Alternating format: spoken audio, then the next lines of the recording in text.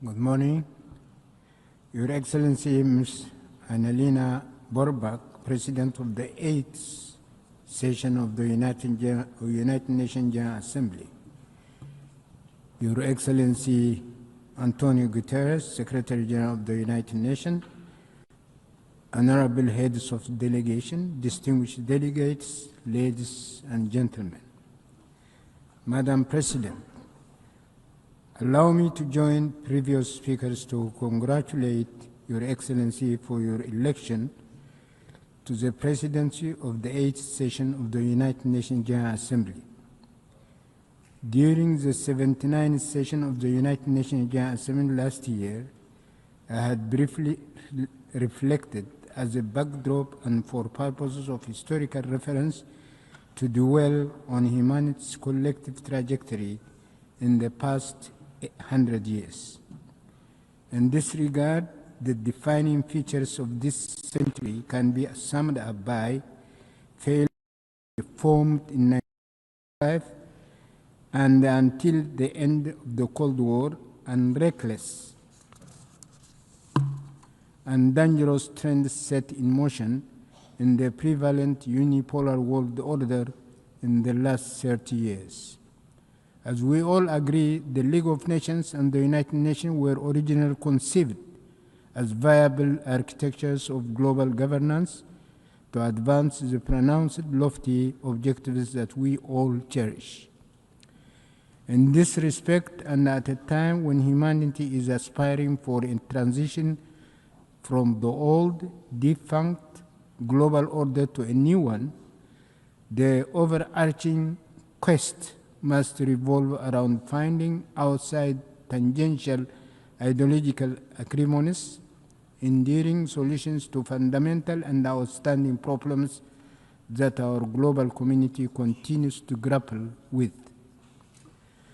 Economic injustice has remained the primary challenge for mankind and all the peoples as a whole since ancient times, from primitive social systems to the epochs of slavery and colonization, all the way until our contemporary times in a developed 21st century. The perennial challenges stem from modalities of wealth creation and accumulation, and notably in relation to wealth and income sharing. The fact is, past and present global systems are broadly rooted on monopoly, plunder, and deceit. Domination and attendant policies crafted to that end, military power that is garnered, and military assaults unleashed are indeed mere tools of domination and plunder. Similarly, various economic and financial architectures are essentially enunciated to bolster the objectives of domination and plunder.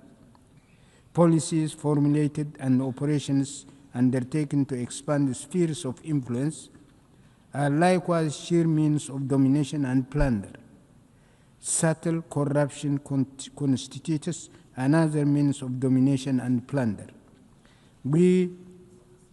Wars, conflicts, and crises are also stoked and aggravated for the sole purpose of domination and plunder. Tools of propaganda and deception are weaponized for similar objectives. Ladies and gentlemen, in the event, the cardinal challenge is how to bring about a new global order that promotes justice and fairness to supplant prevailing global governance architecture whose defining contours remain domination, plunder, deceit, and repression. Spiraling oppositions underway in various parts of our world, including in the developed and industrialized regions, through expansive popular demonstrations against dire economic trends and debilitating debt anchored by governments are only the tip of the iceberg. But what is extremely preoccupying is the appalling economic situation in the underdeveloped countries, and more specifically in the marginalized African continent. Although the details can be assessed on a case-by-case basis, most of Africa's economy remains primitive. Africa remains a continent where raw materials are exported to the so-called developed economies for nominal prices, in which manufactured finished products are imported at highly inflated prices, where the economies are afflicted by huge losses in job opportunities, in which human capital and meager professional and skilled manpower are drained due to migration and brain drain, where presiding regimes lavishly waste borrowed money but cynically flaunt semblance of progress while burdened by mounting debt, are embroiled in corruption and political servitude to external forces, are afflicted by instability due to domestic polarization and endemic crisis, and where they face rapid population growth as well as imminent challenges and disasters. The scenario is very bleak indeed. Why was mankind's mission in the new century unsuccessful?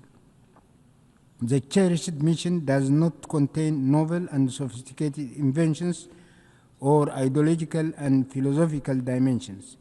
The values of the missions invoked and that underpin the struggle during the epochs of slavery have not changed whatsoever in this so-called new 20th century. The aspirations of mankind are: 1, to fairly own their economic resources and the fruits of their work and march on a sustainable path of generational progress and prosperity by accumulating wealth. 2, to secure peace and stability in order to guarantee prosperity and economic growth. 3, to ensure prevalence of fairness and justice as vital prerequisites for peace and stability. To promote mutual respect, complementarity, and cohesion integration, so as to bolster widest regional and global peace and stability, as well as mutual growth. 5, to establish appropriate legal executive structure and associated mechanisms for the implementation of these fundamental human aspirations. Ladies and gentlemen, although mankind's aspirations have not been realized as yet, its cherished aspirations cannot be shelved or postponed. Failure to achieve the desired objectives can only spur stronger resilience and greater moral imperative. In the event, the timely and pressing task for all the peoples of the world is to strengthen their organizational and coordination mechanisms in order to prevail against perennial injustices, domination, deceit, coercion, intimidation, plunder, and monopolization, whatnot. In this regard, we call for the categorical lifting of all unilateral coercive measures and sanctions imposed on countries such as Eritrea and Cuba, including the unjust 60-year-long embargo against Cuba and its arbitrary designation on the spurious list of state sponsors of terrorism. This will require nurturing broad mechanisms of solidarity as well as continuous review and refinement of their strategies and methodologies.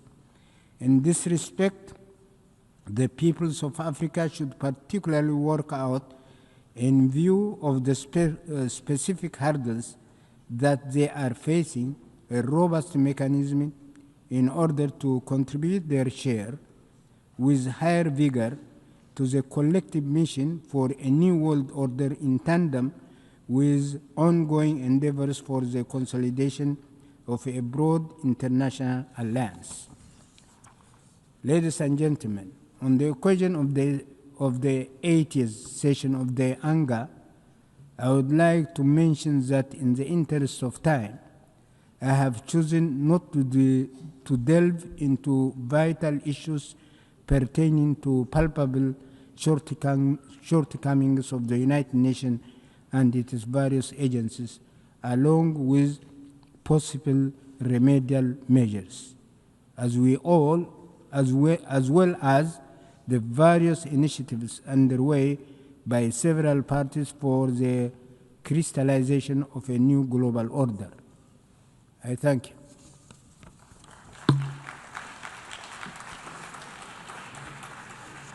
I thank the Minister for Foreign Affairs of Eritrea.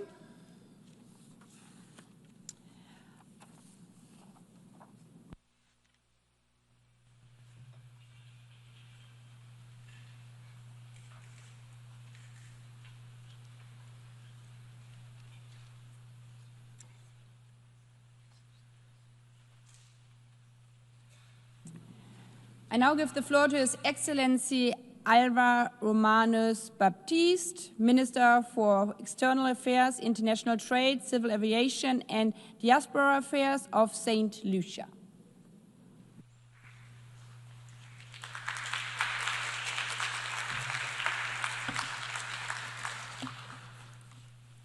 Madam President, in the words of the late Abraham Lincoln, the 16th President of the United States, the most reliable way to predict the future is to create it. The words of the late President are illuminated by Buckminster Fuller, who said, and I quote, "You never change things by fighting the existing reality. To change something, build a new model that makes the existing model obsolete." Unquote. Hence, Madam President, the theme for this 80th session of the United Nations, Better Together, 80 years and more for peace, development, and human rights, is a trumpet call to like-minded countries to urgently reconstruct a better future for humanity. Building that better future together emphasizes the importance of international cooperation and shared responsibility. It requires a framework defining a shared destiny, and that involves better coordination and coherence across multiple actors to deliver the most effective and sustainable responses. In this regard, Madam President, Saint Lucia, as a small island developing state, has maintained its engagement in the various processes of critical importance to its domestic agenda at the United Nations, such as climate change and sustainable development, financing for development, international ocean governance, the proliferation of small arms and light weapons, revitalization of the General Assembly, and decolonization. These all have a real impact on our national plans and programs. In the context of our development challenges, the global economy is facing multiple shocks that are threatening to further retard and reverse progress on St. Lucia's sustainable development. The impacts of these compounding shocks is aggravated by an unfair global financial system that is short-term oriented and crisis-prone, which further exacerbates inequalities, not to mention that small island developing states like St. Lucia face existential threats amplified by climate change. Despite some skeptics, Madam President, there is no doubt that climate change is the most consequential and formidable challenge facing seeds. In fact, the latest scientific projections portend a grim future. Consequently, addressing the climate crisis is imperative for the survival and well-being of humanity, transcending national borders regardless of size or wealth. Prioritizing climate action is not just an environmental issue, but a moral obligation to protect human life, uphold global stability, and ensure a sustainable and equitable future for all of humanity. The recent advisory opinion from the International Court of Justice, which was requested by this very General Assembly, now also frames climate action as a legal responsibility. Hence, there is an urgent need to accelerate global momentum towards the ambitious targets across various international agreements and development agendas. A common thread across these instruments is the need to address the unique vulnerabilities and special circumstances of small island developing states. Madam President, we also work in the UN context to strengthen relations with countries and regions and encourage cooperation while remaining staunch advocates of the principles enshrined in the UN Charter, the rule of law, and the process of multilateralism. And Saint Lucia agrees with the UN Secretary General that, and I quote, multilateralism is not an option but a necessity as we build back a better world with more equality and resilience and a more sustainable world. For we are confronted with challenges and threats largely emanating from the unilateral actions of powerful developed countries. And it is through the multilateral system of the United Nations that we can find comfort and the support to meet these challenges. However, the erosion of global trust, intensified by geopolitical divisions, economic disparities, and ongoing crises, threatens international cooperation and stability. As nations prioritize self-interest over collective well-being, diplomatic relations weaken and multilateral efforts falter. Madam President, while global solidarity is essential to uphold human rights, it is also important to support self-determination, especially for marginalized and colonized nations. Recognizing the right to independence fosters justice, equality, and dignity, and builds inclusive, sovereign societies that reinforce the universal principle that all peoples deserve freedom and self-governance. It is for this reason, Madam President, that the world must act urgently to bring an end to the gruesome carnage and injustices being perpetrated against the Palestinian people. And this must start with the implementation of the scores of resolutions that have been passed by the UN since 1947, which call for the Palestinians to exercise their right to self-determination. Madam President, I draw attention in particular to Resolution 3246 of 1974, which reaffirmed the unassailable rights of the Palestinian people to self-determination, national independence and sovereignty, and the right of the Palestinians to return to their homes and property.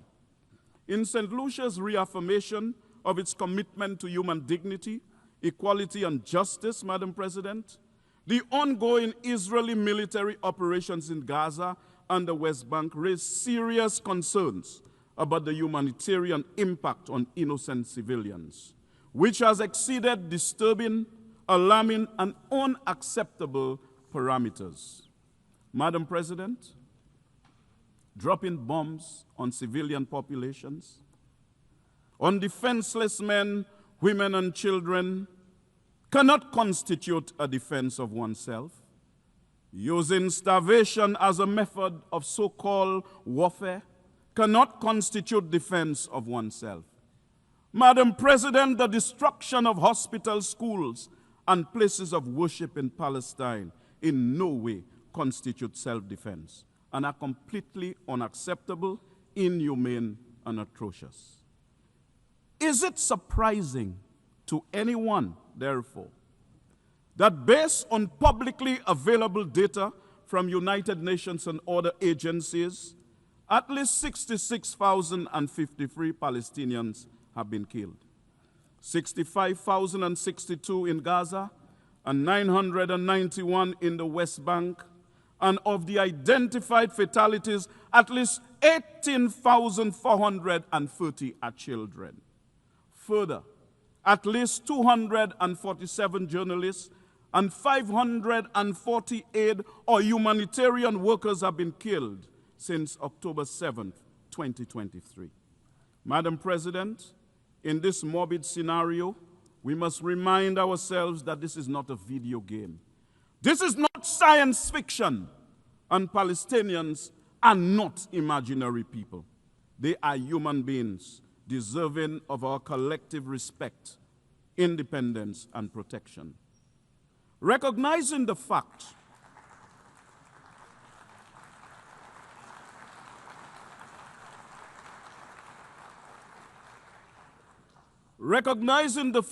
of the shared humanity of both Israelis and Palestinians should cause us to value equally the life of an Israeli and the life of a Palestinian. This would lead naturally to the fostering of dialogue and peaceful solutions to ensure security and stability for all parties involved, because respecting human rights and protecting all civilian lives must remain at the forefront of international efforts to resolve the conflict constructively. Madam President, Saint Lucia's position is abundantly clear that there is an urgent need to put an end to the intolerable and significant human suffering, civilian casualties, and widespread destruction. And Saint Lucia joins with the majority of member states which continue to call for de-escalation, dialogue, and adherence to international law to prevent further loss of life and foster a sustainable path toward peace. The Palestinians must have their own state and full membership to the United Nations alongside the state of Israel.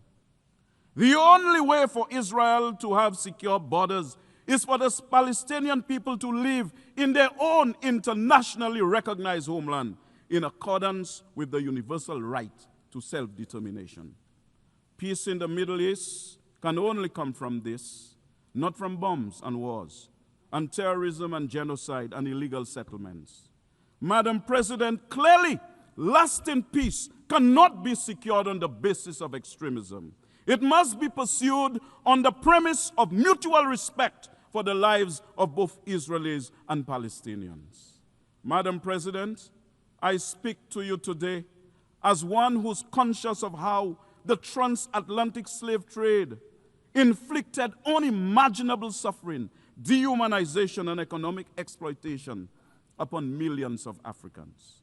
This is why we are adamant about our just cause for reparations from Europe for the African slave trade, which are a moral imperative rooted in justice and acknowledgement of profound historical injustices that have long-lasting consequences. Unsurprisingly, Saint Lucia will sustain its condemnation of the atrocities being committed against the Palestinian people, rooted in decades of oppression, including the systemic undermining of Palestinian statehood. Madam President, since 1992, the United Nations General Assembly has consistently and overwhelmingly voted for the removal of the economic sanctions imposed by the United States on Cuba. It is time for all to respect and uphold the will of the General Assembly. Madam President, Saint Lucia has consistently called for an end to the U.S. embargo on Cuba and its removal from the list of state sponsors of terrorism, because we embrace the view that engaging Cuba diplomatically rather than isolating it would unlock opportunities to foster regional cooperation, critical for long-term peace and development in the Caribbean, as well as to create an improved security architecture for the entire hemisphere. This pragmatic approach aligns with global efforts to promote sovereignty, respect, and mutual understanding, demonstrating that diplomacy and constructive dialogue are more effective strategies than universal sanctions. Madam President, ending Russia's war in Ukraine is essential to restoring peace, respecting sovereignty, and preventing further humanitarian catastrophe. The ongoing conflict has caused immense loss of life, displacement of millions, and widespread destruction, destabilizing the region and threatening global security. Hence, ceasing hostilities would demonstrate respect for international law and sovereignty, encouraging negotiations over continued violence.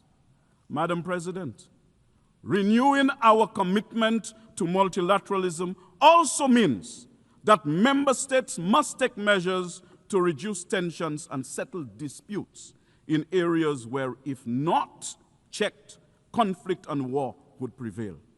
It is for this reason that Saint Lucia renews calls for the United Nations to allow Taiwan to meaningfully participate in the UN system.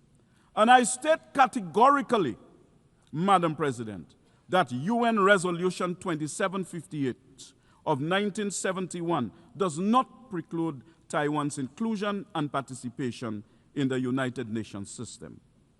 Madam President, Haiti faces an unprecedented humanitarian crisis marked by political instability, widespread poverty, environmental degradation, and a fragile healthcare system, all compounded by intractable gang violence. Hence, the urgent need for international support is critical to prevent further deterioration of living conditions, protect vulnerable populations, and restore law and order, as well as basic services like education and healthcare. Without immediate action, Haiti risks spiraling into deeper chaos, increased violence, and prolonged suffering that will destabilize the region and undermine global efforts for stability and development. This is why Saint Lucia is extremely concerned that the multinational security support mission is woefully short of the personnel and equipment it needs to effectively pursue its mandate. Of the $900 million the UN anticipated raising for Haiti, only 9.2% of this has been received. The UN Secretary General has best described this, and I quote, as shamefully overlooked and woefully underfunded, unquote. Madam President, on the 29th of January 2014, the leaders of the Community of Latin America and Caribbean states declared our region as a zone of peace. It was a declaration based on a commitment to upholding the principles of the UN Charter. It was based on the understanding that peace was necessary for the development of the peoples of the region, and that peace in the region contributed to international peace and security. As recently as the 13th of June this year, at the Brazil-Caribbean Summit in Brasilia, the heads of government reaffirmed their commitment to maintaining the region as a zone of peace.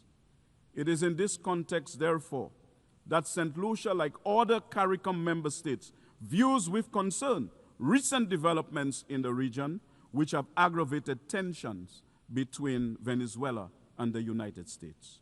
We pray, Madam President, that this tension does not degenerate into violence, hence maintaining our region as a zone of peace. It is also in the context of the Latin American and Caribbean region as a zone of peace that Saint Lucia is concerned over developments between Venezuela and the CARICOM member state of Guyana in relation to the border dispute between the two countries. Saint Lucia urges the non-use of force on that issue and reliance on the multilateral mechanisms that are in place for resolving it. Saint Lucia prioritizes diplomacy over violence, believing dialogue fosters peaceful coexistence and safeguards sovereignty. Small nations like ours can advocate effectively through non-violent diplomacy demonstrating its moral and pragmatic strength, Madam President.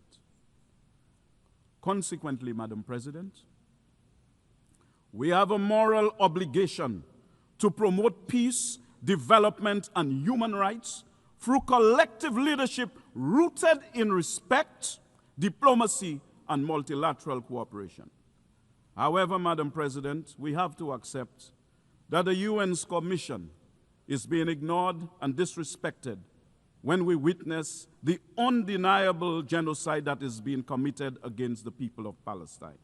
Further, the recent attacks on Iran, Syria, Lebanon, and Qatar speak to the violation of the UN Charter, which has now become normalized. We cannot deny that the UN's commission is being snubbed and disregarded when, after 3 years, Russia continues to flout international law and the UN Charter with its unprovoked invasion of Ukraine. Similarly, the UN's commission is also being ignored in the 63-year-old unproductive economic embargo that has been imposed on the government and people of Cuba, despite the many UN resolutions calling for its removal. And we have to agree that the UN's commission is being disregarded in the conflict in the Sudan.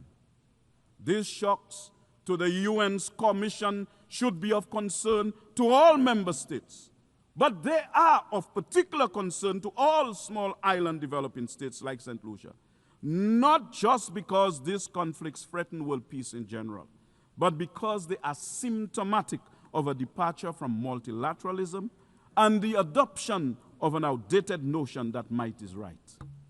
Clearly, Madam President, violence is not in consonance with the requirements of our times.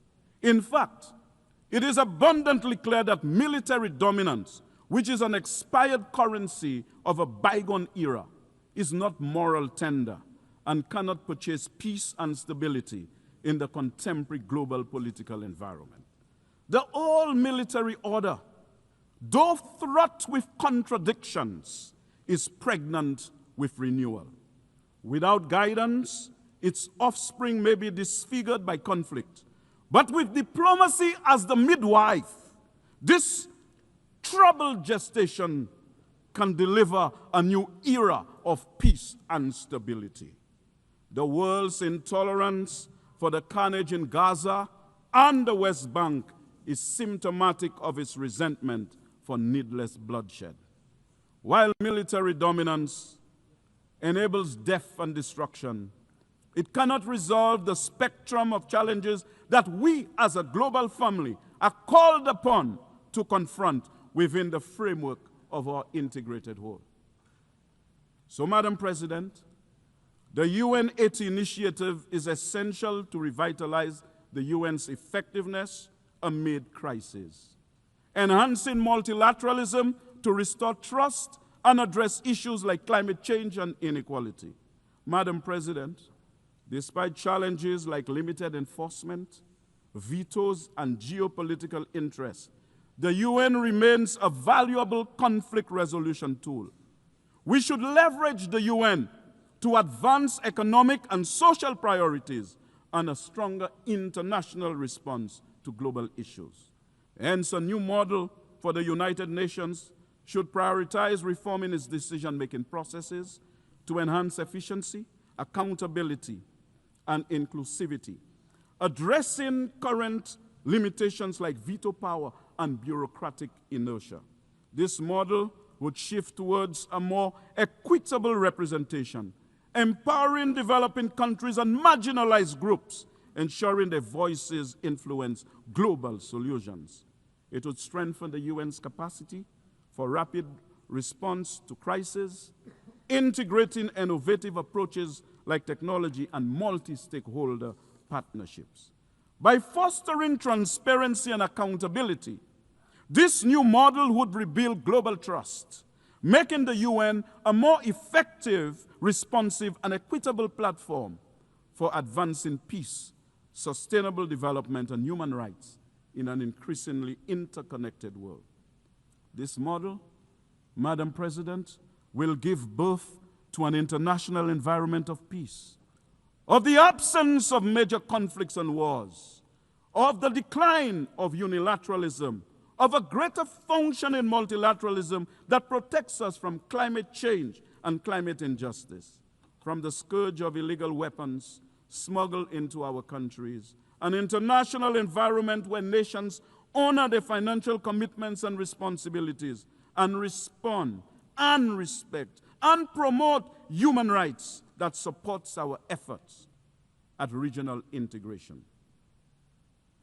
Madam President, as I prepare to close, this model would be a fine testament that after 80 years, multilateralism would be in a good place, and that with the United Nations, we can expect that in the years ahead, there will be more peace, greater development, and the prevalence of human rights. Let us choose it, my dear brothers and sisters. Let us reach for it, my dear brothers and sisters, because after all, in the words of Buckminster Fuller, we are called to be architects of the future, not its victims. Madam President, I yield the floor.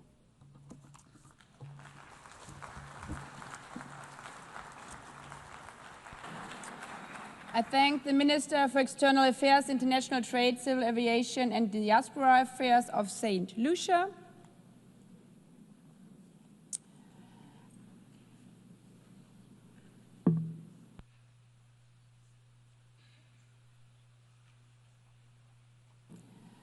I now give the floor to His Excellency Mulambo Hamakuni Haimbe, Minister for Foreign Affairs and International Cooperation of Zambia.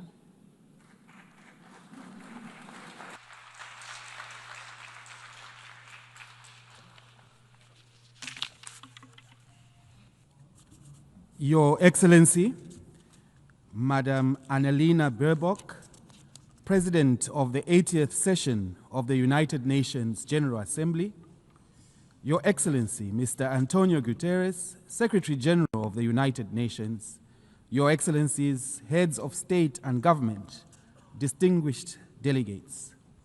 I am honored to address this August Assembly on behalf of Mr. Hakainde Hichilema, President of the Republic of Zambia.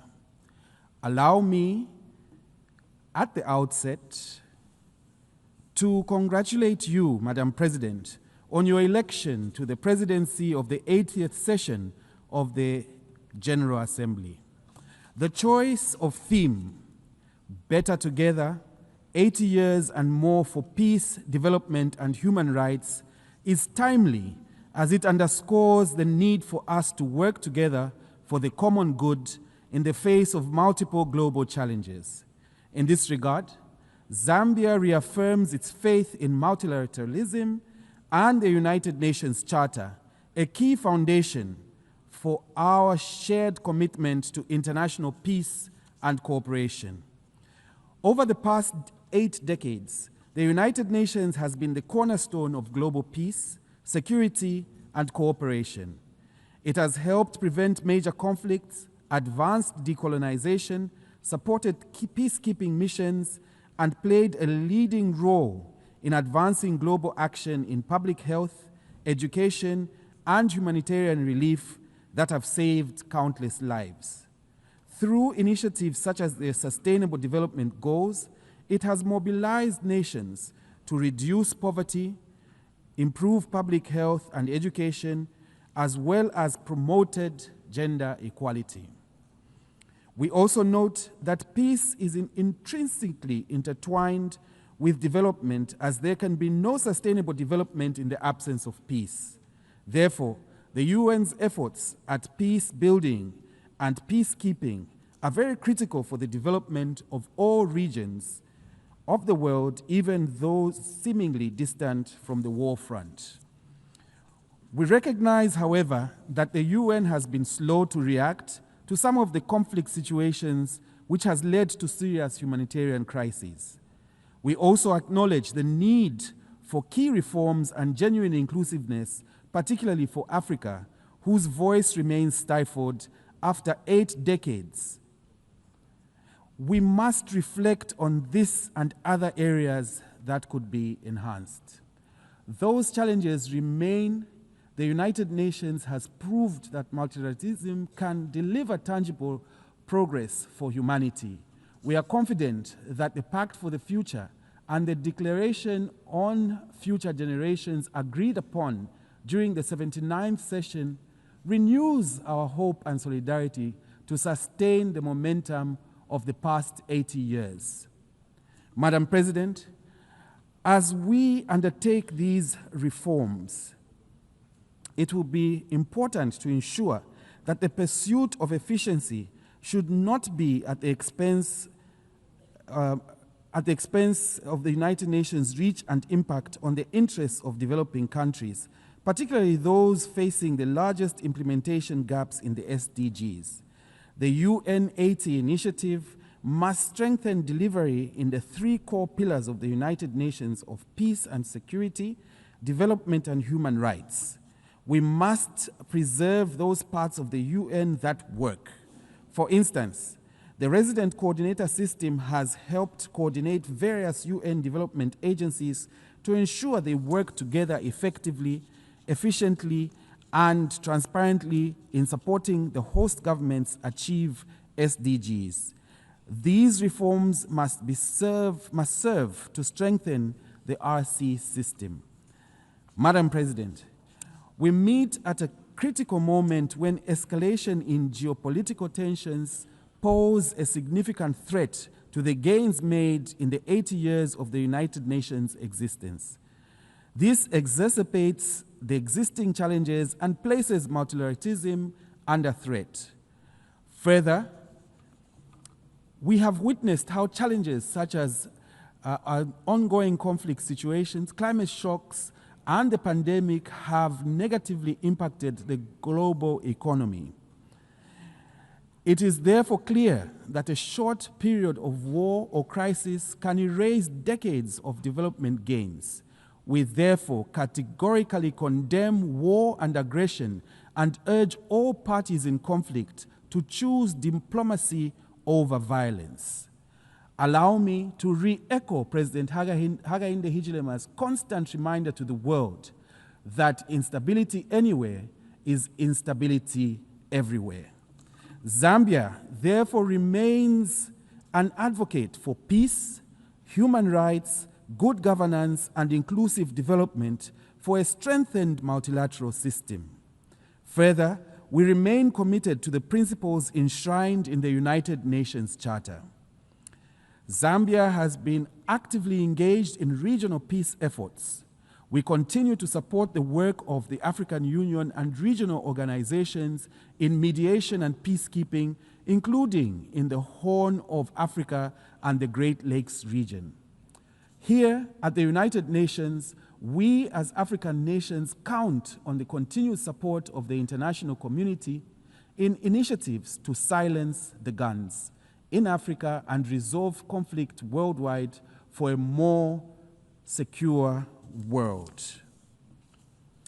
Madam President, inspired by the 2030 Agenda for Sustainable Development and our national vision, we have undertaken bold reforms to improve the lives of our people, even as we recover from the devastating drought that affected our country in 2024.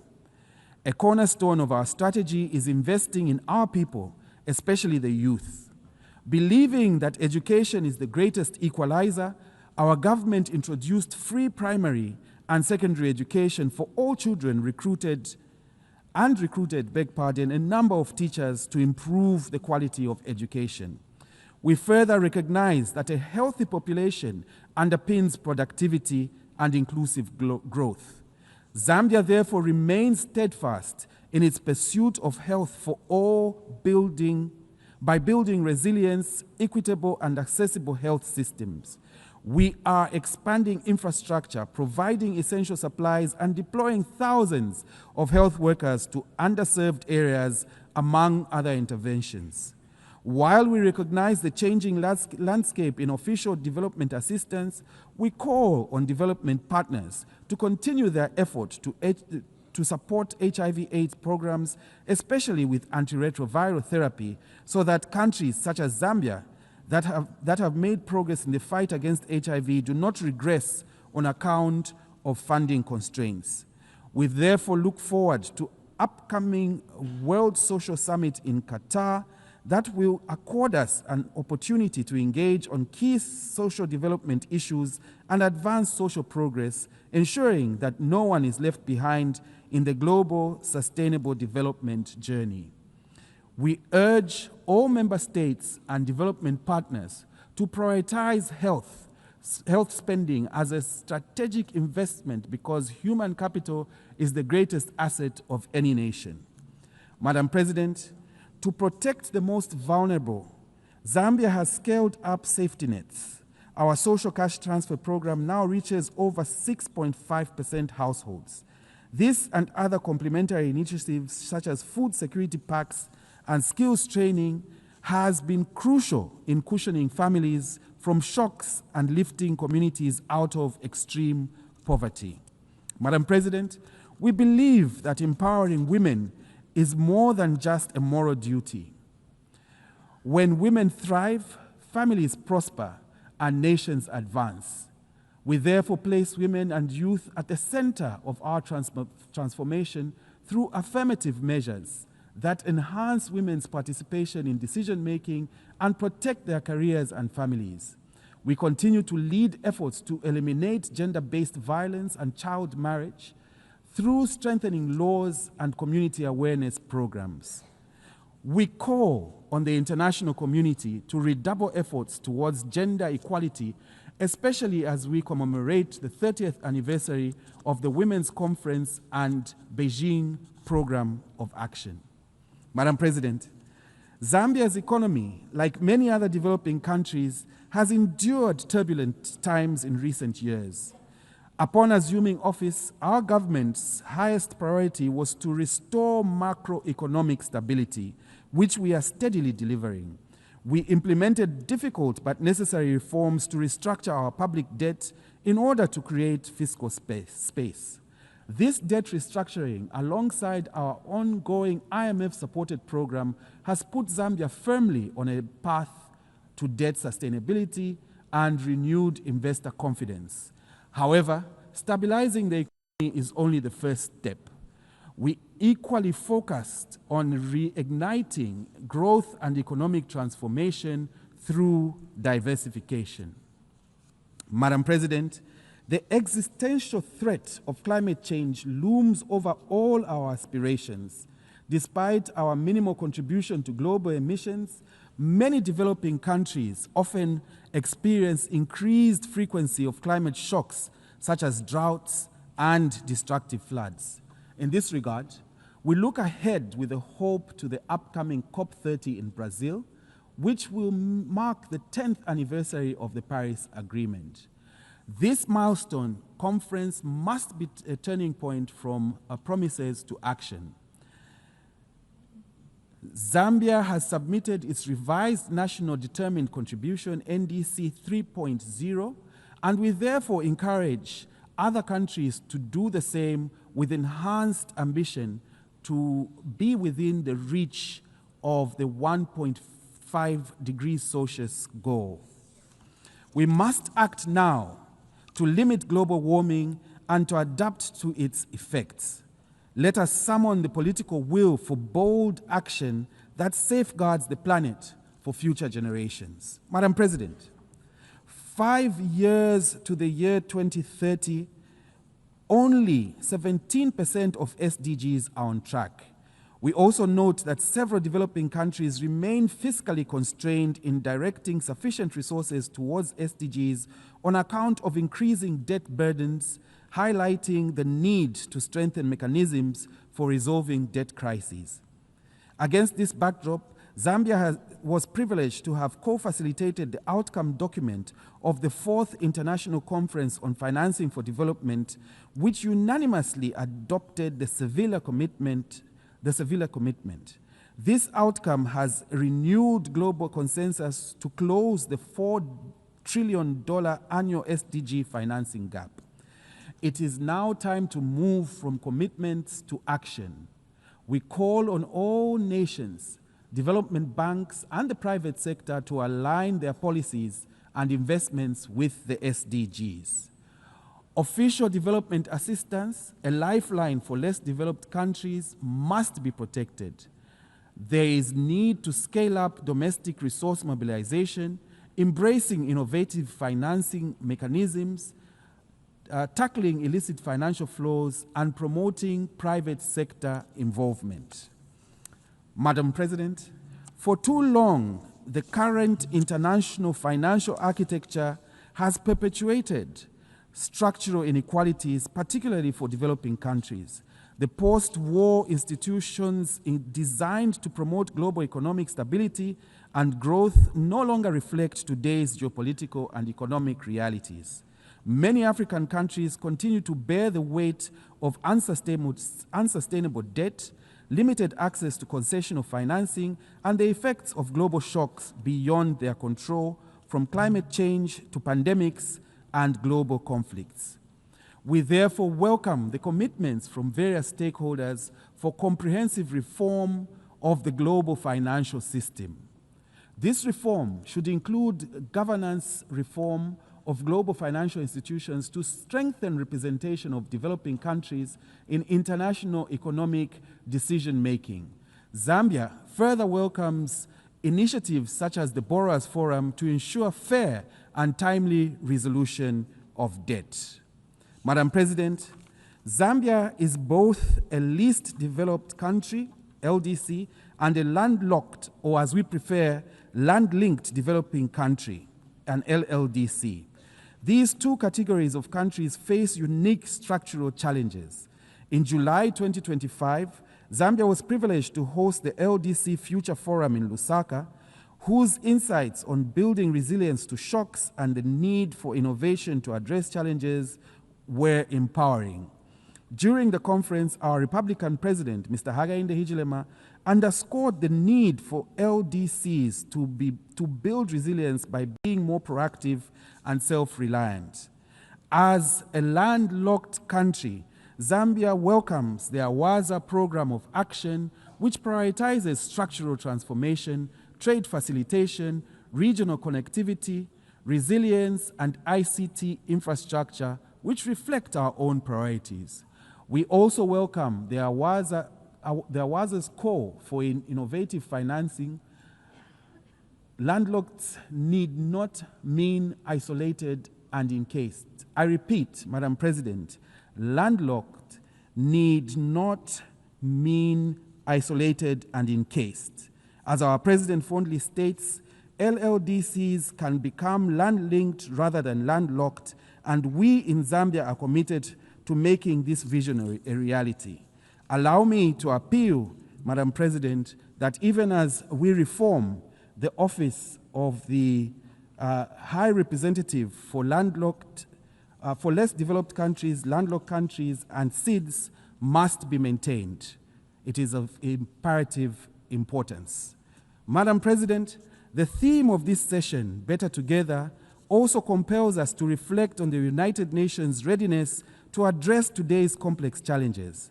The Security Council's current composition and working methods reflect a bygone era and are overdue for reform.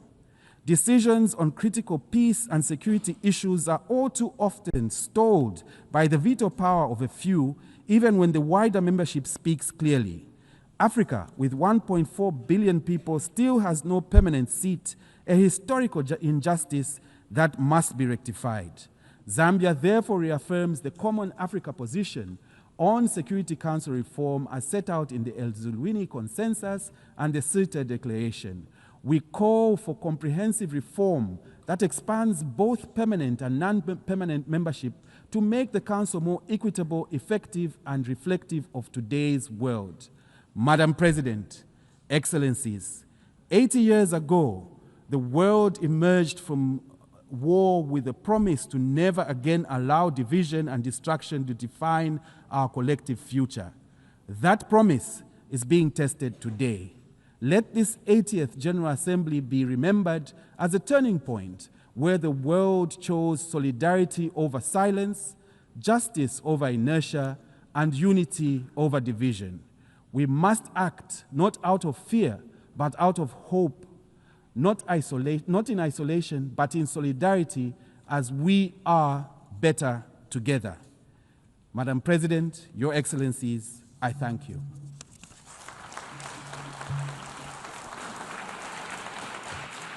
I thank the Minister for Foreign Affairs and International Cooperation of Zambia.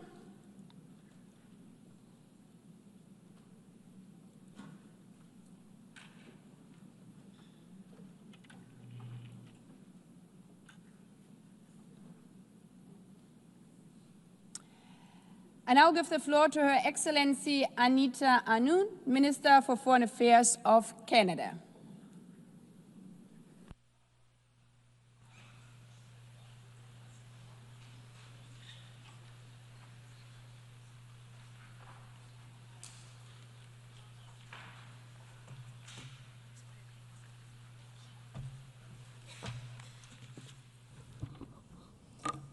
President, Excellencies, distinguished delegates, let me, Madam President, congratulate you on your election as President. Since the end of the Second World War, multilateral institutions have helped to make our world safer and more prosperous. More than 1 billion people have been lifted out of extreme poverty. Famine and disease have declined. We see shared effort leading to shared prosperity. Pourtant, aujourd'hui, however, today, the multilateral system is under threat. Some countries are turning more inward, looking at protectionism and unilateralism rather than multilateralism. Around the world, the geopolitical landscape is unstable. Those power is heading towards a way that is undermining, jeopardizing our security and prosperity. We are facing challenges that no country can address alone. Allow me to start with Canada itself, because the strength that we have abroad is based on resilience at home. Proudly bilingual, resilient, dynamic democracy spanning 3 oceans, blessed with natural resources, and above all, defined by the ingenuity of our people. Our scientists are leaders in artificial intelligence and clean technology. Our workers are partnering in the global energy transition. Our entrepreneurs are advancing critical minerals, agriculture, and digital innovation. Canada is home to Indigenous peoples and to immigrants from every corner of the globe. Let me say a few words about Indigenous peoples on the eve of Canada's National Day for Truth and Reconciliation. The voices of Indigenous peoples enrich our democracy at home and diplomacy abroad. Their leadership has laid the foundations for the path followed by Canada and is strengthening our place in the world. Canada has for a long time been advocating for cooperation, diplomacy and international law. Whether this be a question of promoting peacekeeping operations of the UN during the Suez crisis, or indeed the Ottawa Treaty that prohibits anti-personnel mines, Canada has always been an innovative leader on global issues. This is something that still guides us. Not shrink from global challenge. Canada does not retreat from duty. Canada does not walk away from building and strengthening peace. Even as the world changes, Canada remains a stable and reliable partner, both in business and collective security. At its core, our foreign policy rests on 3 pillars. First, defense and security, keeping Canadians safe, strengthening our sovereignty, being good allies and partners in NATO and NORAD.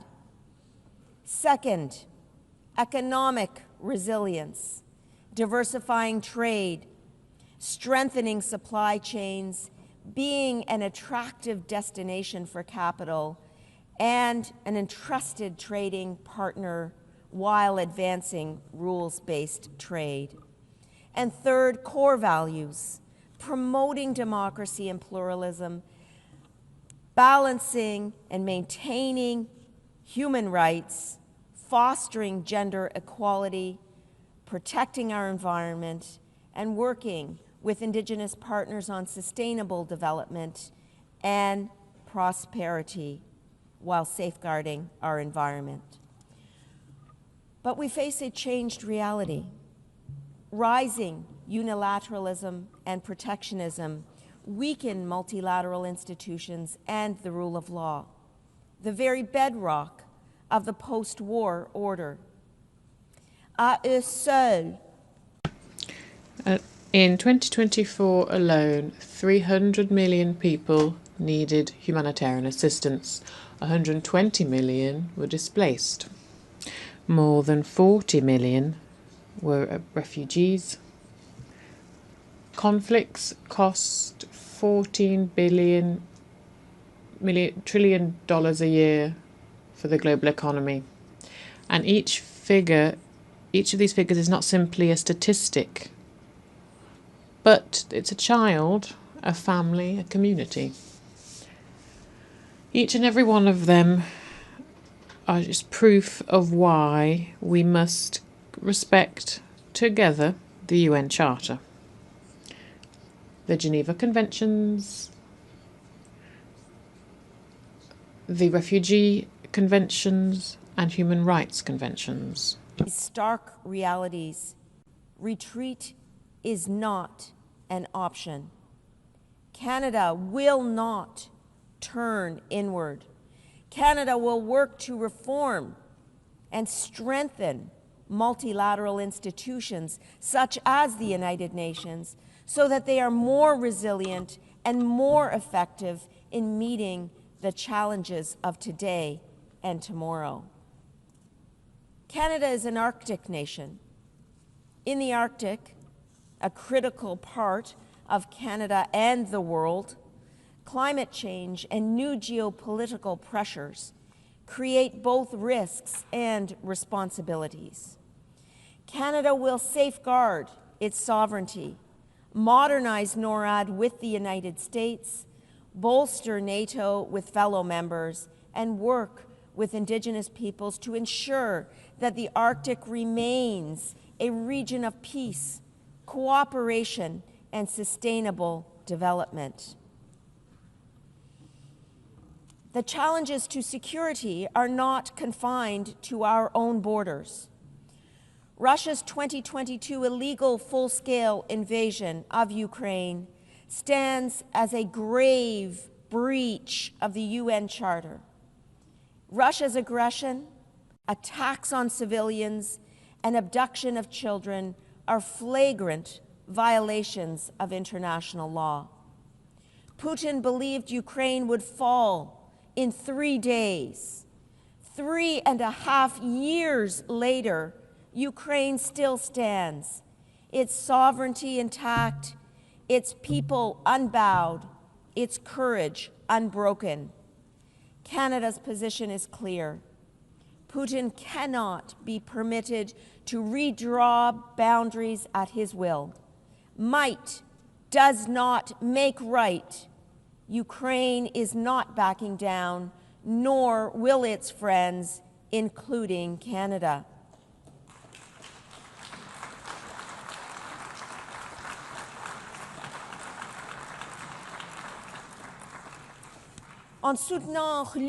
In supporting Ukraine, we are not only defending a nation, we are defending the founding principles of sovereignty, dignity, and peace. Values that unite us all. Canada has already pledged $22 billion of various types of aid to Ukraine, and Ukraine can count on our long-term support. Here at the UN, last week, the Prime Minister Carney and President Zelensky reaffirmed our shared commitments, something that is shared by a large number of you here, to bring back Ukrainian children, bring them home. The October 7th terrorist attack by Hamas on Israeli civilians was absolutely horrific. Hamas is a terrorist organization and an impediment to peace. Canada calls on Hamas to lay down its weapons and to release all remaining hostages immediately. The scope of the humanitarian crisis in Gaza is catastrophic and requires urgent action. Canada has committed over $340 million in humanitarian aid, and our call on Israel to help protect the civilian population of humanitarian aid at scale, and to ensure the two-state solution is eroding, as is evident in Israel's illegal expansion, reflects long-standing Canadian policy based on the right a commitment to a two-state solution.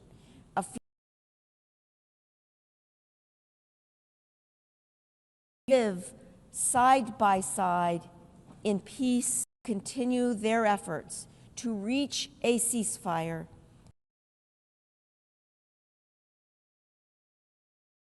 Processes that must follow. Canada will participate.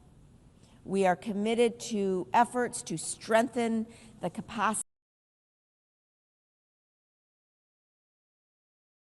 of partners in the region.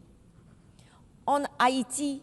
In Haiti, violence is destroying lives and undermining stability. Canada supports the efforts made to tackle violence, put a stop to gang violence, and re-establish governance and open the way for stable democracy and a greater level of regional security.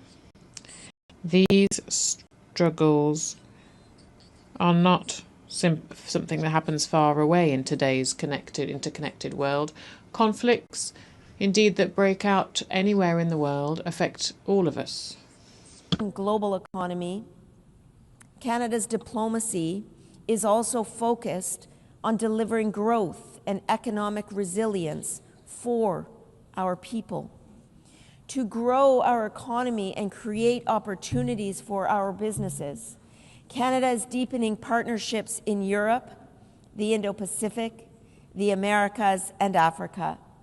Recent progress includes a strategic defense partnership with the European Union, the Canada-Indonesia Comprehensive Economic Partnership Agreement, signed just last week, expanded agreements with Mexico, and continued leadership through key trade agreements such as the CPTPP and CETA.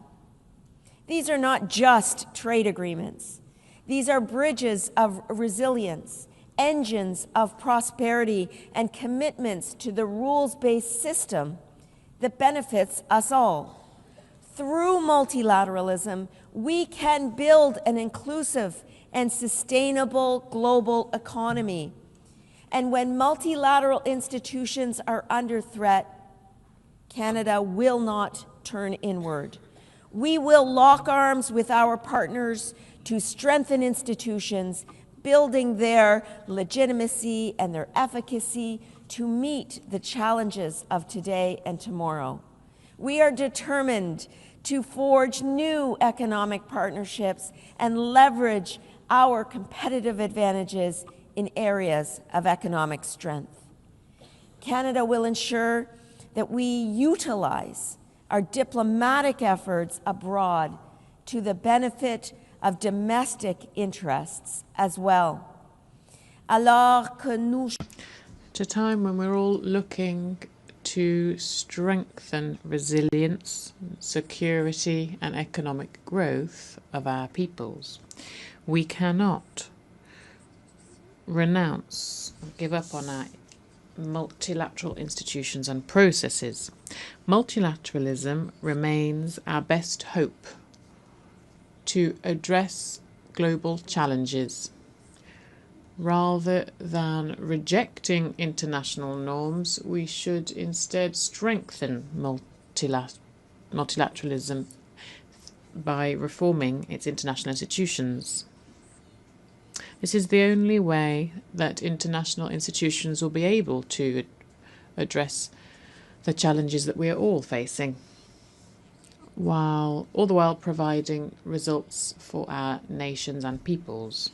Have an opportunity to act with pragmatism and flexibility in our efforts to deal with collective challenges.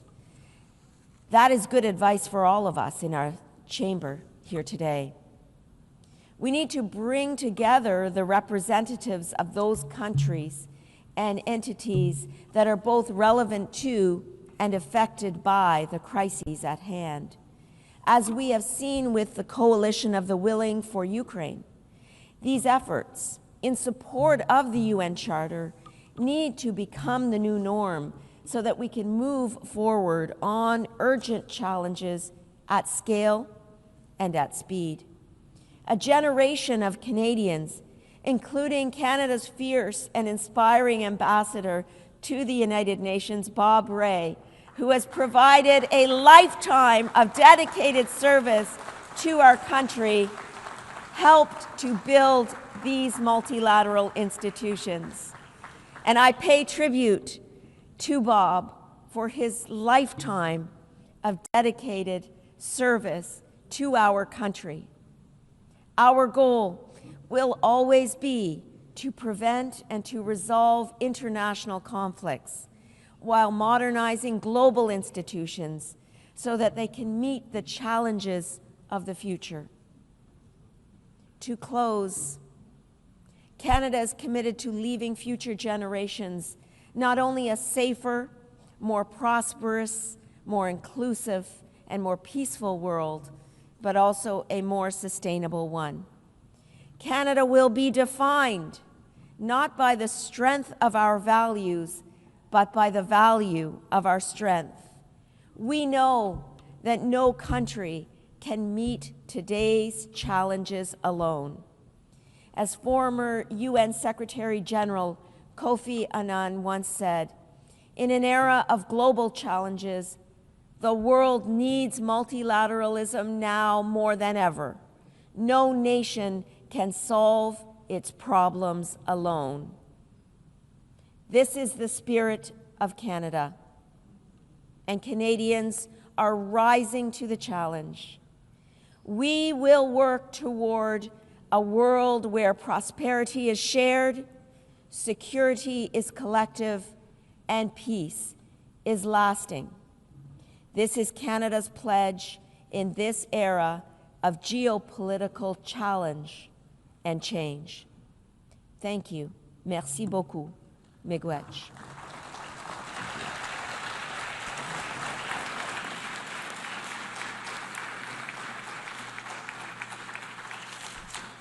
I thank the Minister for Foreign Affairs of Canada.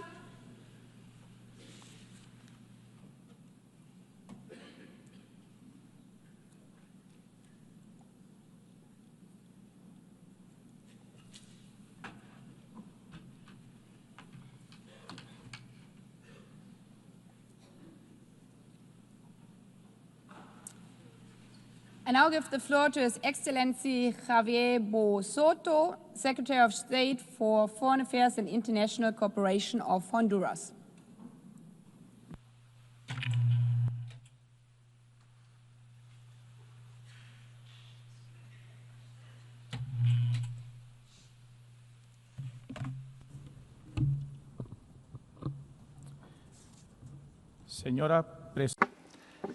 Madam President of the General Assembly, Secretary General of the United Nations, Heads of State and of Government, ambassadors, distinguished delegates, ladies and gentlemen.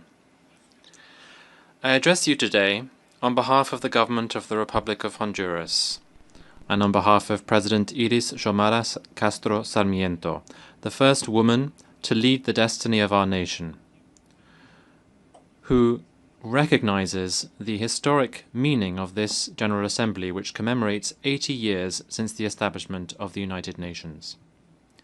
8 decades have elapsed since humanity, in the wake of the horror of 2 world wars, decided to build a new legal, moral and political framework to preserve peace, protect fundamental rights, and build equal development between peoples. Today, in 2025, we need urgently to see if this foundational promise has been fulfilled, or, worse, if there is the risk of it being meaningless given the unprecedented challenges of the 21st century. Madam President, the world is not peaceful. The genocide in Gaza, the devastation in Ukraine, persistent violent crises, particularly in the Middle East, Africa and Haiti, the dangerous weapons business of global capitalism, all show the failure of the multilateral system to fulfill its essential mandate to achieve peace, to prevent barbarism, to stop the progression of the nuclear race, which major powers are engaged in and which could be the apocalypse of humanity. We categorically reject the fact that the most important decisions on peace and security throughout the world are hoarded in the hands of 5 permanent members of the Security Council. Their veto power, which has become an anachronistic privilege, has paralyzed collective action and the calls for peace in different parts of the world, and has allowed those committing war crimes to enjoy impunity. The UN cannot remain a hostage to special interests, nor can it be idly complicit in the face of the destruction of entire peoples.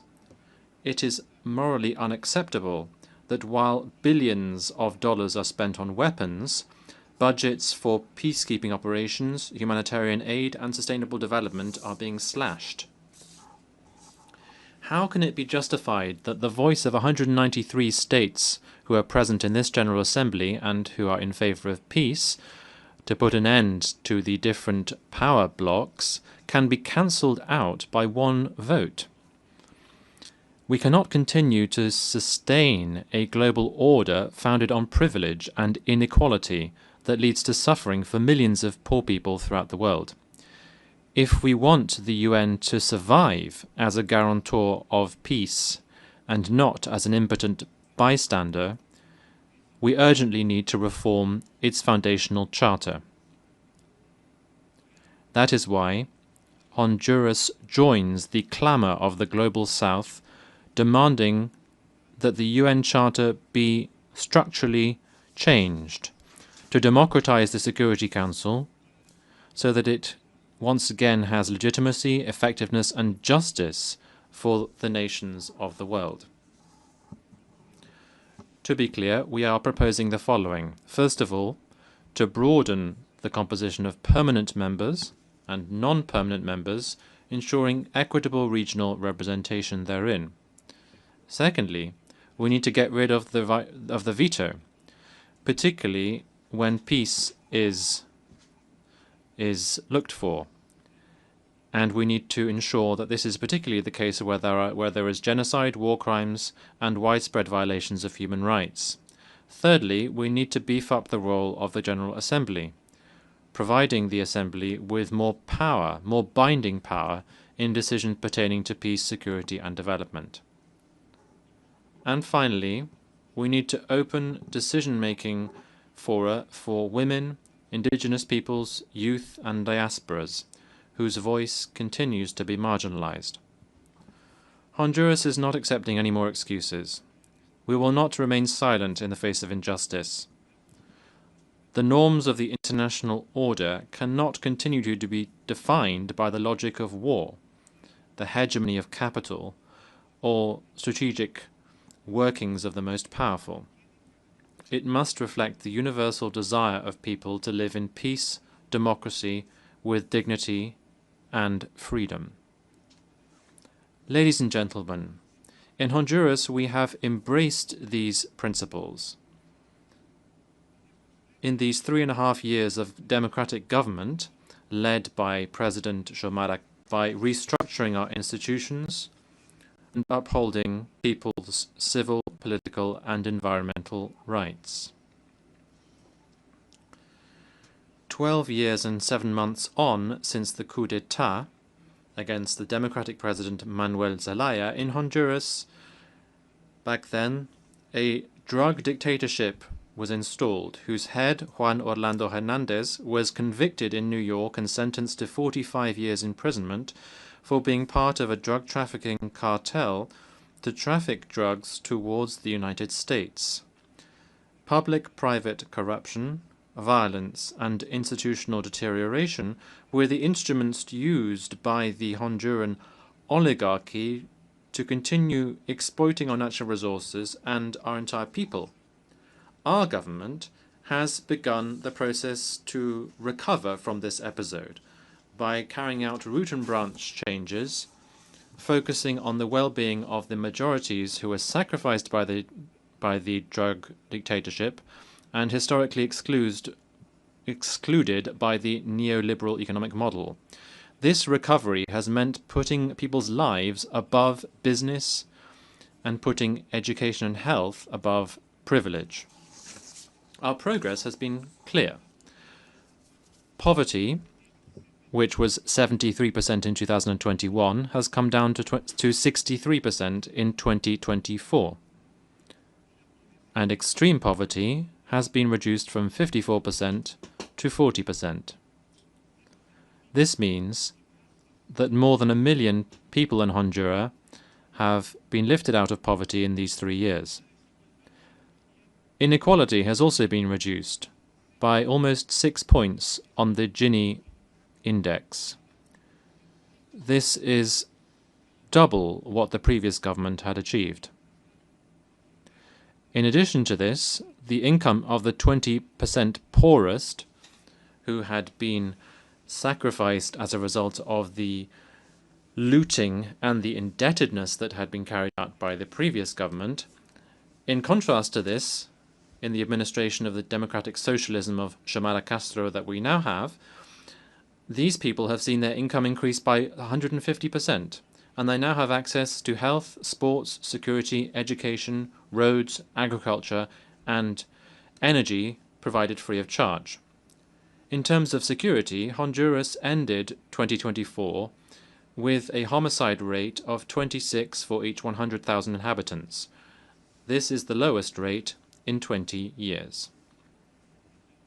In the anti-corruption fight, we have opened our public finances to scrutiny from social audits. We have got rid of corrupt trust funds, and we have recovered our public goods.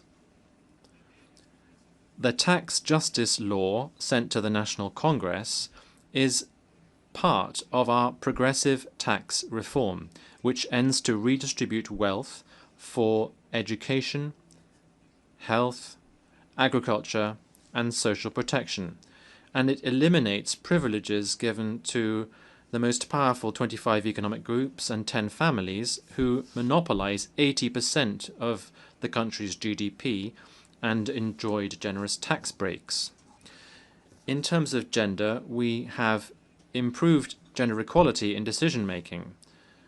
Our cabinet has equal representation of women and men, and we also have programs that have been rolled out to eradicate gender-based violence. Distinguished delegates, Honduras is striving to recover its forests.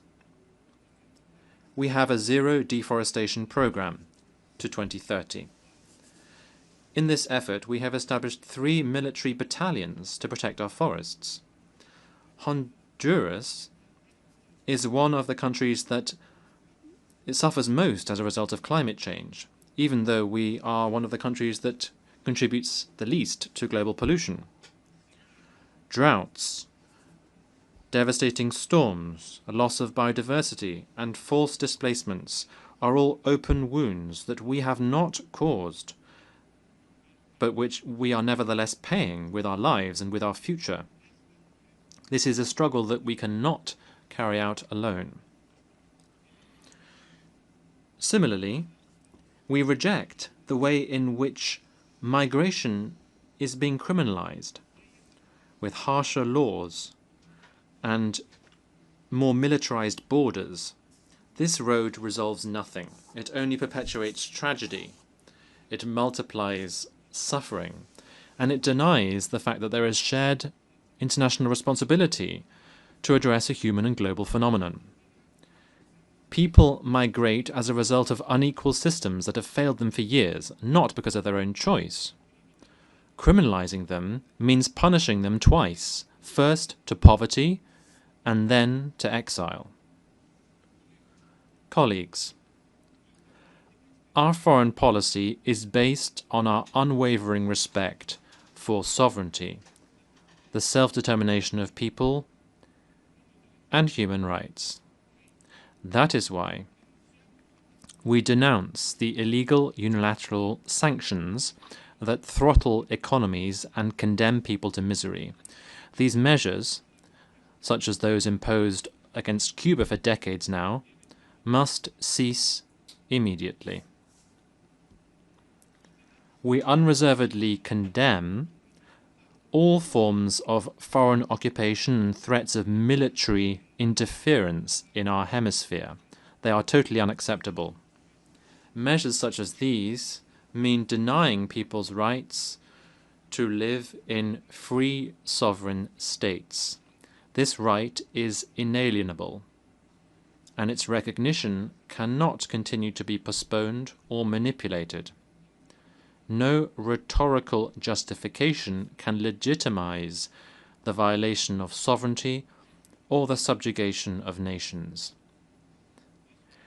That is why today, before this General Assembly, we repeat our recognition of the State of Palestine, in line with our historic commitment and with our unwavering stance in favor of peace, security, and the coexistence of two states in the Middle East.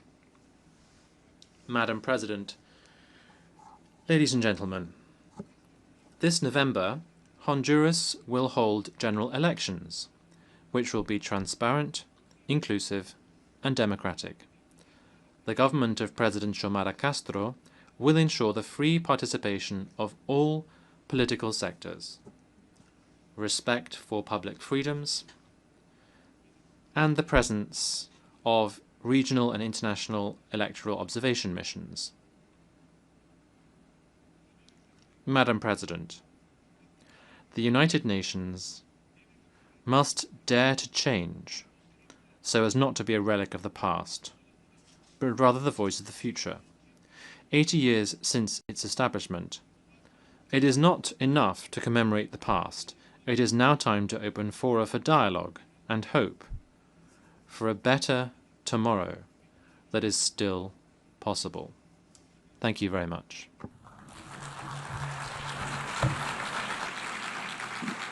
I thank the Secretary of State for Foreign Affairs and International Cooperation of Honduras. I now give the floor to His Excellency Edouard Bizimana, Minister of Foreign Affairs, Regional Integration and Development Cooperation of Burundi.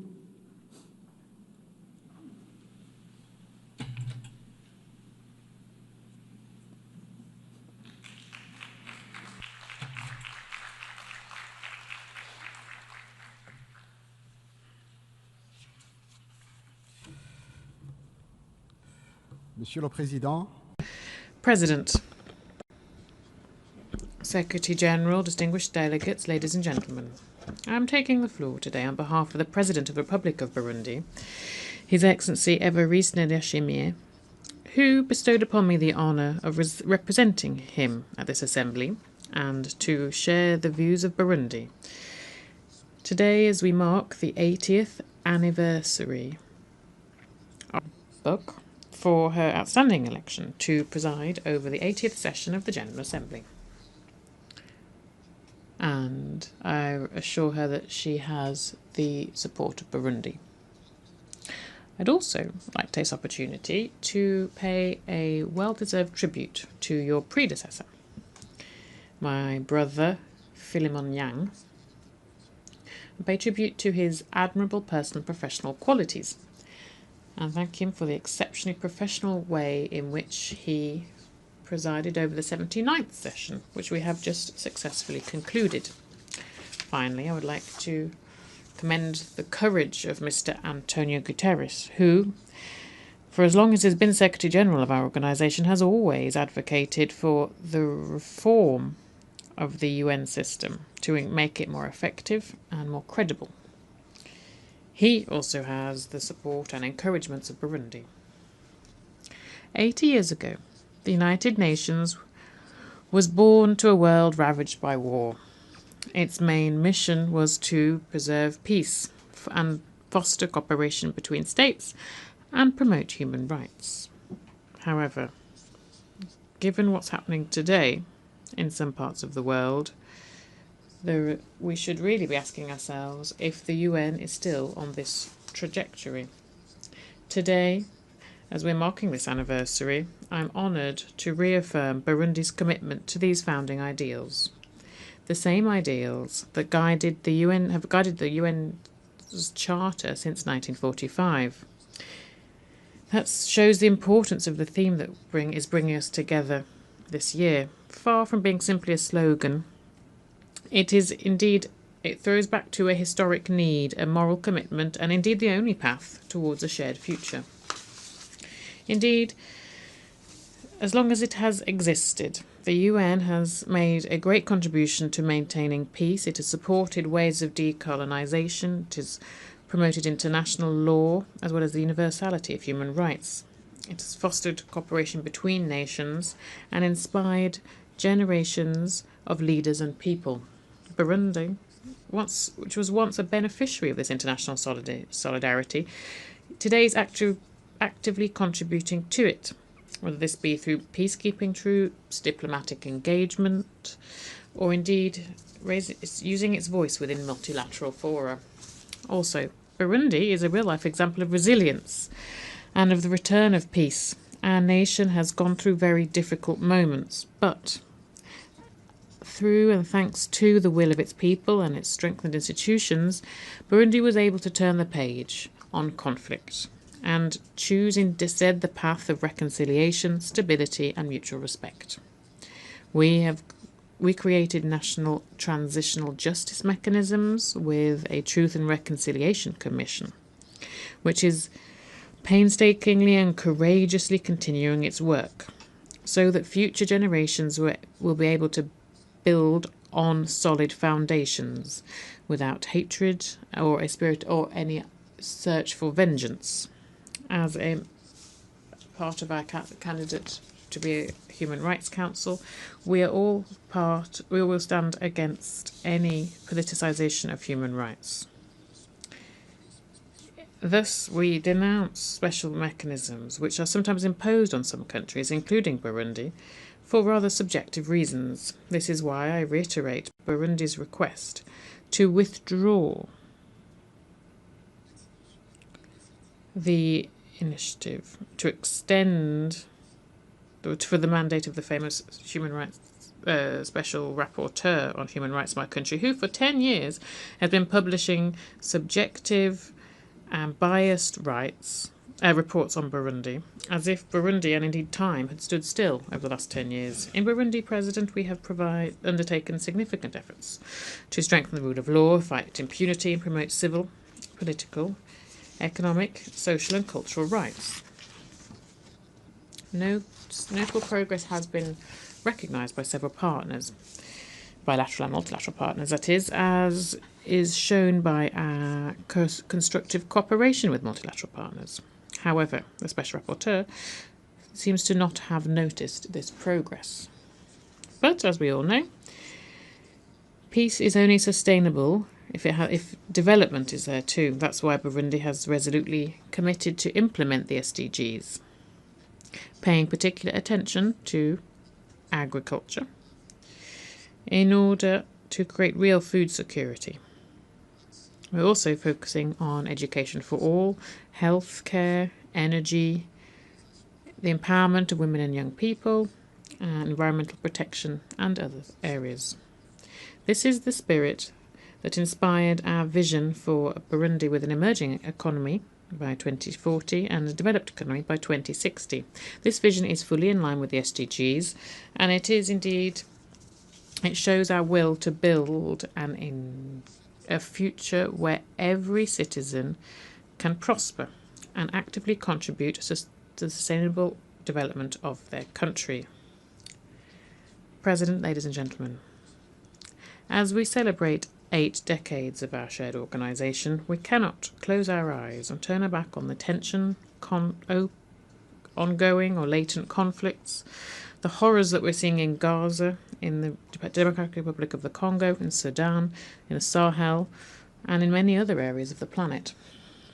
The violence that we've been seeing recently, particularly the indifference and the cynicism that seem to be accompanying it, have reached such heights that we can't help but wonder where our humanity, where our empathy, where our sense of duty have gone.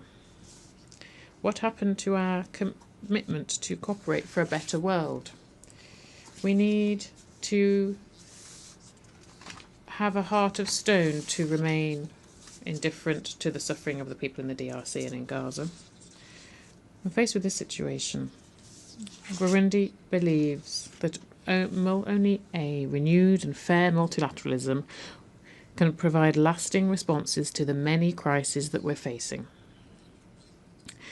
Geopolitical manoeuvring calculations based on indifference, inaction, or on double standards or on egotism are dragging us into the abyss.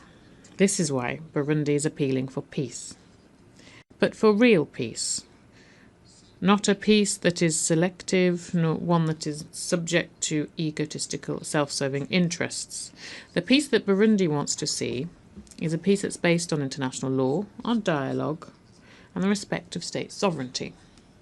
President, neither peace nor human rights can prosper without social justice and without equality between nations. This is why Burundi stands side by side with its African partners and advocates for more just representation of Africa within decision-making bodies, particularly the Security Council. This is a condition for its legitimacy and effectiveness. How can an entire continent that has made such a contribution to the life and efforts of the UN be ignored in this way? Africa remains the only continent that for 80 years now has not had a permanent seat at the Security Council. In this connection, Burundi welcomes the ambitious UN 80 initiative, the initiative that seeks to strengthen effectiveness, coherence and relevance of the UN system. We share the conviction that 80 years after its creation, our organisation needs audacious and lucid modernisation. However, we wish to underscore the concerns expressed by numerous countries in the global south, particularly countries in Africa. It is crucial that this reform be member state-led, guided by a spirit of equal geographical representation, transparency, multilingualism, and the respect for regional priorities. Development, social and economic rights, the fight against inequality, climate action, and international solidarity must never be sidelined in the name of streamlining. A more effective UN, yes. A UN that's just reduced to budgets and technocratic work, no. Moreover, no reform of the UN system would overcome the question of political governance. We'd recall that the Security Council reform has been worked on for decades. It now is a question of justice. Africa has a united voice on this issue in the Eswatini consensus is demanding that the historic injustice be corrected so that Africa can be fairly represented in decision-making bodies. It's not a favour, but it is a right, if we want the UN to remain loyal to itself. In summary, Burundi is supporting ambitious reform, but as long as it is inclusive, just, balanced, and focused on the real needs of people, rather than being a reform that's fashioned by external priorities. President, as we work to reform multilateralism, guided by justice, dialogue, and truth, the recognition of historic injustice should be the bedrock upon which we build lasting peace. This is why Burundi would like to reaffirm the importance of the recognition of the genocide committed against the Hutu of Burundi in 1972. This is a question that's already been brought to the attention of this UN General Assembly during the 79th session. The memory, truth, and reconciliation are powerful tools to rebuild society and to build peace. Silence cannot be an option when we're talking about restoring the dignity of victims and preventing from tragedies of the past from happening again. Thus, Burundi would humbly request the support of all UN member states and support for the recognition of this genocide.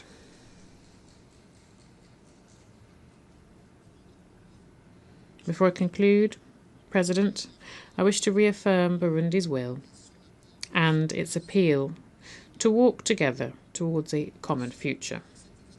This 80th session is a lot more than simply an anniversary. It's an appeal. We're at a crossroads, and the 80th session of our General Assembly must be a time for a moral awakening, solidarity, and for us to remember our shared humanity.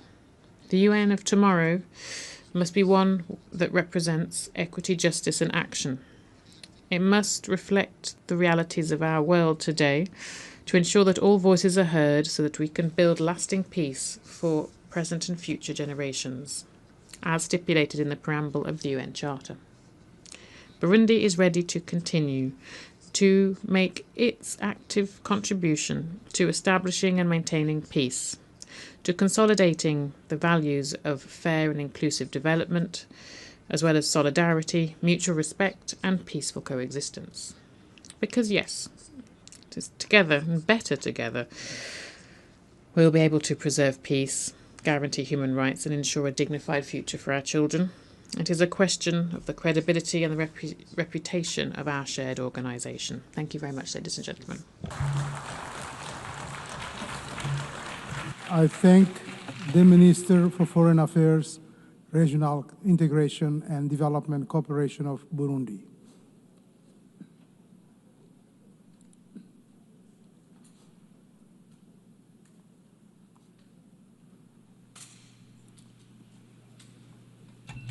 I now give the floor to His Excellency Ahmed Attaf, Minister of State, Minister for Foreign Affairs, National Community Abroad, and African Affairs of Algeria.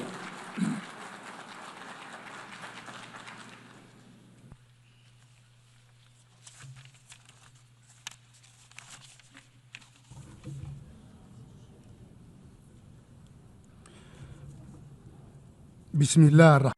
In the name of God, most compassionate, most merciful, Your Excellency, Mr. President, our United Nations organization celebrates its 80th year. And Algeria, together with the UN, celebrates the 7th decade of enlisting the issue of Algerian liberation on the program of this assembly. We celebrate these two memories in a global reality that is extremely turbulent and intricate. It is an international reality where conflicts have accumulated while settlements are absent, a reality where technological revolutions have proliferated while the development gap has expanded between the North and the South. A reality where instruments and treaties and commitments are abundant while implementation and commitment to their letter and spirit are scarce. In this complex situation, our organization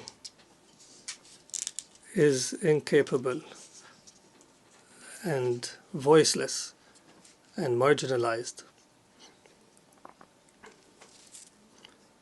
Its enshrined principles are violated, and its adopted resolutions are not implemented. Multilateralism that has been established by the United Nations is being manipulated by unilateral action and self-serving conflicts. The responsibility is entirely upon us, the member states, to restore respect for international law and to restore effectiveness to multilateralism. And we are similarly responsible for empowering the United Nations to restore its status as the beating heart of the international system based on the rule of law.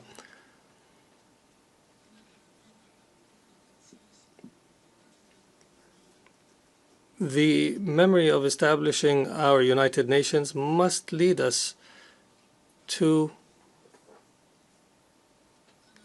reflect on the most important issue on its agenda, which is the question of Palestine. The age of this question of Palestine is as old as the United Nations organization, and the legal essence of this issue takes root in the principles of the UN Charter.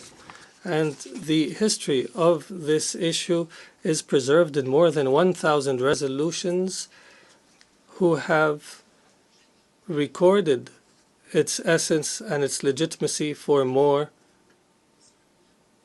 through more than 900 resolutions adopted by the General Assembly and close to 100 resolutions adopted by the Security Council.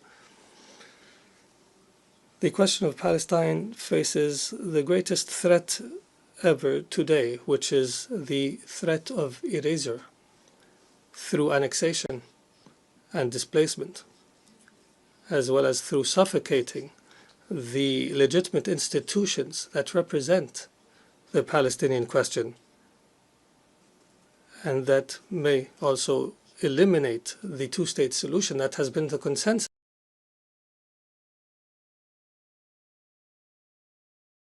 after the Israeli occupation is now loud and proud in its intention to revive what it calls Greater Israel.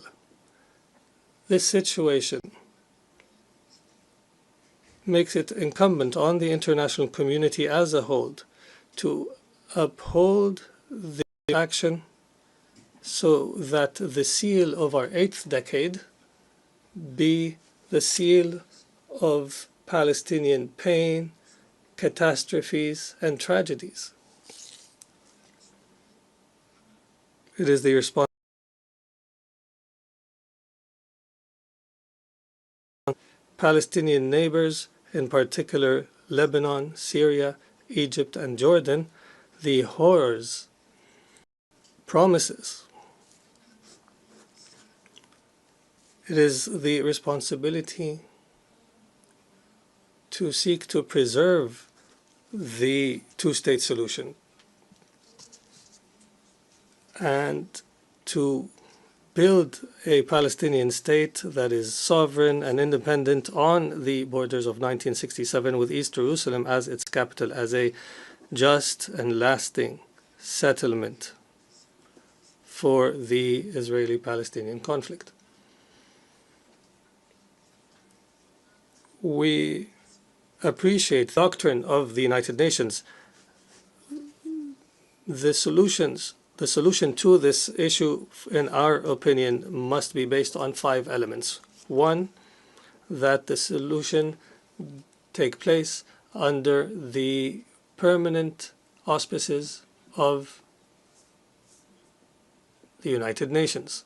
Second, that the solution be based on direct negotiations between the parties, the Kingdom of Morocco, and the Polisario Front. Third, that this solution be a result of the formulation of the parties and not imposed by any single party or any other party. Fourth, that this solution be aligned with UN principles on decolonization and on achieving justice for people under colonization. And fifth and finally, that the solution leads to empowering the Sahrawi people of exercising their right to self-determination as per UN resolutions. Also, in the direct neighborhood of my country, the Libyan crisis deepens and complicates further day by day. While the international community is losing interest in Libya, and while any practical prospects for a peaceful settlement is absent.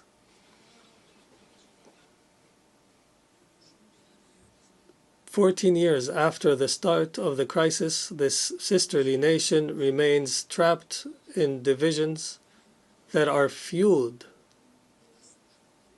and invested by foreign interventions, as per plots that do not desire the best for Libya or desire Libya's stability or security. If the matter was left to the Libyans alone, they would have reached an end to their divisions by now and would have charted a path forward that ends the crisis a long time ago. It is high time to end the foreign interventions in Libya in order for the resilient Libyan people to heal and reunite. Only then we would have paved the road to a consensus leading to a settlement and elections by which the Libyans would choose their representatives. Representatives who are loyal to the Libyan nation and the Libyan people. As for the Sahel region, Algeria reiterates its full commitment to the security and stability of our neighbors and to building the best and strongest relations and most mutually beneficial with our sisters and neighbors in the region. I note here that for the second year in a row, a member of the coup regime dares from Mali through this rostrum to attack Algeria. It is the height of rudeness and vulgarity by which this failed poet has spoken, and this coup plotter. It is only the illusion of a soldier and lowly conduct that does not deserve anything but condescendence and it only inspires disgust. And allow me to repeat this last statement in French. The depth of perfidy, vulgarity, and coarseness reached by this false poet, but genuine coup plotter, are nothing more than brutish verbiage. His gutter talk deserves only scorn and inspires only disgust. I repeat,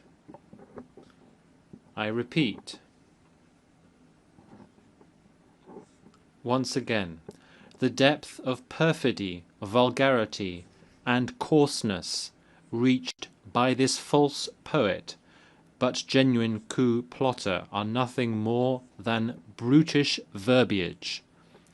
His gutter talk deserves only scorn and inspires only disgust. Instead of excelling in blaming others and distracting from one's own failures, we would have hoped that coarse soldier and his likes had excelled at other disciplines that are more noble and more beneficial for Mali, such as restoring security and stability in their country, or the skill of improving the living standards of the people in Mali, and finally, the skill of empowering Mali with a governance that is befitting to its legacy and great history, a governance of competence and integrity, and that is loyal. The Republic of Mali deserves better than those coup plotters and conspirators. Algeria fully understands that this sisterly nation cannot be reduced to a few that do not aspire to a better people. The Algerian hand remains extended, and our efforts continue, and our patience will not run out. Connect us to the people of Mali. Our ties will not be shaken.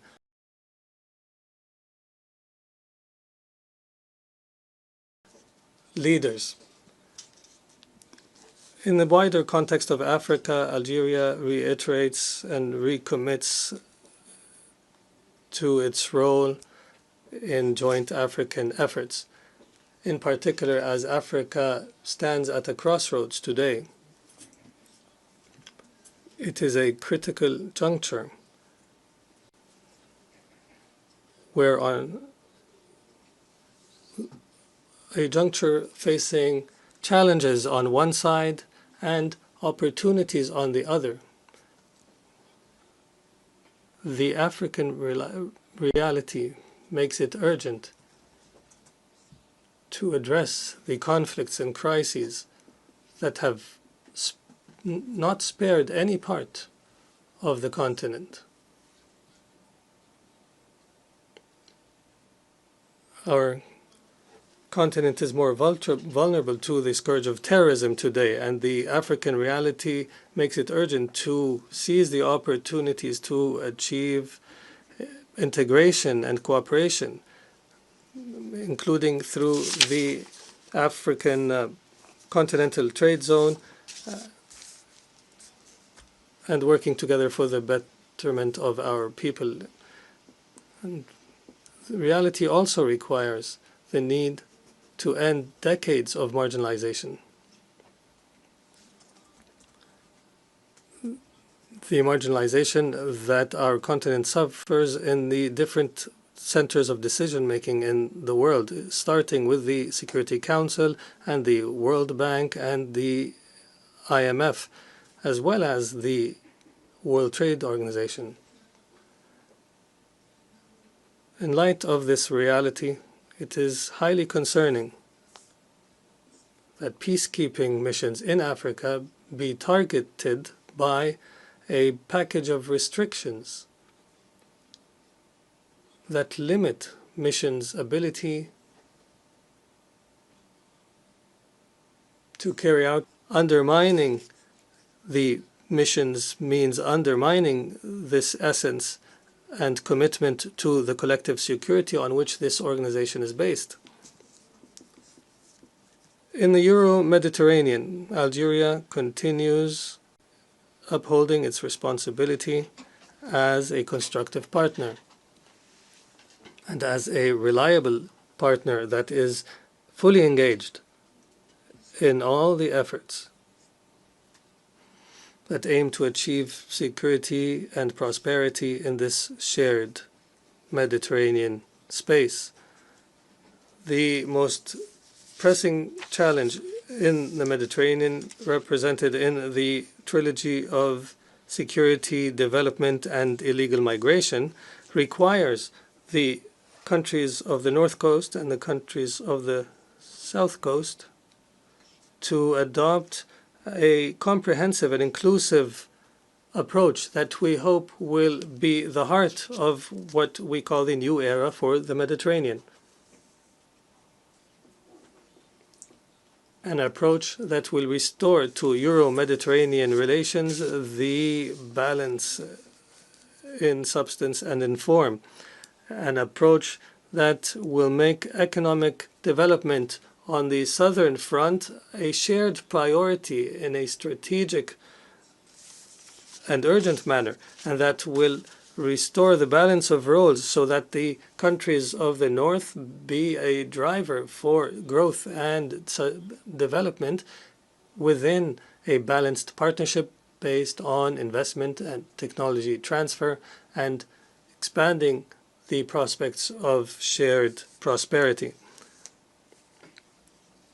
For 2 years, Algeria has been privileged and has enjoyed the confidence of this General Assembly through its election as a non-permanent member in the Security Council. Here we are today, about to end this tenure, and we are hopeful that we have lived up to your confidence and have been loyal to the trust that you have granted us. The President of the Republic, Mr. Abdelmajid Tebboune, desired for Algeria's membership in the UN Security Council to be a membership of loyalty to the principles and purposes of the United Nations Charter, a loyalty to Algerians' Arab and African belonging, and loyalty to Algeria's identity and its history of struggle for freedom.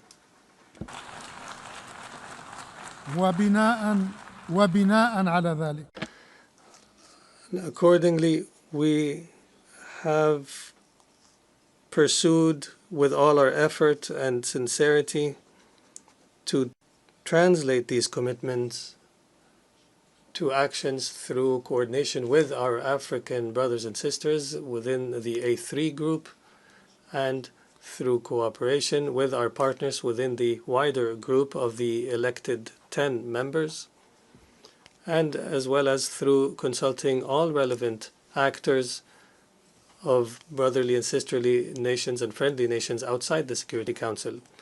We have attempted and exerted our utmost, where we have been successful at times and at other times have not achieved our desired goals. However, we have not surrendered and have never taken for granted a status quo. In Our consolation is that Security Council's inability to address a lot of critical issues, at the forefront of which is the issue of Gaza, this incapacity did not silence the international conscience that is loudly heard in the overwhelming majority of the member states in the Security Council and in this UN General Assembly. The international conscience, overwhelming majority, and therefore Algeria is certain that hope remains alive for a better future for our United Nations, a better future for the international community, and a better future for the whole of humanity. Thank you all, and thank you, Madam President. I thank the Minister of State, Minister of Foreign Affairs, Algeria.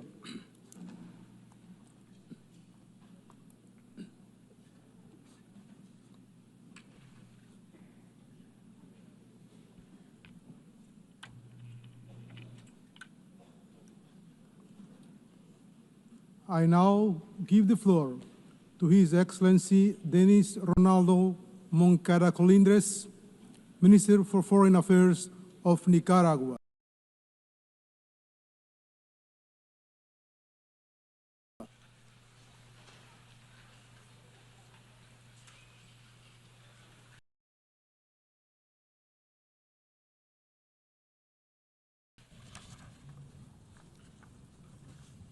Señor Presidente, President and the people and government of the entire world. Here, as always, we bring the affectionate greetings of our heroic Nicaraguan people, who, as we know and as we say, understand battles, honor, and the glory of defending our principles and values, our sovereign dignity, our rights, and in particular, the sacred right to be free, and thus to choose our own cultural, social, economic, and political model, to make progress in the fight against poverty, faced with all the challenges of these difficult moments in the history of humanity. We stand here once again, proud of our brothers and sisters, our links with other combative, decent peoples, as are all the peoples of the world, peoples and families whom we defend, protect, and sustain in all of our prerogatives and beliefs, in all the cultures and practices that the colonialists and imperialists of the world have tried to attack, and which they have tried to steal from us, without being successful in that effort, and we know that they will not ever be successful in that effort. At this critical juncture, the dilemma is repeated, the eternal duality, the never-resolved conflict between peace and war, between life and death, between the supremacist attempt to appropriate our cultures and our duty to defend our spiritual, social, and material heritage. These are the times that define us. Either we're in favor of peace and life. For Nicaragua, blessed and always dignified, sovereign, free, there is no choice. We are life, health, strength, and steadfastness. When in proud and undefeated hope, we are light and truth, as our immortal General Sandino said, and we are also inspired conscience and courage, willing to serve the superior causes of humanity, the supreme good of all, concord, understanding, sensitivity, fraternity, coexistence, and cooperation among all people, in order to share the goods that belong to everyone. The future is made of the glory of our people, who know that fighting and overcoming are synonyms, that struggle is the highest of all songs, and that to fight means creating the victories necessary for the common good. The human family demands respect and peace. The human family demands solidarity, inspired encounters between beings who are equal in every way and who are also complementary in every way. The human family demands respect for all of those agreements that were made 80 years ago when the United Nations was established in order to stop wars and to build lasting peace and justice, the treasure and patrimony of all human beings. The human family hopes, trusts, proposes, and at the same time insists on and demands union to reach the fullness of intelligence, serenity, wisdom, calm, and humility, indispensable to build and no longer to destroy. We are referring to all the issues: freedom, dignity, and sovereignty. They shall know that we will not sell out or surrender, never. We also hereby denounce the human insecurity caused by the illicit use of implausible pretexts and fallacious, false, outlandish accusations which are merely yet more interference along with the threats of yet more invasions and occupations. We denounce and condemn the absurd manipulations with demented, far-fetched accusations, using the pretext of drug trafficking, which is a plague and trade of rich countries, where millions of consumers live, those powerful countries that encourage impoverished people to engage in more production and trade of such substances, trafficking only wretchedness. We denounce hunger as a weapon of domination, abandonment, malnutrition, and disease. The unseemly, insulting, and immoral treatment of families, women, young people, children, the elderly, who are increasingly seen as a hindrance and banished from life, promoting new kinds of extermination. We reiterate our historical and permanent condemnation of the genocide, the barbaric policy of denial of the Palestinian people. We condemn all the savage, brutal massacres that are perpetrated and spreading in clear view with the complacency of the entire world. We condemn the state of Israel, just as we have condemned and do condemn the policies and practices of the other colonial, imperial, neo-colonial, and fascist powers. We condemn, therefore, the exile of goodness and all the attacks on life, freedom, coexistence, and civilization that we thought we had built. We demand more policies and programs for security, health, education, for a dignified life, water, housing, technologies, tranquil community life, employment and progress within the reach of everyone, for the good of everyone. On the 80th anniversary of the founding of the United Nations, let us promote more and more coherence of human consciousness. We must continue to raise our voices, joining hands and hearts, crying out and fighting, demanding and striving, so that this stage of life on this planet that we share ceases to be marked by death in all of its forms, by the kidnapping of intelligence and soul, so as to become instead inspiration, encouragement, and the strength of hope. We all need to work in sustainable, capable, ingenious and creative union. We all need to keep making our way. We need to be committed and steadfast to build unity, building brotherhood and sisterhood, affinity and unity, which is the true strength, fulfilling the always further on, which as a deep spiritual currency should be a daily anthem for each person, for everyone.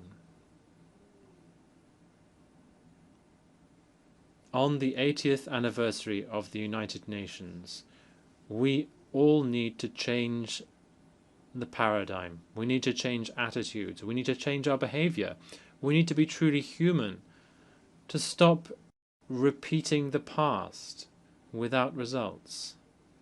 Unity, along with brotherhood and sisterhood, should be the path that we all take together, with courage and pride, so that we continue to create this other world, which is already taking shape. It must become a new dawn.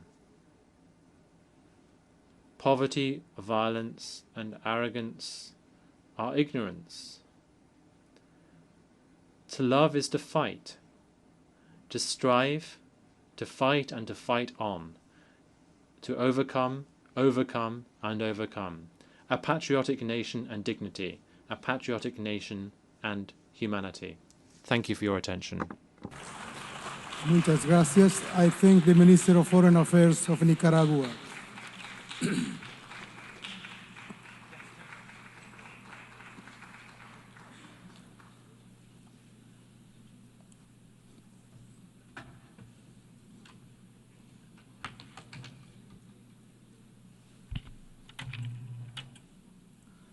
I now give the floor to His Excellency Archbishop Paul Richard Gallagher, Secretary for Relations with States of the Holy See.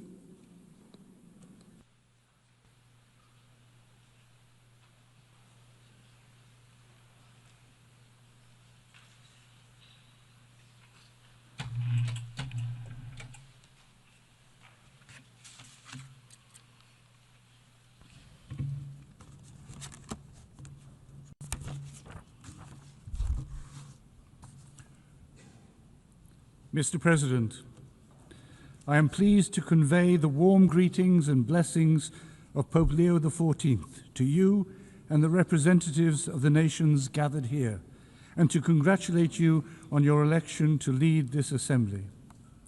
At the outset, I would like to thank this General Assembly for the tribute paid to Pope Francis following his demise last April. As you may all know, when Pope Leo XIV was elected, his first words to the world were, "Peace be with you all."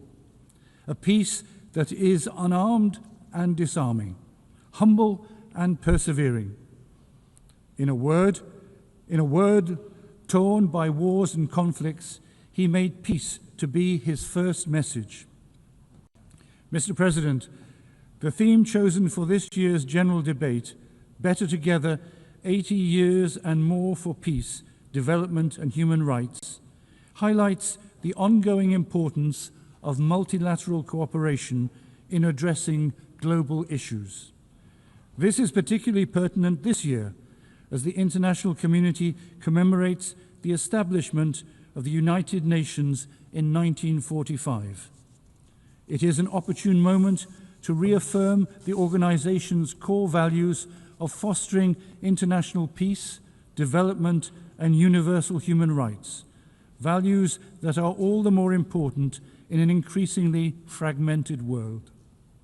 It is crucial for the international community to take collective action to prevent and end conflicts, combat poverty, and advance human rights solemnly declared in the 1948 Universal Declaration, and one of the most important achievements of this organization. It is important to remember that isolationism leads to unpredictable instability, whereas unity fosters responsible resilience and shared progress. This is strikingly evident in the current circumstances, where escalating geopolitical tensions, a raging climate crisis, widening inequalities, and rising poverty demand renewed global solidarity. The United Nations must adapt itself to a transformed world and maintain its effectiveness in the face of emerging threats such as environmental degradation and technological disruption, which no single country can tackle alone. As representatives of all the nations of the globe, we are united by our shared humanity, created in the image and likeness of God, called to live in fraternity, solidarity, and mutual respect. In a world grappling with mounting challenges, it is necessary to recommit to the foundational pillars of peace, justice, and truth. It is imperative to explore and build on these pillars, while drawing lessons from history to forge a more equitable future. Mr. President, of the many crises currently affecting the international community, the war in Ukraine is one of the most profound and painful. Its prolonged existence is turning once vibrant cities into piles of rubble and extinguishing the smiles of children who should be growing up playing games instead of living amid the constant sound of sirens and in shelters. This war must end now. The Holy See renews the appeal made by Pope Leo XIV for an immediate ceasefire, which will pave the way for sincere and courageous dialogue. The Holy See is paying close attention to the situation in the Middle East with a view to achieving a just and lasting peace between Israel and Palestine based on a two-state solution in accordance with international law and all relevant United Nations resolutions. Pope Leo XIV implored that all the hostages be freed, that a permanent ceasefire be reached, that the safe entry of humanitarian aid be facilitated, and that humanitarian law be fully respected, especially the obligations to protect civilians as well as prohibitions of collective punishment, indiscriminate use of force, and the forced displacement of the population. Moreover, an equitable solution to the issue of Jerusalem based on international resolutions is essential for achieving a just and permanent peace. Any unilateral decision or action which alters the special status of Jerusalem and the status quo is morally and legally unacceptable. With regard to Syria, the Holy See supports the importance of a peaceful and just transition in the country, as well as the protection of the rights of Syrians of all ethnic and religious backgrounds without discrimination. The instability afflicting many African states generates profound and interconnected challenges. In this scenario, the Sahel, Cabo Delgado, and some areas of the Horn of Africa emerge as zones of instability. In fact, the jihadist threat, endemic poverty, illicit trafficking, the climate crisis, and internal conflicts converge in a spiral that puts the lives of millions of people at risk, despite the efforts of local governments.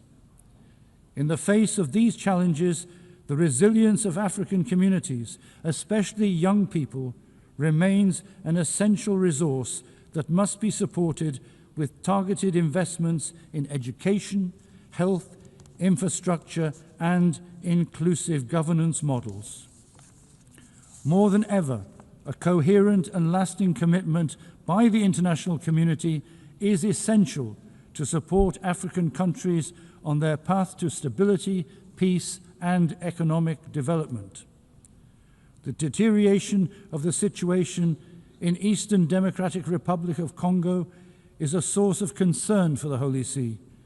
The provinces of Ituri, North Kivu, and South Kivu are experiencing ethnic tensions, violence perpetrated by rebel groups, armed clashes, serious human rights violations, and disputes over the exploitation of natural resources.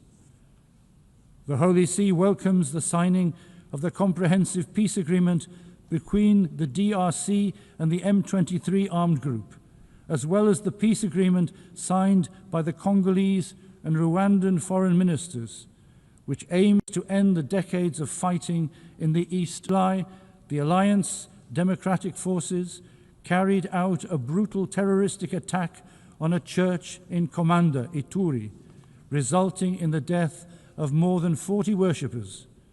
The withdrawal of MONUSCO raises questions about its ability to fulfill its mandate and address ongoing challenges.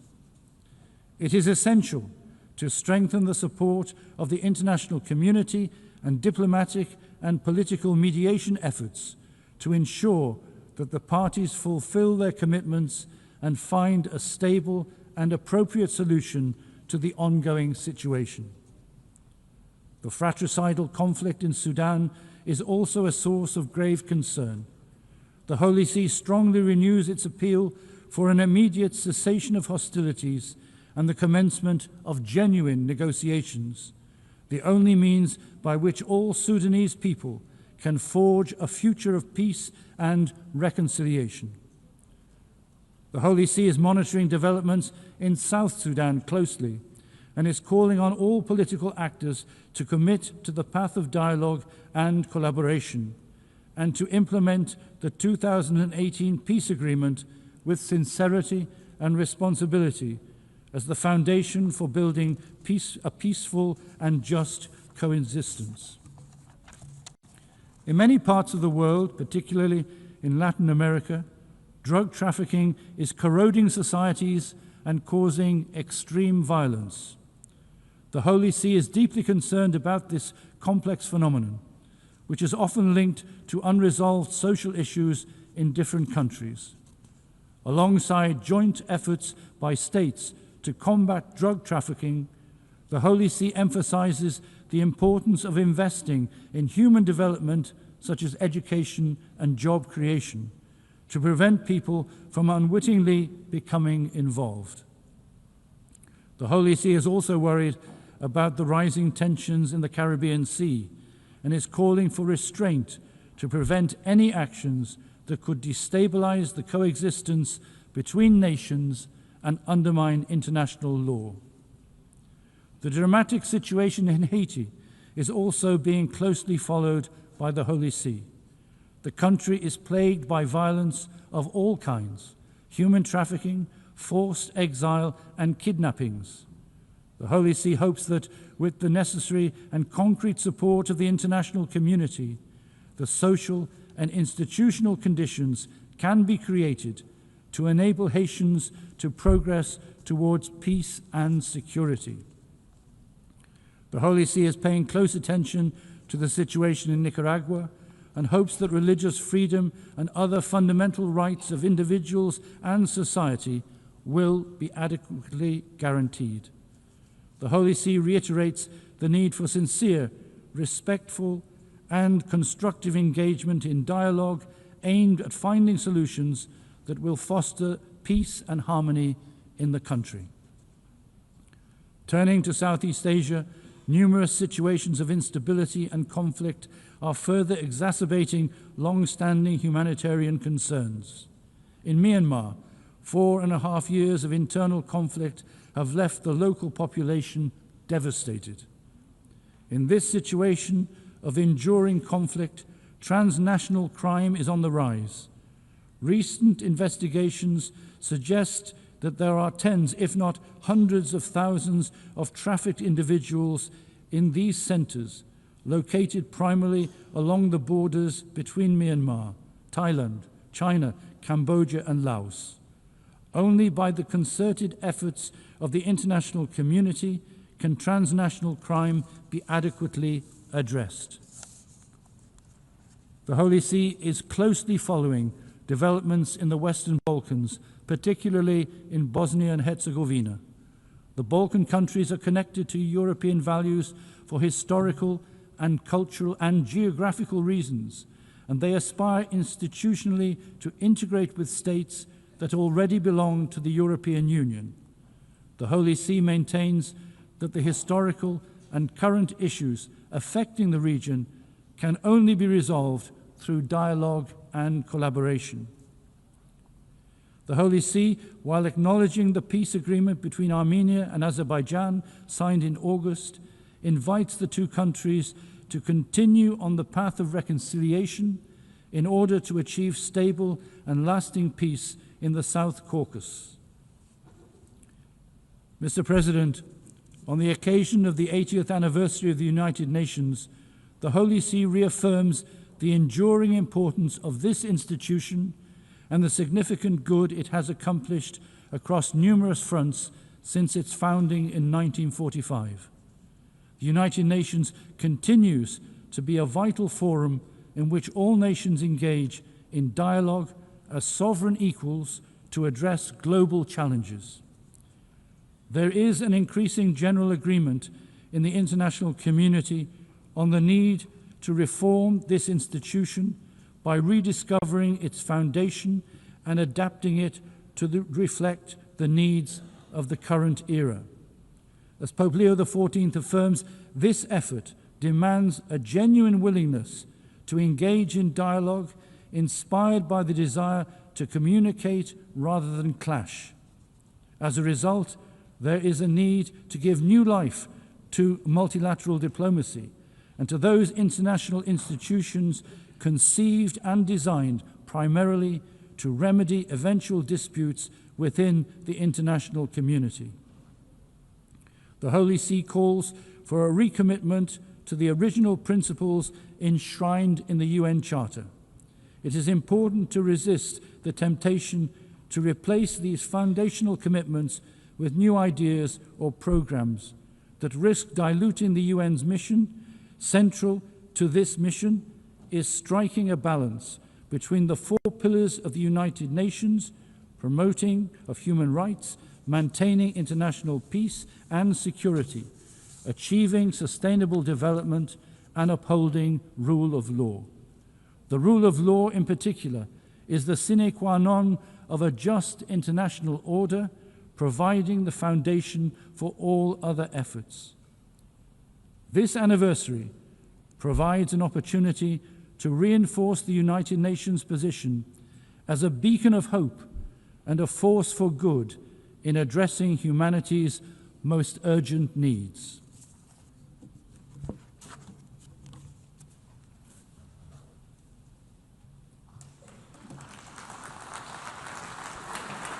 I thank the Secretary for Relations with States of the Holy See.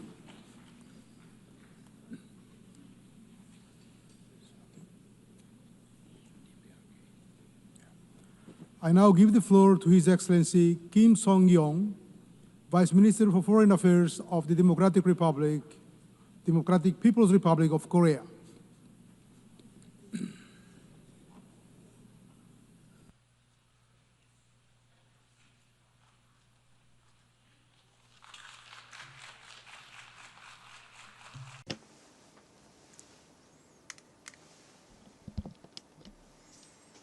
Madam President, Mr. Secretary General, distinguished delegates. First of all, I'd like to express my expectation that the 80th session of the UN General Assembly, convened in the significant year of the 80th founding anniversary of the United Nations, will come to excellent fruition amid extraordinary interest of the participants. Taking note of the opening address of Mr. Guterres and the UN Secretary General on September 3, I commend his assertion that the role of the UN, the one-of-a-kind podium, should be enhanced since an individual state cannot address issues alone, and that the UN should be reformed to fit for the 21st century.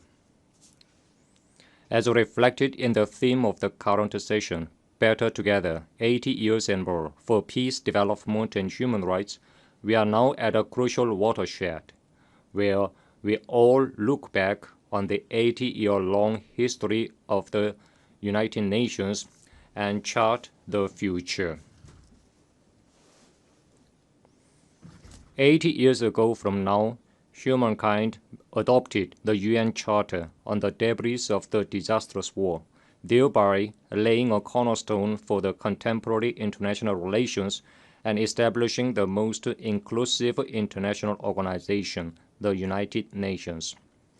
Since its foundation, the UN has made remarkable successes in various fields, including peace and security and socio-economic development, by accelerating decolonization worldwide and leading the codification of universal norms of international law.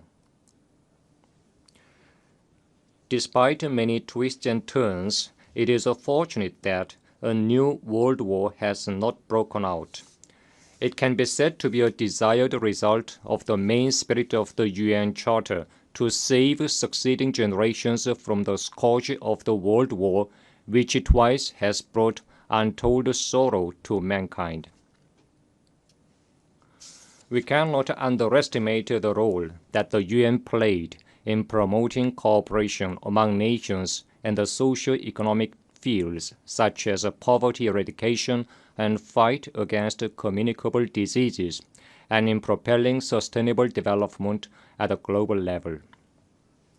However, in the annals of the UN history, disgraceful pages are also recorded, where the title of the UN, overwhelmed by high-handedness and arbitrariness of the hegemonic forces, was abused in exerting pressure to deprive sovereign states of their legitimate right to normal development, quite contrary to the spirit of the Charter. We should not feel relieved nor congratulate ourselves on the non-occurrence of the World War III for the past 80 years. Instead, we should pay due attention to the fact that the inducible threat has persisted and is now becoming more serious. We should take measures accordingly. Madam President, the international community is now witnessing the most turbulent and violent world after World War II.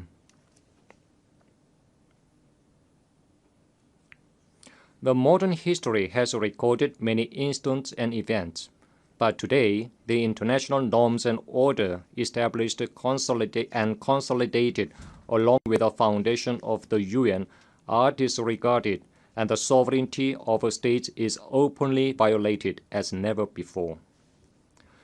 The indiscriminate tariff war vis-à-vis the entire world has plunged the global economy as a whole into the swamp of stagnation and instability. Even the 2030 Agenda for Sustainable Development, committed to eliminating inequality and poverty and ensuring human dignity worldwide, is denied for the reason that it does not meet the interest of an individual country. This is the stark reality. The UN has served as a multilateral forum where all countries of the world, big or small, get together and discuss common responses to global challenges on an equal footing, transcending differences in size, population, and state power. That UN is now faced with an unprecedented severe crisis. All these turbulences and pains suffered by the world are fundamentally caused by high-handedness and arbitrariness and avarice of hegemonic forces in their attempt to subject the whole world to their interests and to place their exclusive interests above the common good of mankind. Madam President, today the complicated international situation highlights the need to reconsider the role of the UN, responsible for maintaining international peace and security. As the world's most universal international organization, comprising all sovereign states on the globe, the UN cannot be represented by a certain individual state or a small group of states.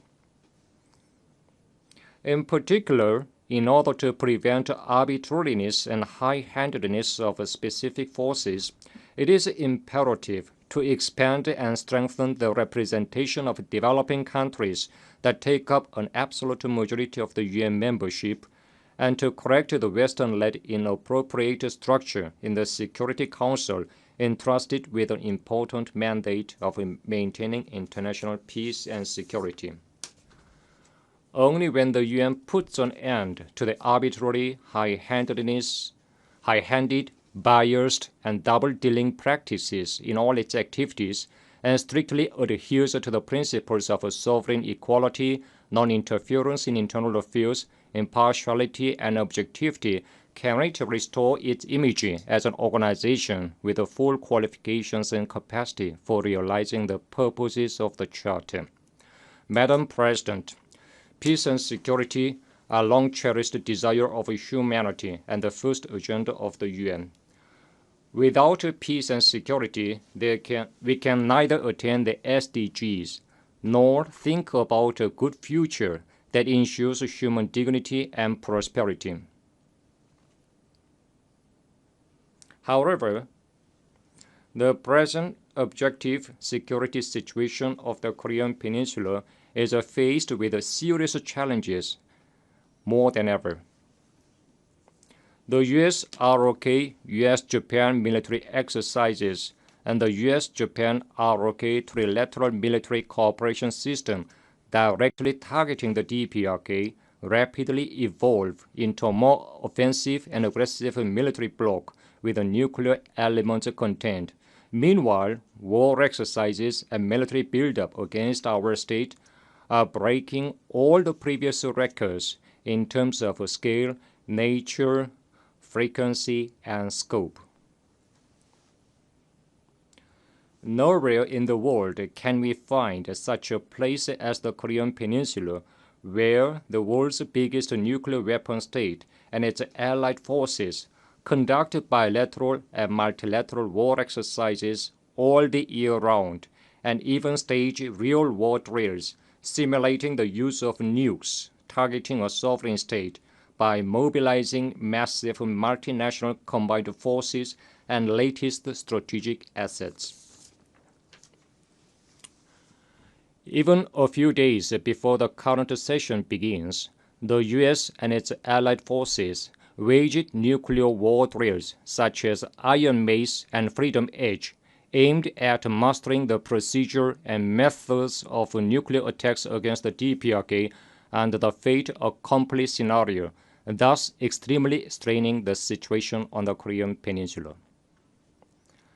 Yet, even in the face of the tremendous military threat directed against the DPRK and the dangerous security landscape, roaring guns of war are silenced, and peace and security are firmly safeguarded on the Korean Peninsula.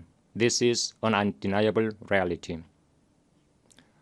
Thanks to our state's enhanced physical war deterrent in direct proportion to the growing threat of aggression of the US and its allies, the will of the enemy state to provoke war is thoroughly contained, and the balance of power on the Korean Peninsula is ensured. In order to permanently maintain this state of balance and ensure everlasting peace on the Korean Peninsula, we have stipulated nuclear in our Constitution as a sacred and absolute thing that can never be touched upon and tampered with. Imposition of denuclearization on the DPRK is tantamount to demanding it to surrender sovereignty and the right to existence and violate the Constitution. We will never give up sovereignty, abandon the right to existence, and violate the Constitution. Comrade Kim Jong-un, President of the State Affairs of the DPRK, made it clear at the 13th session of the 14th Supreme People's Assembly on September 21 that our party and the government would invariably and firmly safeguard without the slightest vacillation the Constitution of the DPRK and its basic law on the policy of nuclear forces perpetuating the possession of nuclear weapons, and thoroughly guarantee the supreme interest of our state. The policy line of a Comrade President of the State Affairs represents our state law, and we will defend the state law without fear. We will never give up nuclear, which is our state law, national policy, and sovereign power, as well as the right to existence. Under any circumstances, we will never walk away from this position. Madam President, the DPRK is vigorously opening up the road to overall national prosperity on the basis of peace and security guaranteed by its powerful strength. Vigorous efforts are underway to further consolidate the driving force and potentials for development of a self-reliant national economy in the overall national economy, including industry and agriculture, and to meet the output target. As a result, the completion of the 5-year plan of national economic development set forth by the 8th Congress of the Workers' Party of Korea is definitely within reach. Notably, construction of 50,000 residential houses in Pyongyang is carried out without fail on an annual basis, well ahead of schedule. Meanwhile, creatures for welfare of the people, including rural dwelling houses, large-scale greenhouses, and modern hospitals, are being built grandiosely. With a view to providing all people with a fluent and civilized new life and rapidly raising the level of development of all regions within a short period of 10 years, the newly adopted policy of rural development is dynamically executed with tangible results one after another. The DPRK is confidently following the road of its own choice without any fluctuation or vacillation, even under the political turmoil worldwide. This reality is a brilliant fruition of the unshakable spirit of independence and correct leadership of the Workers' Party of Korea and the government of the DPRK. Madam President, this year, marking the 80th anniversary of the end of World War II, colorful political and cultural events have taken place in various countries commemorating the victory in the anti-fascist World War. It is an expression of the rock-firm will of the righteous international community not to tolerate the attempts to deny the result of the anti-fascist World War and national liberation struggles achieved at a tremendous sacrifice. 8 years have passed since the end of World War II. Yet genocide and crimes against humanity that can even overshadow Hitler are now openly committed in the Middle East, much to the consternation of the world.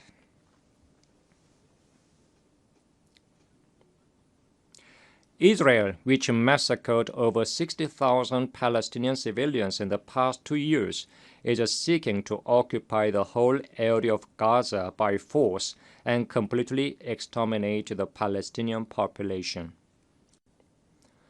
We strongly urge Israel to stop immediately crimes against humanity and withdraw from the Gaza Strip.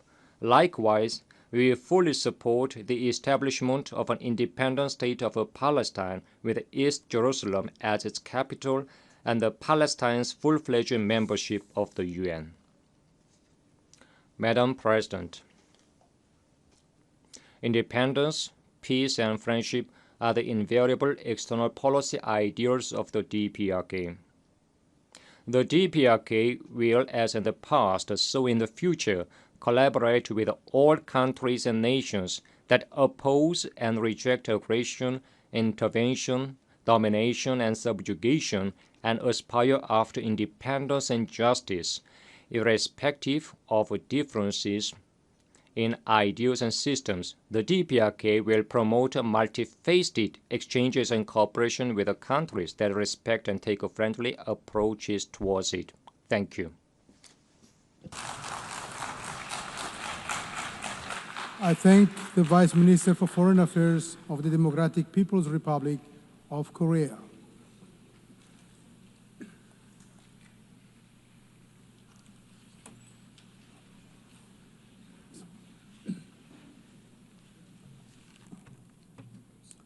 I now give the floor to His Excellency Gheorghe, Chair of delegation of Republic of Moldova.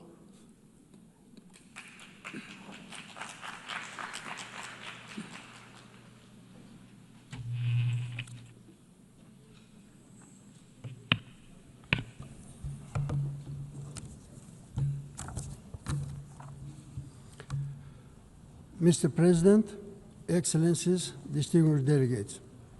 Yesterday, the citizens of the Republic of Moldova made their choice in the most important election in our country's history. They spoke with clarity, courage, and dignity, despite unprecedented pressure, disinformation, and interference from the Kremlin. The Moldovan people defended democracy through free and fair elections. This was not merely a political contest.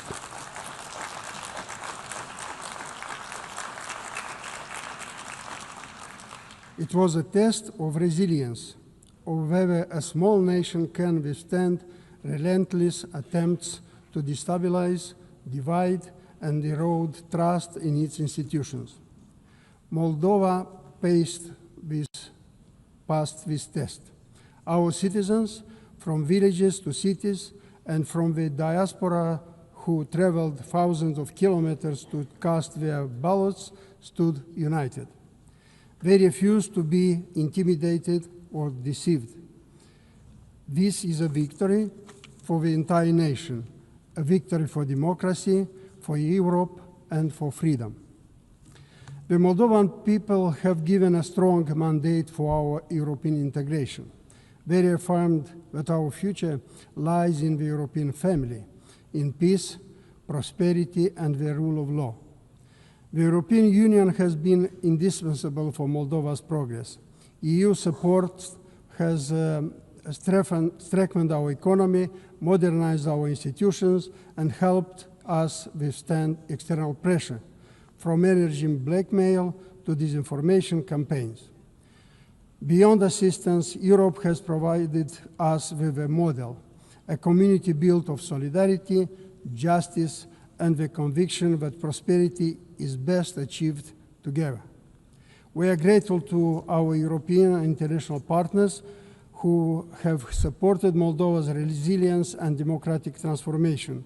Their solidarity has made it possible for our people to resist external threats and to remain on the path of reforms, reform of injustice, governance, and the fight against corruption, that are not only conditions for European integration accession, but also the foundation of our fair and accountable state. But let us be clear, this democratic choice was made against the backdrop of hybrid warfare. Interference began long before election day and will not end with it. Russia has sought to undermine Moldova's sovereignty through illicit financing, disinformation, cyber attacks, and intimidation of voters. On elections day itself, attempts were made to obstruct the diaspora vote, spread false narratives, and target electoral infrastructure. Our institutions, supported by civil society and independent media, stood guard and defended its sovereign will of our people. Yet, national resilience is not enough. The threats we face are global. Democracies everywhere are being tested by increasingly sophisticated tools designed to manipulate information, erode trust, and distort elections. That is why Moldova calls for stronger cooperation to safeguard democracies. We urge the Assembly and UN members to join forces in protecting democracies from novel threats with novel means. Moldova's commitment to democracy is inseparable from our commitment to peace. We share a 1,200 kilometers border with Ukraine, which continues to resist Russia's brutal aggression. We know how fragile is peace, and we know why Moldova can stand here today in peace, because Ukraine stands. We resolutely condemn Russia's war of aggression We support Ukrainians' sovereignty and territorial integrity within its internationally recognized borders, including its territorial waters. Every missile that strikes homes and civilian infrastructure violates international law. Accountability must follow, and Moldova supports the international community's efforts to document and prosecute such crimes. This war is not only against Ukraine, it is a war against Europe, against freedom, and against the international order established by the United Nations Charter. Moldova will continue to stand with Ukraine and with all those who defend peace. The Republic of Moldova is committed to an exclusively peaceful reintegration based on our sovereignty and territorial integrity within international recognized borders. We once again call for complete, unconditional, and immediate withdrawal of Russian troops and ammunition from Moldovan territory, in line with Russia's own international obligations. This withdrawal must be transparent and under international monitoring. Excellencies, Moldova's election was a national choice, but its meaning is global. It showed that democracy can prevail even under relentless pressure. Yet, democracies cannot stand alone. They need solidarity, resilience, and support. As the United Nations marks its 18th anniversary, Moldova reaffirms its commitment to the United Nations Charter. We support this organization's effort to secure peace, advance the Sustainable Development Goals, address climate change, protect human rights, and establish global norms against corruption, disinformation, and foreign interference. Distinguished delegates, the people of Moldova have chosen freedom. They have chosen Europe. They have chosen peace.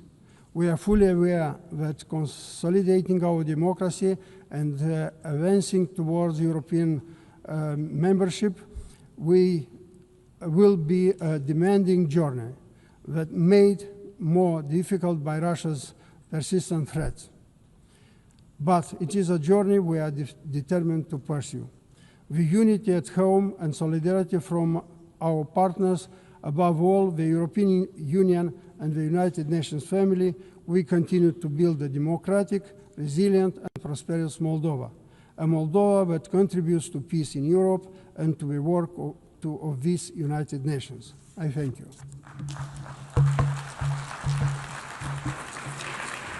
I thank the Chair of Delegation of the Republic of Moldova.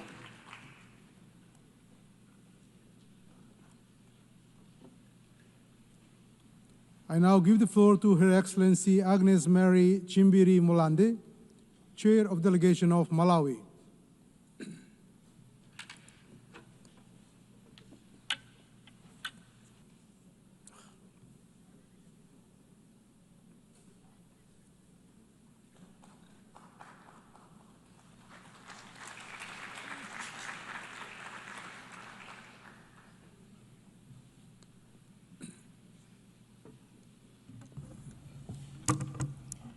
Madam President, Excellencies, distinguished delegates, ladies and gentlemen, I'm honored to address this 80th session of the United Nations General Assembly under the theme, Better Together, 80 years and more for peace, development, and human rights. This milestone stands as a testament to the United Nations' extraordinary legacy of fostering peace, advancing sustainable development, and championing human dignity. It affirms humanity's enduring journey to build a world where every generation can flourish, where nations rise above division to resolve their differences with wisdom, and where the pursuit of justice and harmony binds us as a one global community. Malawi commits to strengthening multilateralism to ensure a prosperous, equitable, and secure world for current and future generations. Madam President, the theme, Better Together, aligns closely with Malawi's foreign policy, our blueprint for advancing national interests through economic diplomacy, protection of sovereignty, and global cooperation. Anchored in the Malawi 2063, our long-term vision, we aspire to become a self-reliant, industrialized, upper middle income nation by 2063, driven by agriculture, tourism, mining, and manufacturing. Achieving this goal demands both unwavering national commitment and active engagement with the global community in a peaceful world. While sovereignty remains the cornerstone of our identity to ensure the protection of territorial integrity and natural resources, our policy equally recognizes that global collaboration is essential. In this spirit, Malawi will continue to uphold the principles of the UN Charter, promote good neighborliness, and respect the sovereign equality of all states to advance peaceful coexistence and regional, continental, and global stability. Madam President, building on our unwavering commitment to sovereignty and collaborative partnerships, the Republic of Malawi firmly acknowledges that peace and security serve as fundamental pillars for sustainable development. Guided by the principle of Ubuntu and recognizing our shared humanity, the Republic of Malawi has consistently demonstrated her dedication to international peace and contributing a significant number of troops and police personnel to various United Nations missions across the globe. The Republic of Malawi is resolute in its commitment to preventive diplomacy and actively promoting dialogue, impartiality, and effective conflict resolution as essential strategies for fostering stability. This commitment is reflected in our active engagement and unwavering support for peace initiatives led by the United Nations, African Union, and the Southern African Development Community. We believe that collaborative efforts are essential in addressing multifaceted challenges that threaten global peace and the rules-based order. Furthermore, it is important to highlight the significant strides that the Republic of Malawi has made towards promoting participation of women in peacekeeping operations. The Republic of Malawi actively prioritizes the deployment of female peacekeepers in operational roles, recognizing their unique ability to connect with and address the specific needs and experiences of women in conflict zones. This initiative not only empowers female personnel, but also enriches the overall effectiveness of our peacekeeping efforts by fostering a deeper understanding of the complexities surrounding gender issues in these environments. On that note, Madam President, I'm pleased to report that the positive outcomes of this approach are becoming increasingly evident. The inclusion of women in our peacekeeping forces has proven beneficial, not just for the missions themselves, but also for the communities we serve. Furthermore, I'm proud to say that Malawi stands among the nations that have registered significant strides towards gender equality and the empowerment of women and girls. In this regard, I would like to reiterate the government of Malawi's commitment to the promotion of women's participation in all spheres of life at the highest levels possible. We in Malawi believe that no meaningful socioeconomic progress can happen when half of the population is left behind. Our conviction to gender equality and women empowerment is driven by the recognition that women and girls are the bedrock on which social progress is based. It is for this reason that Malawi supports the proposal to consider electing a female United Nations Secretary General.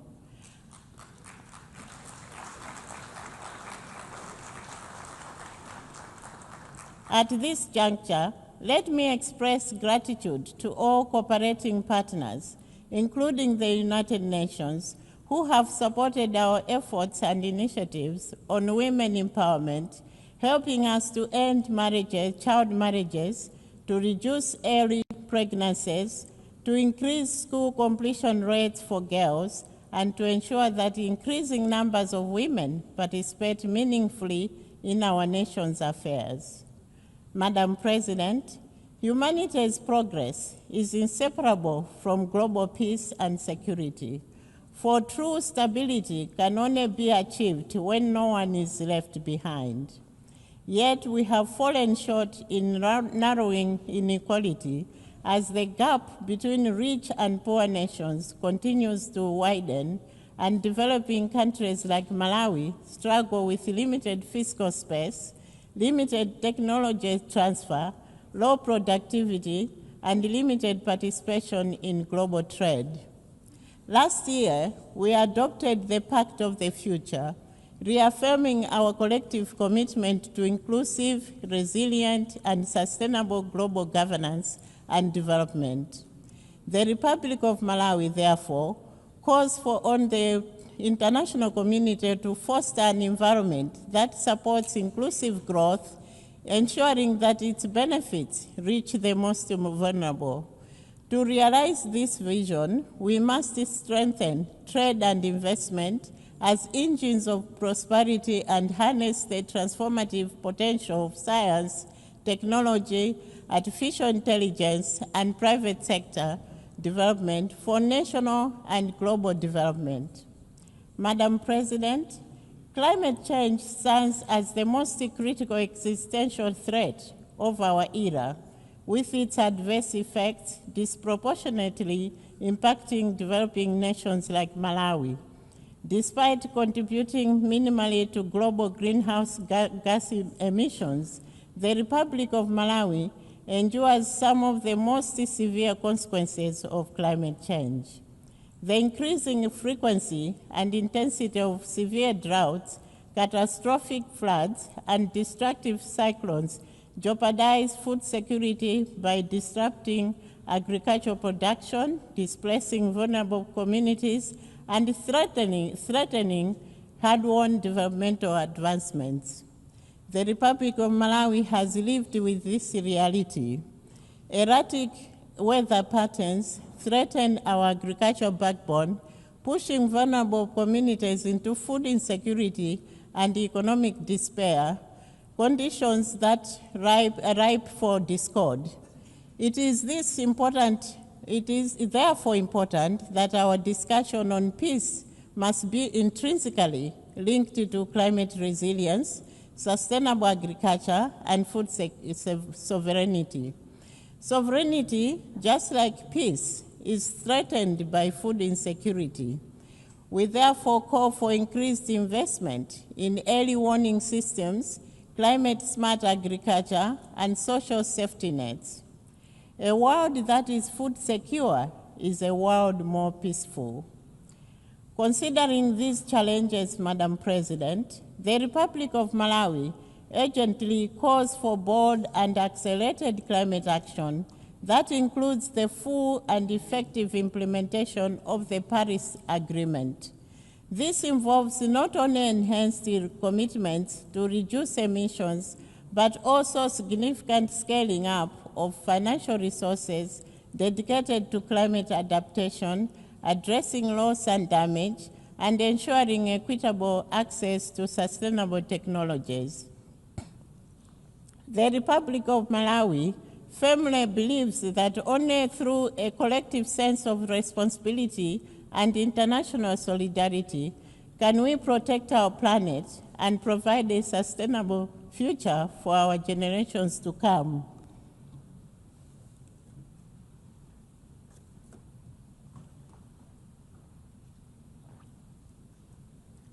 Beyond various agreements and boardroom meetings, time for action is now. We must act decisively to safeguard both our environment and the livelihoods of those most at risk. Madam President, the global community also needs to work together to address public health issues. My delegation, therefore, applauds your office for the efforts that led to the adoption of the political declaration on the prevention and control of non-communicable diseases and the promotion of mental health and well-being. No nation has been spared from the impact of these two health issues, whose causes are numerous. The response to these issues requires concerted efforts and collaboration. It is, therefore, rather disheartening that the political declaration faced many hurdles during the negotiation process. My delegation wishes to appeal for shared commitment to address the issues, and indeed all other emerging public health issues. Madam President, in this digital age, artificial intelligence presents both unprecedented opportunities and profound challenges.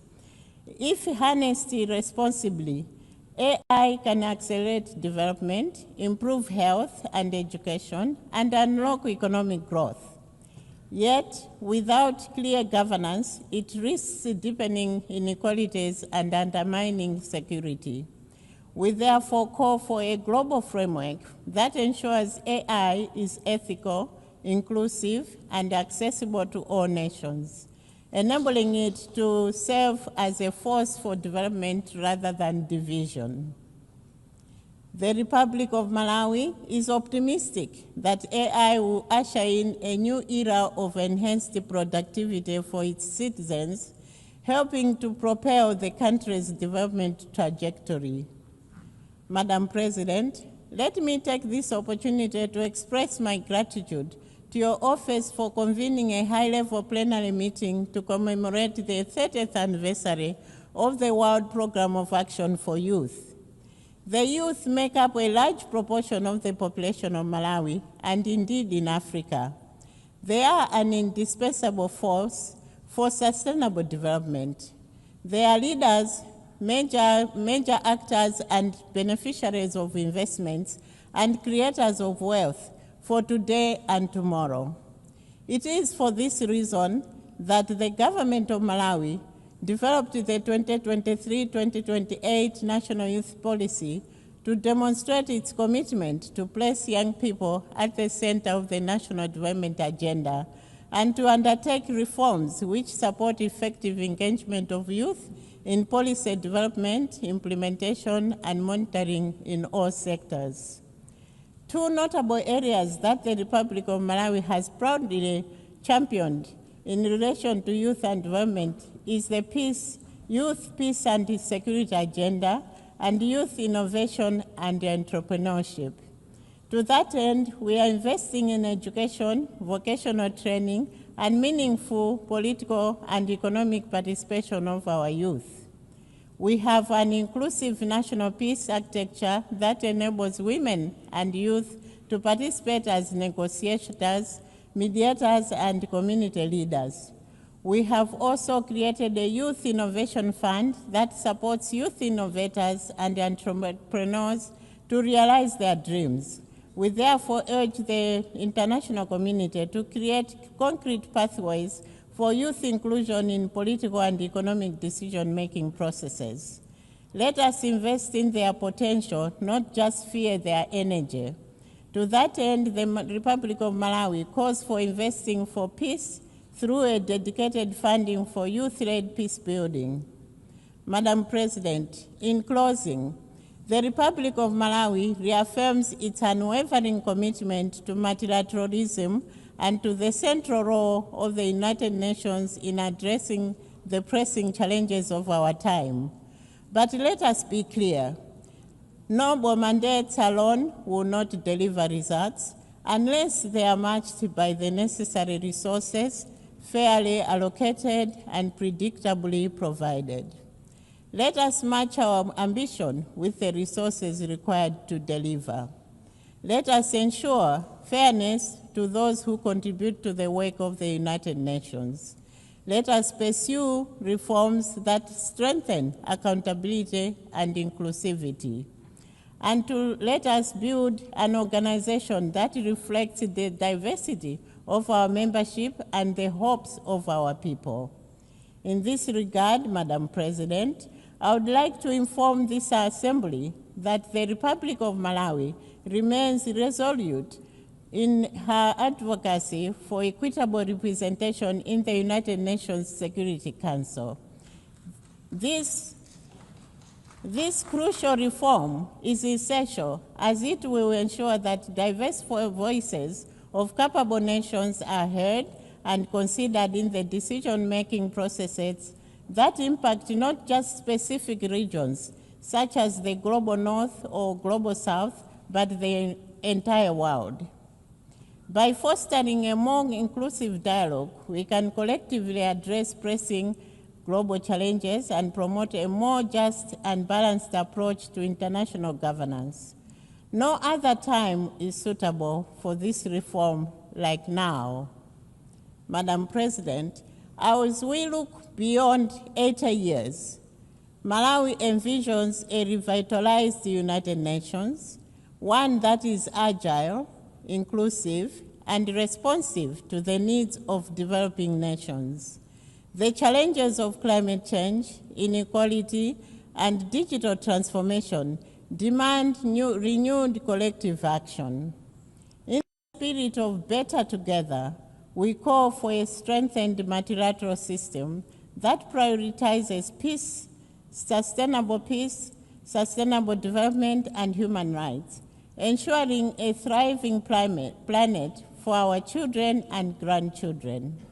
Malawi stands ready to contribute to this shared vision, guided by our foreign policy and enduring principles of the United Nations. I thank you all. I thank the Chair of Delegation of Malawi.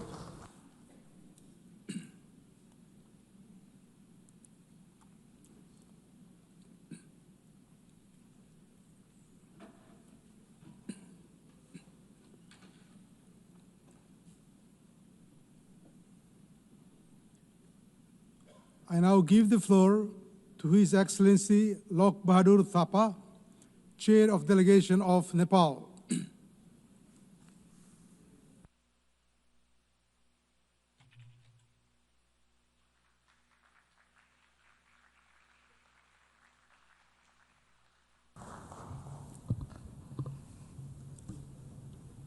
Mr. President, Excellencies, distinguished delegates, it is my honor to address this august assembly. At the outset, allow me to extend my warm greetings from Nepal, the land of Sagarmatha, that is Mount Everest, the highest mountains in the world, and the birthplace of Lord Buddha, the apostle of peace and compassion. I congratulate Her Excellency Annalena Baerbock on her elections as the President of the 80th sessions of the General Assembly. I assure her of Nepal's full support. I also extend our appreciation to Secretary General Antonio Guterres for his steadfast leadership in these challenging times. Mr. President, first let me share about the recent political developments in Nepal. Earlier this month, Nepali youth, particularly Gen Z, took to the street with a clear and compelling voice for change. Their call was not for narrow interest, but for a nation built on the pillars of good governance, transparent, accountable, and responsive to the people. They demanded efficient public service, into corruptions, an equitable society, justice for all, and dignified job opportunities for the youth. It was a resounding reminder that the aspirations of the generations are nothing less than a fair, just, and prosperous Nepal. In the Gen Z movement, we saw unfortunate violence that claimed lives and left deep scars in our society. Many government buildings were reduced to ashes. An interim government has been formed to steer Nepal's political directions at this critical moment. For the first time in its history, Nepal is led by a woman as Prime Minister, herself a former Chief Justice.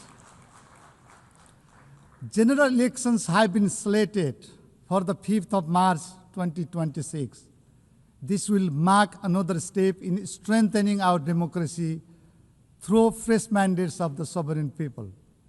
Building our institutions, restoring trust, and healing our society will take time, resources, and solidarity. Excellencies, truly Nepal stands at a historical crossroads. And we know that the only viable road ahead of us is that of the road to peace, democracy, and inclusive development. We are determined to continue our democratic journey, and we appreciate goodwill and continued support from the international community as we move forward in these directions. Mr. President, the world itself stands at a crossroads. Peace is in peril. Militarization is mounting. Development is drifting. And the climate crisis is culminating. We have seen commitments unmet and promises unkept. In this context, the theme of the sessions, Better Together, 80 years and more for peace, development, and human rights, couldn't be more relevant. Mr. President, for 80 years, the United Nations has served as a common foundation for multilateralism, of foundations upon which all nations, big and small, developed and developing, stand equal and forge common solutions. For 80 years, our organizations has remained a beacon of hope. Hope for peace, hope for shared prosperity, hope for equity, justice, freedom, and human rights, and hope for the rule-based international order.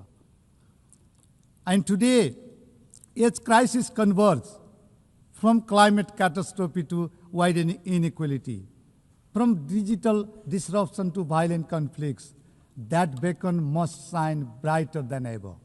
It is time to renew our collective resolve to fortify the founding values of the United Nations. Mr. President, Nepal attaches profound enduring value to the United Nations. The UN Charter is bedrock of our foreign policy. It is a compass that guides our actions on the global stage. This reflects Nepal's enduring belief in multilateralism, international cooperation, and global solidarity, the principles that define who we are as a nation. And this year marks 70 years since Nepal joined the United Nations. For 7 decades, Nepal has consistently stood by the United Nations, contributing to global peace and stability, advocating for the rule-based international order, promoting equitable and sustainable economic development, particularly for the upliftment of the least developed countries and the landlocked developing countries, and upholding human dignity and justice. Today, Nepal proudly stands as the largest contributing country.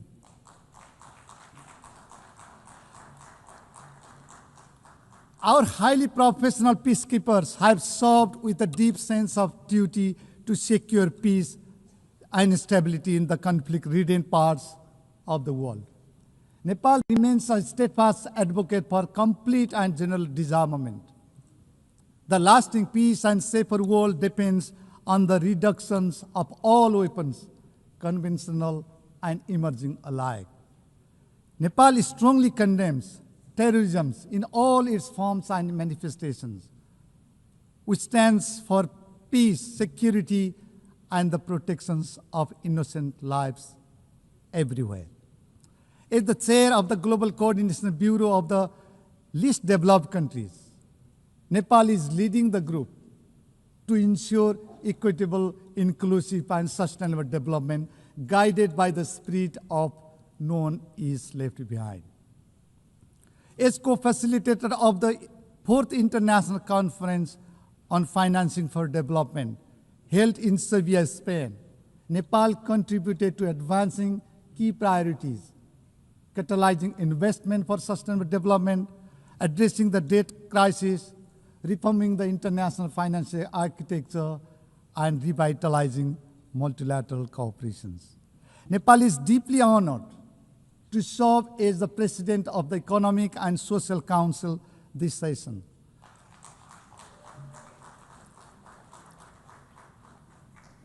We thank the member states for their trust. As the President of the ECOSOC, I am deeply committed under the motto of delivering better to bring coherence, to bring credibility, and to bring measurable impact to the Council's work. As a member of the Peace Building Commission, Nepal is deeply committed to supporting inclusive, nationally owned, and locally driven peace-building process. Mr. President, the world today faces challenges of profound gravity and urgency. Many parts of the world are witnessing protracted crises.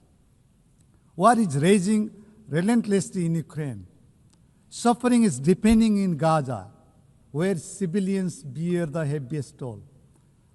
We support a two-state solution where Israel and Palestine coexist peacefully and securely with internationally recognized borders in line with the relevant United Nations resolutions. Nepal is deeply concerned about the innocent civilians held hostage by Hamas. We call for the immediate release of Bipin Joshi, a Nepali student who has been held hostage by Hamas since October 7, 2023.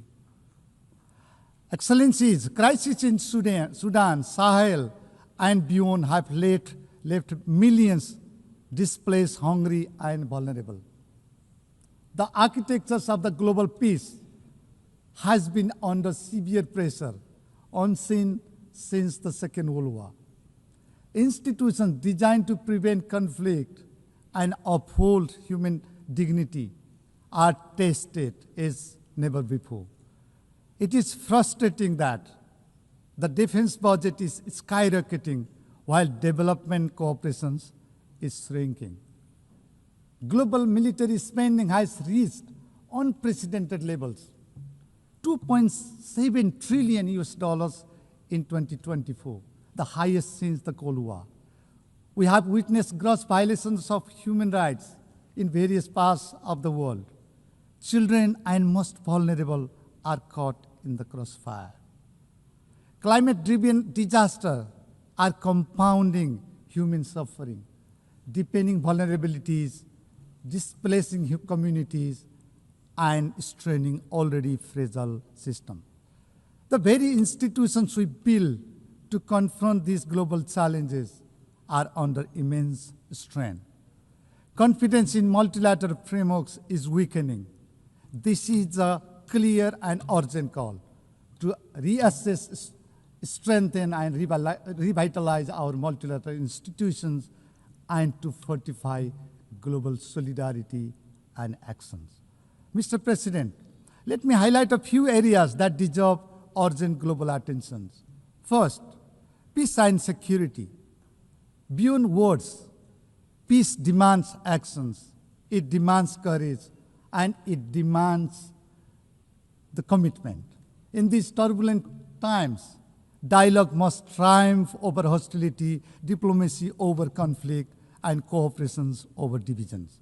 We must take urgent and coordinated actions to prevent conflict, uphold justice, and foster inclusive development. It is incumbent upon us to address the root causes of the conflicts, including poverty, inequality, and marginalizations. Second, we must strengthen multilateralism and rebuild trust.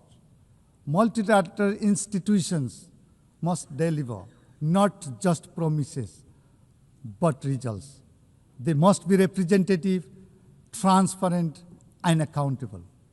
In this interdependent world, no single nation, however rich and powerful, can resolve global problems alone. We must uphold multilateralism for fostering global cooperations and coordinations. We must repose our trust in multilateralism, anchored in sovereign equality, territorial integrity, and national independence. Third, accelerating the implementations of the 2030 Agenda is critical. As the progress on the Sustainable Development Goals is far off track, the world must act with greater urgency and solidarity. We strongly call for the timely and effective implementations of the Compromiso de Sovia. Sustainable investment must be boosted to deliver on our promises. Development assistance is critical for making progress in sustainable development. We appreciate the developed countries that meet the ODA target and strongly urges others to fulfill the commitment. We must make development finance adequate, easily accessible, predictable, and aligned with national priorities. Institutional and human capacity support tailored to the needs and priorities of the countries, particularly in the global south, should be prioritized. We must reform trade systems to be fair, to be inclusive, and to be responsive to the developing countries. It is incumbent upon us to address the debt burdens facing by many developing countries. Debt relief, including debt restructuring and debt swap, should be scaled up to ease debt distress. Priorities should be given to inclusive development. We must invest in youth and promote gender equality and empowerment of women and girls. The rights, safety, and dignity of migrant workers must be fully respected and protected. Fourth, climate justice and climate actions. Climate change has disproportionately affected vulnerable populations such as low-income communities and developing nations. Nepal is deeply concerned about the disproportionate impact of climate change, particularly in the mountain regions. We have first-hand experience of glaciers melting in our Himalayas that are seriously threatening the lives and livelihoods of millions downstreams. To discuss the climate crisis and chart out the way forward, we convened the Sagarmatha Samvad, that is Mount Everest Dialogue, in May this year under the theme Climate Change, Mountains and Future of Humanity. The Samvad adopted the Sagarmatha call for action, reaffirming our shared commitment to the Paris Agreement and 2030 Agenda. Nepal is proud to be among the few countries to have submitted our third nationally determined contributions, NDC 3.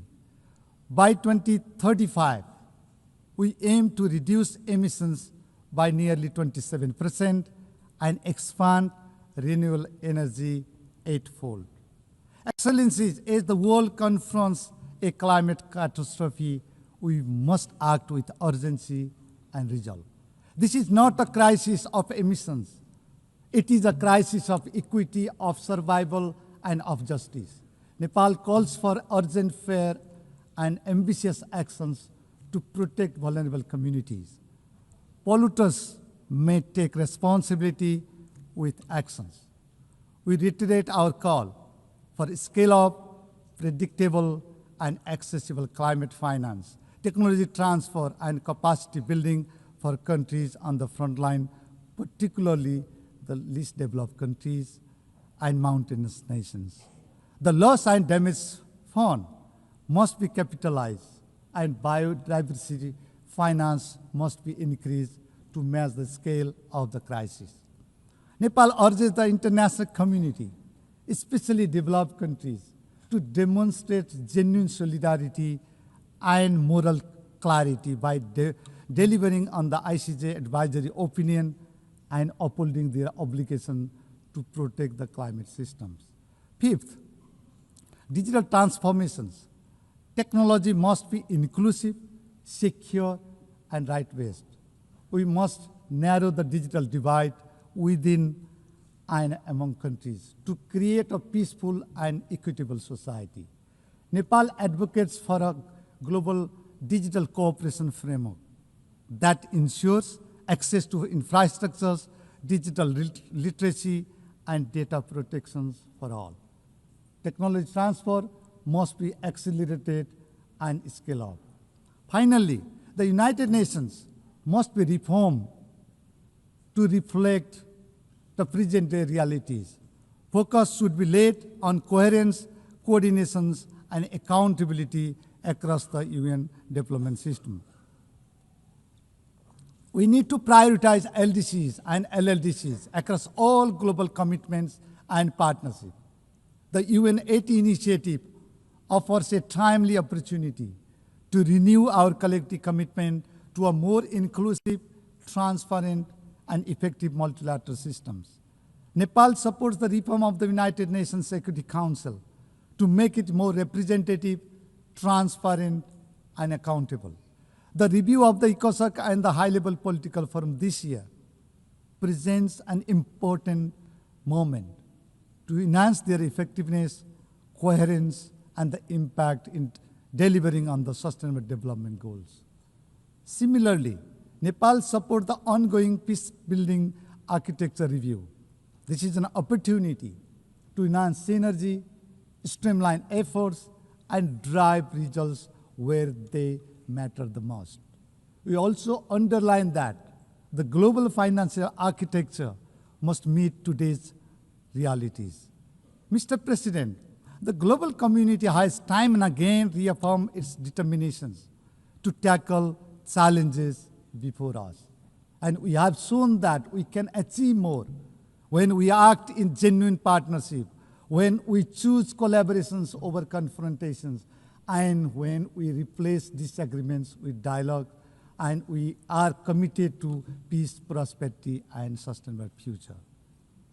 Mr. President, Excellencies, distinguished delegates, ladies and gentlemen, for 8 decades, the United Nations has stood as a beacon of hope for peace, for justice, for human rights, and for development. Today, that legacy calls upon us more urgently than ever. The world watches us at a moment of great trial. Let us stand together, united and determined to ensure enduring peace and prosperity in the world. When the United Nations succeeds, humanity as a whole succeeds. When it falters, it is the innocent and vulnerable who bear the heaviest cost. Let this 80th anniversary remind us of our shared duty to safeguard peace, to uphold justice, to protect human dignity, and to build a world that is fairer, safer, and more human for all. Nepal stands firmly committed to doing its part in shaping a safer, more prosperous, and more sustainable world. I thank you. I thank the Chair of Delegation of Nepal.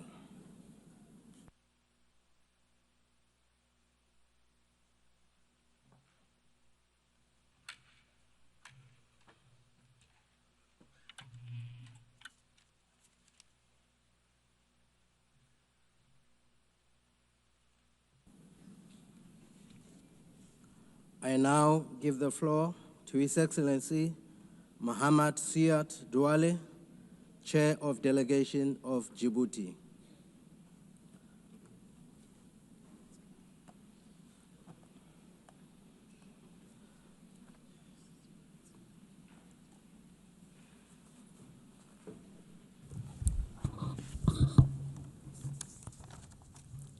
Madame la Présidente. President, at the outset, I would like to extend our heartfelt congratulations to Her Excellency Miss Anna Baerbock, President of the General Assembly, at this historic session, which coincides with the 80th anniversary of the establishment of the United Nations.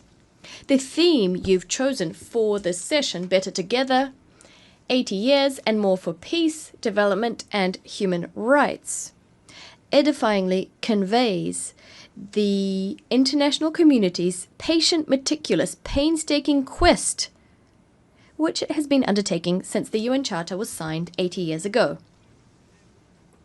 We can take pride in what we've achieved and all of the successes of our organization. Despite the difficult context, nothing should dent our determination to build a world that's less unequal, that exhibits greater solidarity, a world that is more peaceful and more prosperous. We extend our gratitude to your predecessor, Mr. Philemon Yang. We're grateful for his openness, his leadership, and his ongoing efforts throughout the session that's just drawn to a close. President, Secretary General, over the last 8 decades, the role of the United Nations was pivotal in support to decolonization in Africa and Asia, as well as on conflict resolution, nuclear proliferation, the fight against poverty and climate change, the promotion of human rights, and the management of pandemic risks. The United Nations, well aware of the need to sharpen its tools, has continuously undertaken the necessary reforms so as to do an ever better job in fulfilling its mandate and responding to the challenges of our time. Under the leadership of the current Secretary General, at the request of member states, given the slow implementation of the SDGs, and with a view to building a multilateralism that's more inclusive, more effective, and interconnected, we adopted the recommendations set forth in the flagship report entitled Our Common Agenda. Faced with the unpredictability of the future and the exacerbation of certain trends which could sap international cooperation, as well as the emergence of new challenges, we, as contracting parties, adopted a Pact for the Future which contains a global digital compact and a declaration on future generations. We stand convinced that we need to build a better world in which we would live better together. We agreed on an ambitious program covering important issues such as peace and security, sustainable development, climate change, digital cooperation, in particular ensuring that we make artificial intelligence a technology that benefits all, in addition to human rights, gender equality, young people, future generations, and the transformation of global governance. Nonetheless, the aforementioned accomplishments cannot conceal the devastating consequences engendered by geopolitical and geoeconomic fragmentation we're currently seeing. Conflicts are proliferating. They're dragging on in Ukraine, in Sudan, as well as in the Sahel. The unspeakable horror of what's going on in Gaza, where children are assassinated with impunity on a daily basis, where famine is being wielded as a weapon of war, while the international community is unable to effectively stop the genocide that's underway, as confirmed by the analysis report drafted by the United Nations and published on the 16th of September under the leadership of Judge Navi Pillay. The norms governing the use of force are being violated with chilling regularity, as illustrated by the bombing, the raids, and the extraterritorial assassinations committed by Israel. We condemn the terrorist attack against Qatar and the violation of its sovereignty and territorial integrity. Speaking on behalf of the Republic, His Excellency Ismail Omar Guelleh, we reiterate our solidarity with the Emir, His Highness Sheikh Tamim bin Hamad Al Thani, as well as the government and the brother people of Qatar. The Security Council is paralyzed by the recourse to the veto, which has become systematic. International law and the norms which have guided us to date are being called into question, a dangerous trend. There's also a crisis of confidence between states, aggravated by the serious liquidity crisis, owing to arrears in the payment of assessed contributions. Madam President, Secretary General, the Republic of Djibouti welcomes the recent adoption of the severe commitment, an outcome document at the Financing for Development Conference, the fourth one. This agreement, in our views, is an important step in the quest towards building an international financial system that's more equitable, exhibits greater solidarity, and serves the achievement of the SDGs. The figures are as eloquent as they are alarming. The world is confronted with an annual $1 trillion shortfall when it comes to financing the SDGs. Developing countries are paying more in debt service than they're investing in health or education. In 2023, $1.4 trillion was spent on debt repayment in low and middle income countries. Over 50 countries are today spending over 10% of their government revenues solely to reimburse their debts. In some instances, that figure exceeds 20%. As for ODA, we've seen a concerning drop in overseas development assistance. According to the latest UN reports, only 17% of targets are on track to be achieved in 2030. 37% are stagnating or in regression. None of these 17 SDGs are on its way to being fully implemented. We're seeing hunger on the rise, inequalities worsening, and the repercussions of climate change are hitting harder and harder, hitting those countries who contributed the least to this problem. Djibouti, although it's a very low emitter, is facing the disproportionate consequences of this crisis: prolonged drought, growing scarcity of water, heightened desertification, extreme heat waves, sea level rise, which is directly threatening our coastal areas where most of our population lives. We stand convinced, as recalled recently at the Second African Summit on Climate in Addis Ababa, that the urgency of the situation requires an effective adaptation strategy first and foremost. In Djibouti, the Sovereign Carbon Agency is collecting carbon contributions on the basis of the polluter pays principle, transforming them into adaptation projects for affected communities. The severe commitment gives rise to new hope. It calls for in-depth reform for financial governance that's more inclusive and better response to long-standing aspirations of the countries of the South. The commitments contained therein must be honoured. It shouldn't become just another text stored in multilateralism's archives. It should serve as a basis for a new global contract underpinned by concrete solidarity, responsibility, and shared ambition. Committed to transforming its strategic, geographic, and infrastructural advantages from primarily a transit leader to a fully integrated industrial partner for East Africa and beyond. In line with its National Development Plan, Djibouti EC, we will pursue inclusive, sustainable industrialization that adds local value, create more employment and benefits its neighboring countries. Djibouti will leverage its free trade zones, ports, and logistics infrastructure to attract light manufacturing, agro-processing, packaging, and assembly industries that serve regional demand. Djibouti is a strong believer in regional integration, where each country develops and leverages its comparative advantage to contribute to shared growth and stability. Djibouti is and will always remain a serious, reliable, committed, and constructive partner to countries in the region and its many friends all around the world.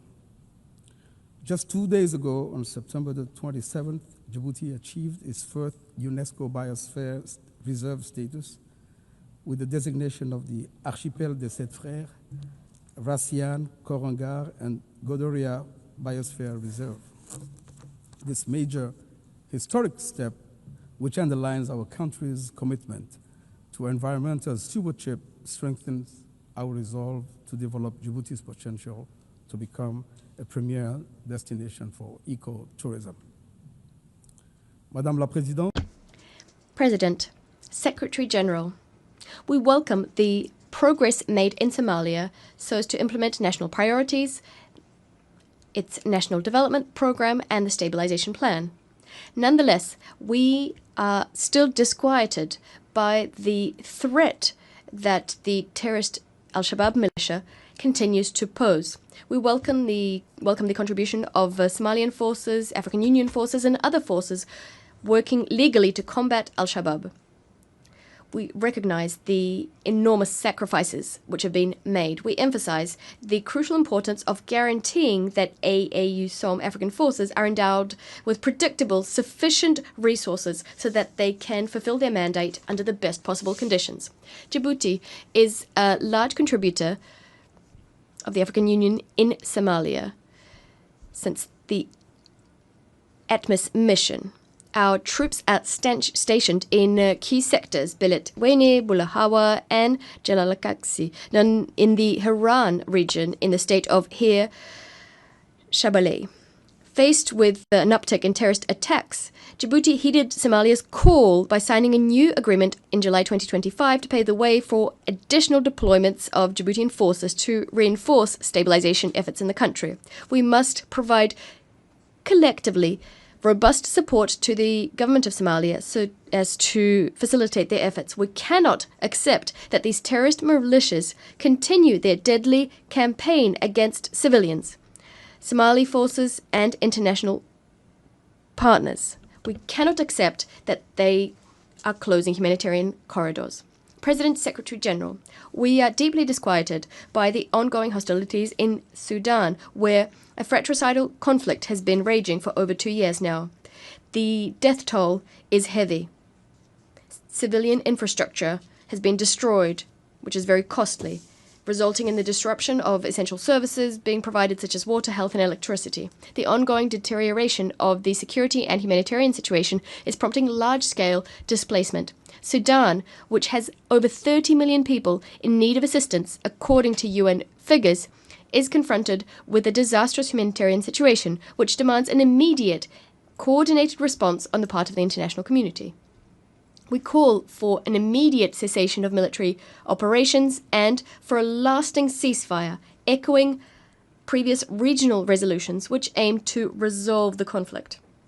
Djibouti reaffirms its commitment to the sovereignty, territorial integrity, and the national unity as well as the stability of Sudan, in accordance with regional and international commitments. We reiterate our willingness to work in partnership with regional and international actors who wish to find a peaceful way out of the crisis.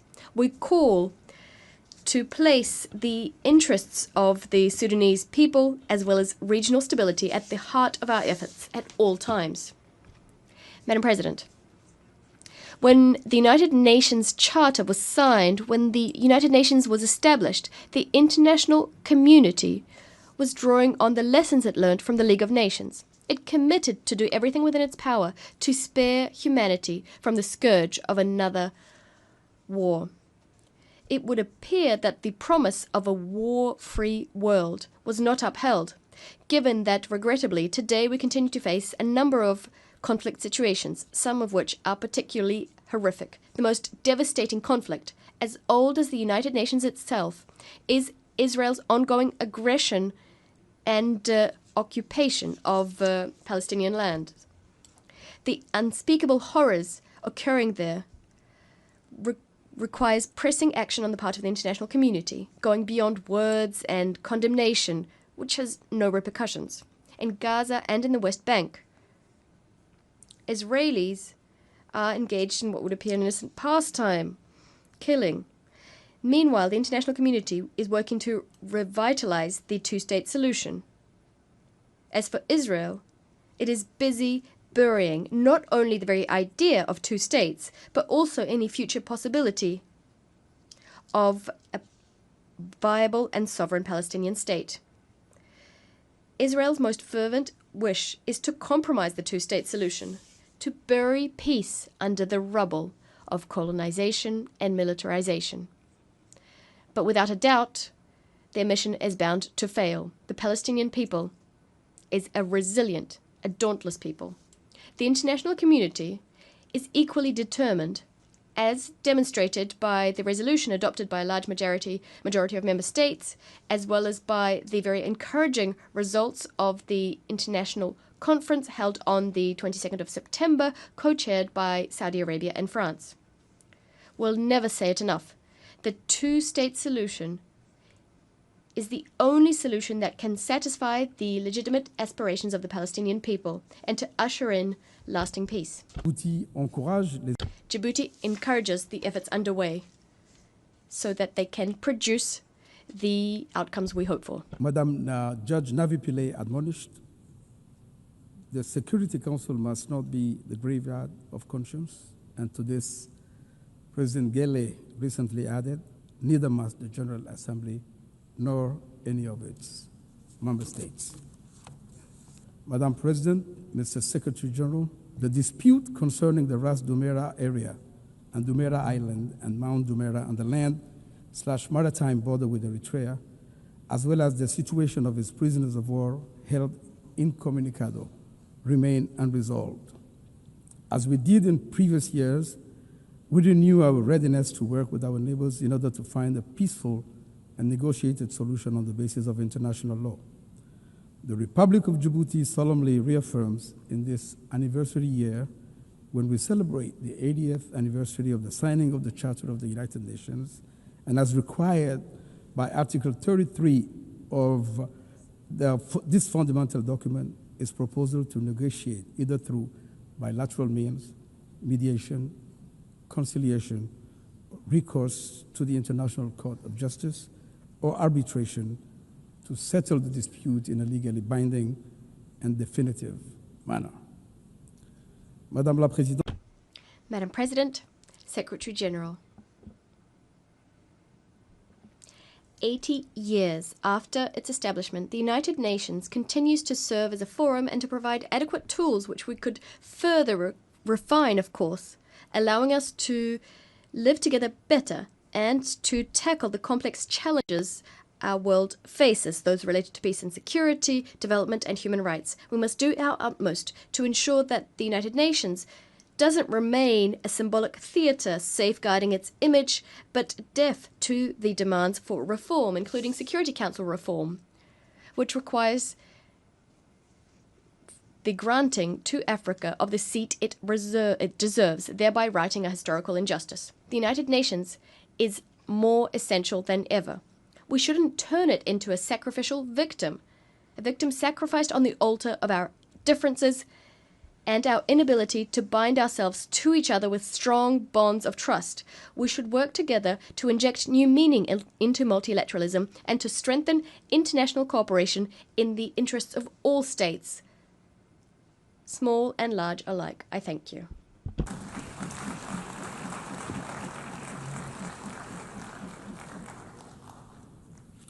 I thank the Chair of Delegation of Djibouti.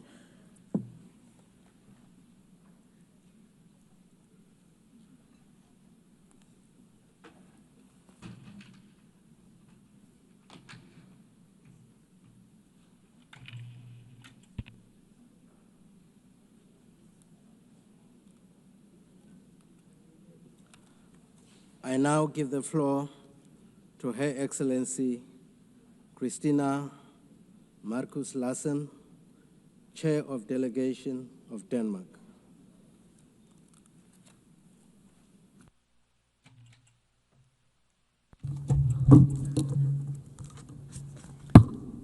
Thank you, Mr. President. Mr. President, distinguished delegates, friends, and colleagues.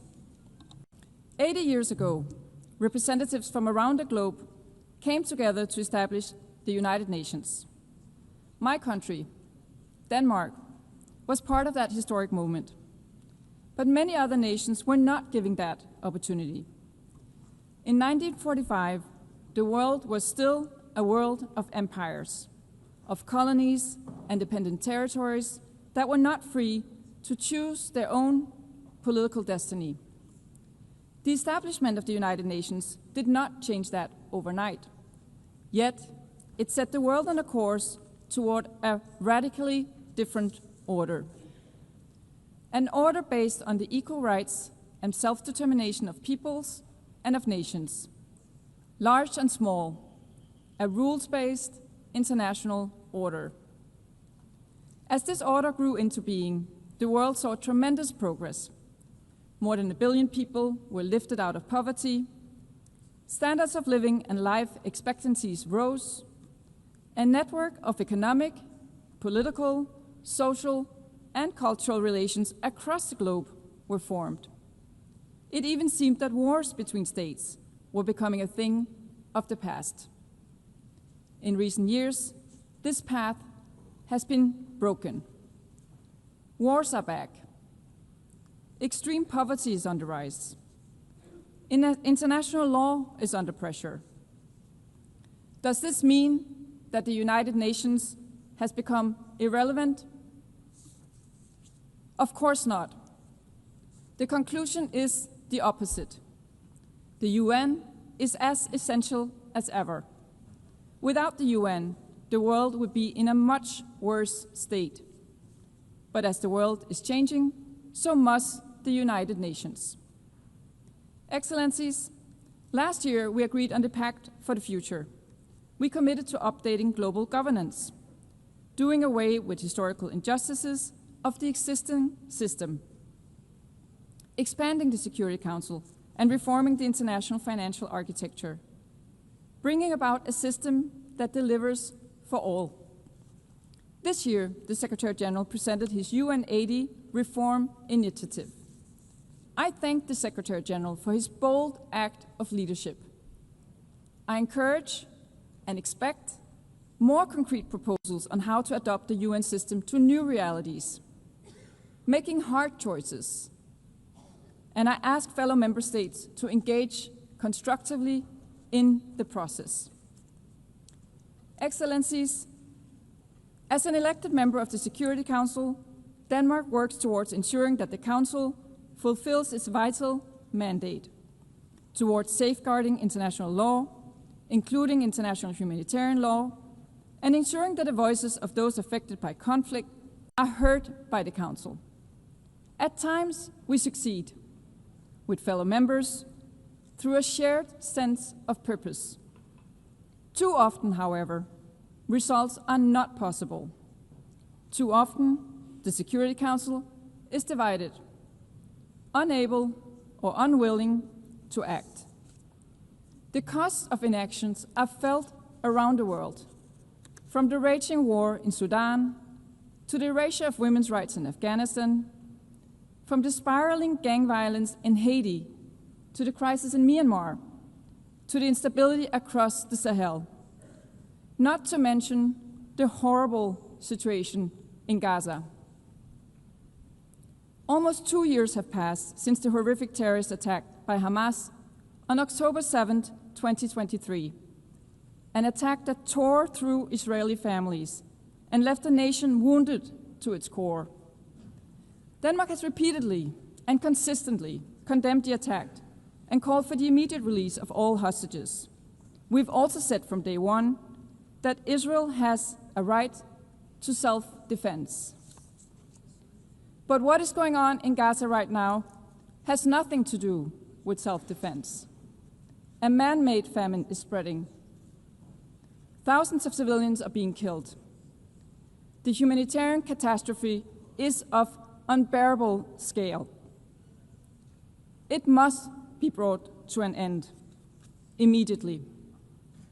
Israel must comply with international law, including international humanitarian law. The war in Gaza needs to stop.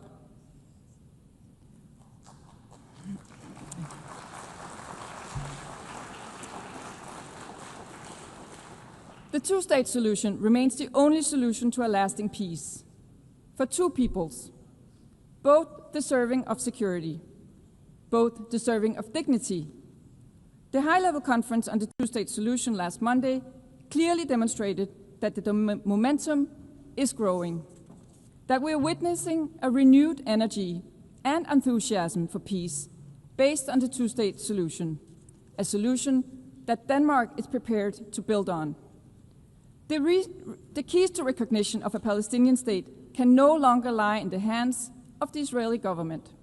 The Palestinians themselves must become masters of their own destiny.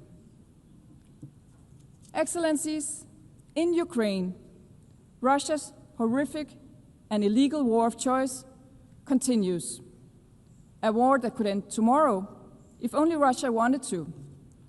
If only Russia would withdraw to its own territory and refrain from trying to alter international borders by force.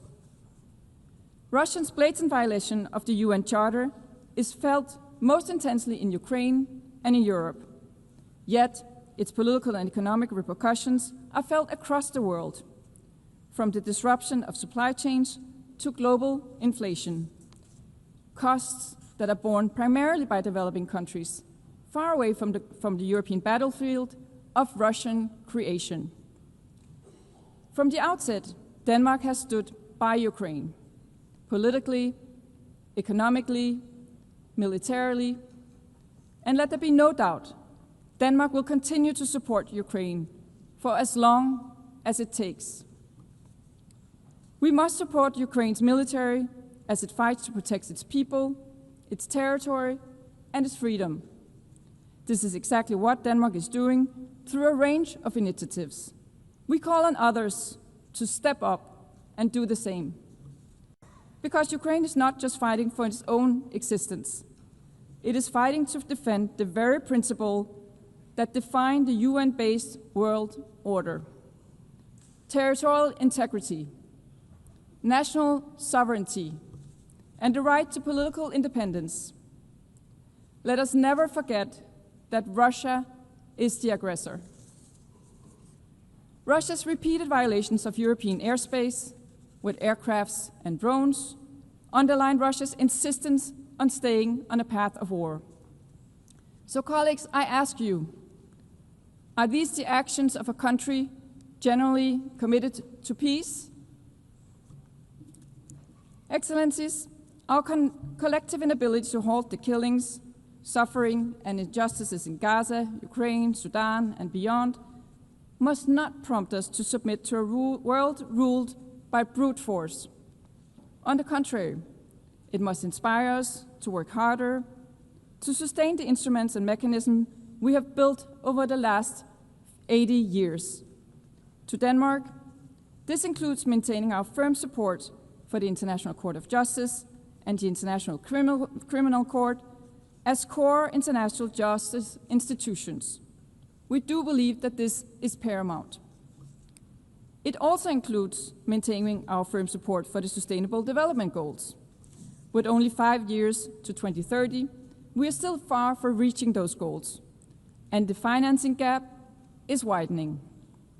For 45 years, Denmark has delivered on the UN target of 0.7% in official development assistance. We call on other fellow member states to join us, not as an act of altruism, but as a long-term investment in our shared future. Excellencies, in a world of competing crises, climate change and its impact remain real. Flooding, drought, heat waves. Again, the cost of inaction are felt across the world, and particularly in developing countries. The COP30 Climate Summit in Brazil will be a decisive moment. The benefits of the green transition are evident. Demand for clean technology is on the rise. In 2024, more than 90% of new power added to the world's grid came from renewable energy. Green transition is not only good for the planet, but also for investments, innovation, jobs, competitiveness, and resilience. So sometimes all good things really do go together. Excellencies, building on a livable planet for future generations is not just about nature or resources. It's about people. Defending human rights is as essential as today as it was in 1945. Perhaps ever more so, as the pressure is growing, especially on the rights of women and girls. To Denmark, it is evident that gender equality is not only the right thing to do, it is the smart thing to do. That is also why Denmark, as we look to the upcoming process of selecting a new Secretary General for the United Nations, is encouraging member states to put forward qualified female candidates. After After 80 years, it is high time for a woman to be at the helm of this organization.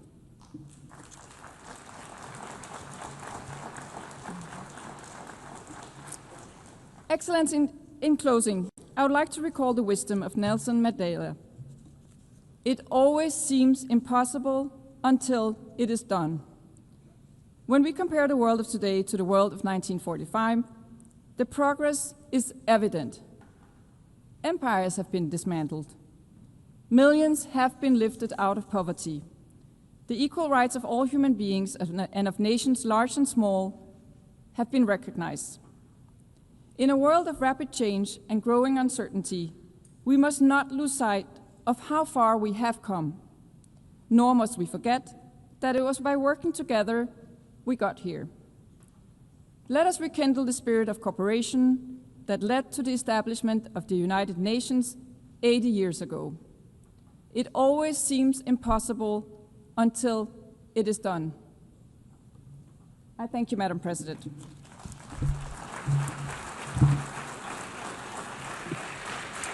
I thank the chair of the delegation of Denmark. I now give the floor to His Excellency Marc Hermanie Nadudu Araba, chair of the delegation of Benin.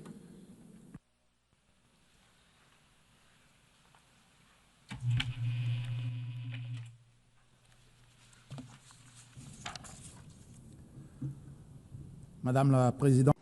Madam President, United Nations Secretary General, heads of delegation, distinguished delegates, ladies and gentlemen. It is with a profound sense of honor and responsibility that I take the floor on behalf of His Excellency Mr. Patrice Talon, President of the Republic of Benin, on the occasion of this 80th session of the United Nations General Assembly. I wish to first and foremost extend my warmest congratulations to Ms. Annalena Baerbock on her outstanding election to preside over this session. I assure her that she will have the full support of my delegation in the discharge of her noble mission. I'd also like to commend the unwavering commitment of Mr. Antonio Guterres, United Nations Secretary General, for his indefatigable efforts in favor of peace, security, sustainable development, and respect for human rights in a global context marked by mounting uncertainties and multiple crises. At this time in which we are celebrating the Oak Jubilee of our common organization, I believe it's timely to conduct an assessment of its progress in charting the path towards a better and more peaceful world.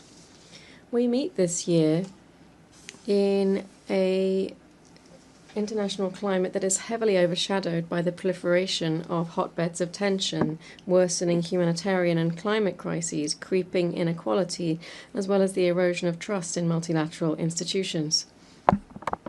These challenges, which are unfolding around the planet, severely test our collective ability to preserve peace, to promote shared prosperity, and to protect human dignity. This tumultuous global context fully confirms the relevance of the topic chosen for this general debate: Better Together, 80 years and more for peace, development, and human rights. For Benin, there is but one answer to these challenges: enhancing international cooperation, breathing new life into multilateralism, and restoring the full meaning of solidarity among peoples. Madam President, we stand today at a critical juncture in contemporary history. The world as we knew it is being transformed by profound shifts, in particular the reshaping of strategic balances, fast-paced technological development, the climate crisis, rising interdependence, but also rivalries. These are not merely cyclical adjustments, rather they augur a new global geopolitical order. We are witnessing a gradual shift towards a multipolar world. New powers are emerging, asserting their voice in international affairs, while strategic alliances are being redrawn. This dynamic provides opportunity for rebalancing, but also carries with it risks of fragmentation. My delegation stresses that this nascent world shouldn't relegate smaller-sized states to the role of mere bystanders, nor drown them out under the commotion of great power rivalries. Our voices matter, our experiences matter, our solutions matter. The history of this organization, founded on the principle of the sovereign equality of states, has oft demonstrated that smaller actors are very often able to act as counterbalances thanks to their ability to embody restraint, dialogue, and cooperation, the very essence of multilateralism. My country, Benin, perceives its place in this new global order as that of a stabilizing and cooperative force, a font of proposals, which does not aspire to decide global policy, but which, in terms of the great challenges that we have to meet together, has a vision to share. Our foreign policy is based on respect for international law and the primacy of peaceful settlements to disputes. We believe that the rule of law must always prevail over the rule of force. We favour the virtues of preventive diplomacy, mediation, and consensus building within regional and international organisations. Heir of a plural history, we support cultural diversity as a pillar of global peace. We strive to reconnect Africa with its diasporas by, in particular, offering Beninese nationality as a gesture of recognition to Afro-descendants who wish to claim it. In this new global order in the making, the issue of national sovereignty has returned to the forefront of our debates. All around the world, nations are reaffirming their legitimate right to decide on their own path, to protect their vital interests and to preserve their territorial integrity. This aspiration is legitimate. It is rooted in international law, in the United Nations Charter, and in the will of the peoples. Nonetheless, at the same time, this quest for sovereignty is sometimes interpreted as a call for isolationism and closure. Rather, Benin sees sovereignty as synonymous with an ability to act independently, underpinned by a clear understanding of national interests. It is to be exercised in the context of an international system in which every state, while remaining the master of their own choices, recognizes that common challenges demand collective responses. True sovereignty is also visible in the capacity to engage in dialogue, to negotiate, to cooperate, and to be open to the world. Madam President, Benin observes with concern the proliferation of armed conflicts in Eastern Europe to the Middle East, Sahel, and the Great Lakes region, threatening millions of lives, triggering mass population displacements, weakening institutions, and destroying infrastructure. This, in turn, fuels a cycle of poverty and violence in affected areas. In light of this reality, we have a clear belief. No conflict can be sustainably resolved by the force of weapons. Only an inclusive dialogue backed by true political determination, along with sustained international engagement, can open the way to just and lasting peace, perhaps in particular in the humanitarian chaos in Gaza, where the prospects for reconstruction appear uncertain. Benin reaffirms its support for the two-state solution as the only viable path towards a lasting settlement of the Israeli-Palestinian conflict, in accordance with the relevant resolutions of the Security Council and the New York Declaration, adopted at the conclusion of the international conference organized jointly by France and the Kingdom of Saudi Arabia in July this year. Benin is also following with great concern the developments in the crisis in the eastern DRC, marked by persistent violence despite recent diplomatic initiatives. We commend the efforts of Qatar and the United States of America to promote de-escalation and to open the way to an inclusive dialogue. We call on the parties to silence the guns, and we encourage the African Union to ensure consistent strategies, complementary operations, and coordinated peace efforts in the Great Lakes region. Benin is in favor of preventive diplomacy regaining its rightful place in the work of our organization. Preventing a conflict is always less costly in human and financial terms than grappling with its consequences. This is the case in our sub-region, which is currently facing the threat of terrorism, violent extremism, and transborder crime. The situation in the north of my country, which is under attack from terrorist movements, particularly Jenim in the tri-border area with countries of the Sahel, is critical. The government is addressing this decisively with the support of international partners through an inclusive strategy combining reinforced border security, community development initiatives, assistance to internally displaced persons and refugees, together with radicalization prevention programs. Terrorism is a transnational threat, and without strategic cooperation and strengthened mutual trust between countries, national efforts alone are, alas, insufficient. Furthermore, peace can only be preserved if it is underpinned by justice and respect for international law. This means that all member states must meet their obligations, must respect national sovereignty, and renounce any form of interference or aggression. Madam President, 10 years ago, the international community adopted the 2030 Agenda for Sustainable Development, embodying the ambitious pledge to leave no one behind. Today, we must face a troublesome reality. That is, that the global trajectory towards achieving the SDGs is seriously off track. Successive shocks, the COVID-19 pandemic, security crises, the exacerbated effects of climate change, geopolitical tensions, and an economic slowdown have stalled or even reversed progress in many countries, particularly in sub-Saharan Africa. Despite these challenges, Benin, under the leadership of President Patrice Talon, has undertaken profound reforms and has galvanized strategic investment to sustainably transform our economy and improve the living conditions of our citizens. We have seen some considerable results in terms of the SDGs, with more than almost 60% of our 49 priority targets on track.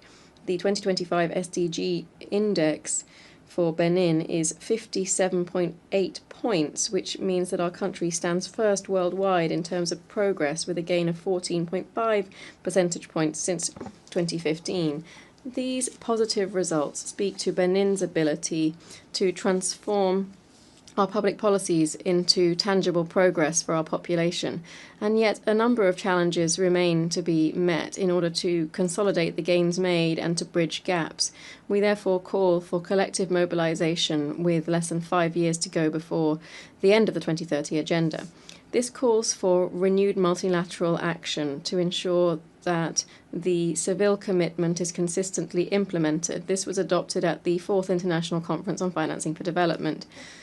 We call for a deep-rooted reform of the international financial architecture and of governance of multilateral development institutions so that they can better include countries of the South in their decision-making processes, can modernize their financial instruments in line with new challenges related to the energy transition, social inclusion, and climate resilience.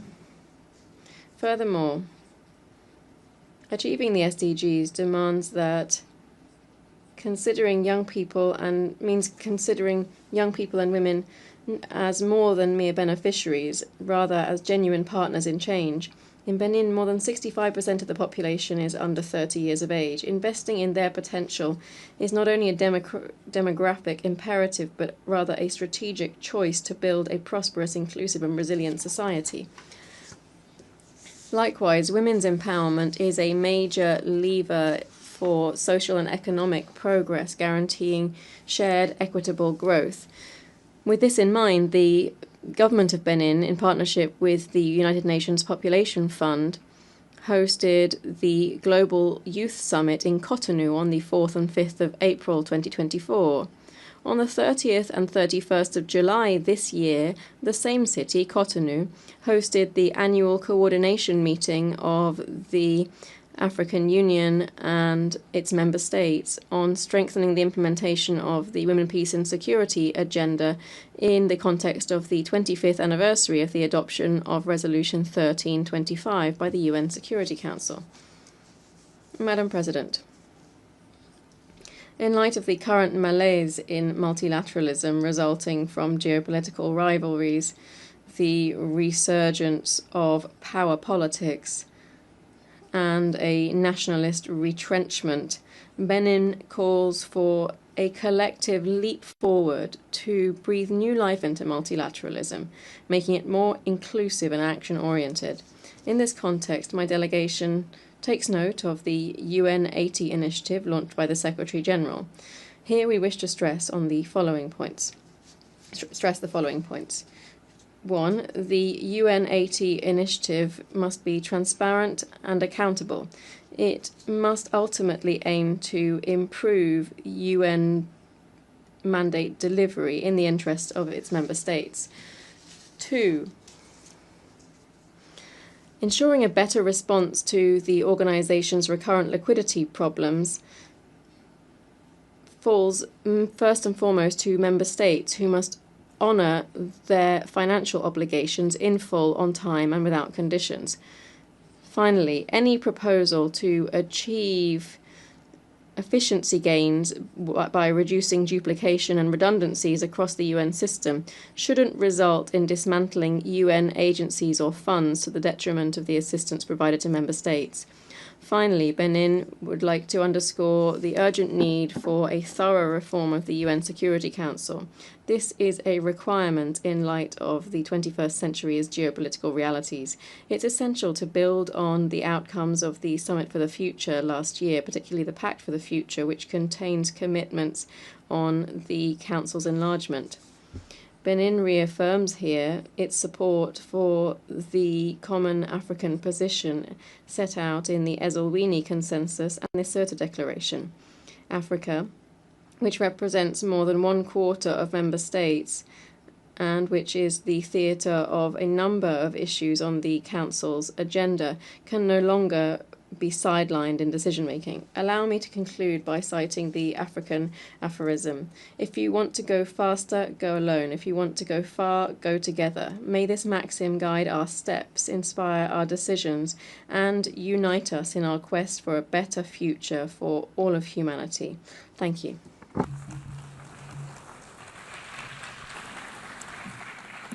I thank the chair of the delegation of Benin. I now give the floor to His Excellency Odo Tevi, chair of the delegation of Vanuatu.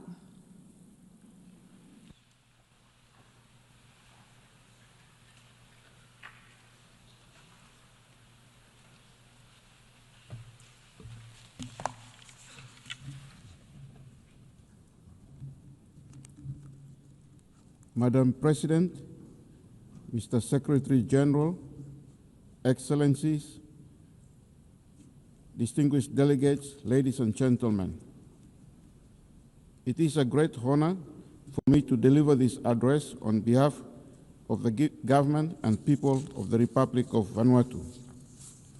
Madam President, at the outset, let me sincerely congratulate you on your well-deserved election as President of the 80th session of this August Assembly. I assure you of Vanuatu's delegation full support and cooperation during your tenure. I commend your predecessor, His Excellency Mr. Philemon Yang, for the great achievements of the General Assembly under his leadership during these challenging times. I would also like to extend my sincere congratulations to the Secretary General, Mr. Antonio Guterres, for his continued vision, wisdom, and skillful leadership of the United Nations during these tumultuous times. Madam President, since the setup of the United Nations 80 years ago, we have seen that the world continues to face a myriad of global complex challenges. There are ongoing wars and violent conflicts, increased humanitarian emergencies, international laws are not respected, human rights violations increased, and poverty continues to remain. The current liquidity crisis facing the United Nations system limits the ability of the UN to address these challenges. As we celebrate the 80th anniversary of the United Nations Charter, let us take stock of what this founding document really means for us. The Charter is not merely a piece of history. It is a living document that binds us together in the pursuit of peace, human dignity, and shared prosperity. It is the expression of a collective promise that disputes should be resolved by dialogue, not by war, that human rights and dignity are universal, and that nations, large and small, are equal in sovereignty. Madam President, your theme, Better Together, 80 years, more for peace, development, and human rights, is crucial at this time. The lesson of the last 80 years is clear. No nation can meet these challenges alone. Multilateralism is not a choice, it is a necessity. Better Together is not only a theme, but a guiding principle that we must work together to create a just, fair, and prosperous world. Madam President, the Prime Minister of Vanuatu, in his 45th Independence Commemoration speech on 30th of July this year, called on our people to renew unity, national harmony, and long-term vision, to hold fast to the values of faith, culture, and shared purpose, especially in times of challenge. That same spirit must guide our engagement in New York today. Small island states like ours cannot face climate change, global insecurity, or technical disruptions alone. Our independence reminds us that sovereignty is precious, but so too is solidarity. In the past few years, we have experienced a number of Category 4 to 5 cyclones, which have contributed to the erosion of around 30 to 60% of our economy. Moreover, in early December 17, 2024, we experienced a devastating earthquake in our capital that damaged our infrastructure and buildings.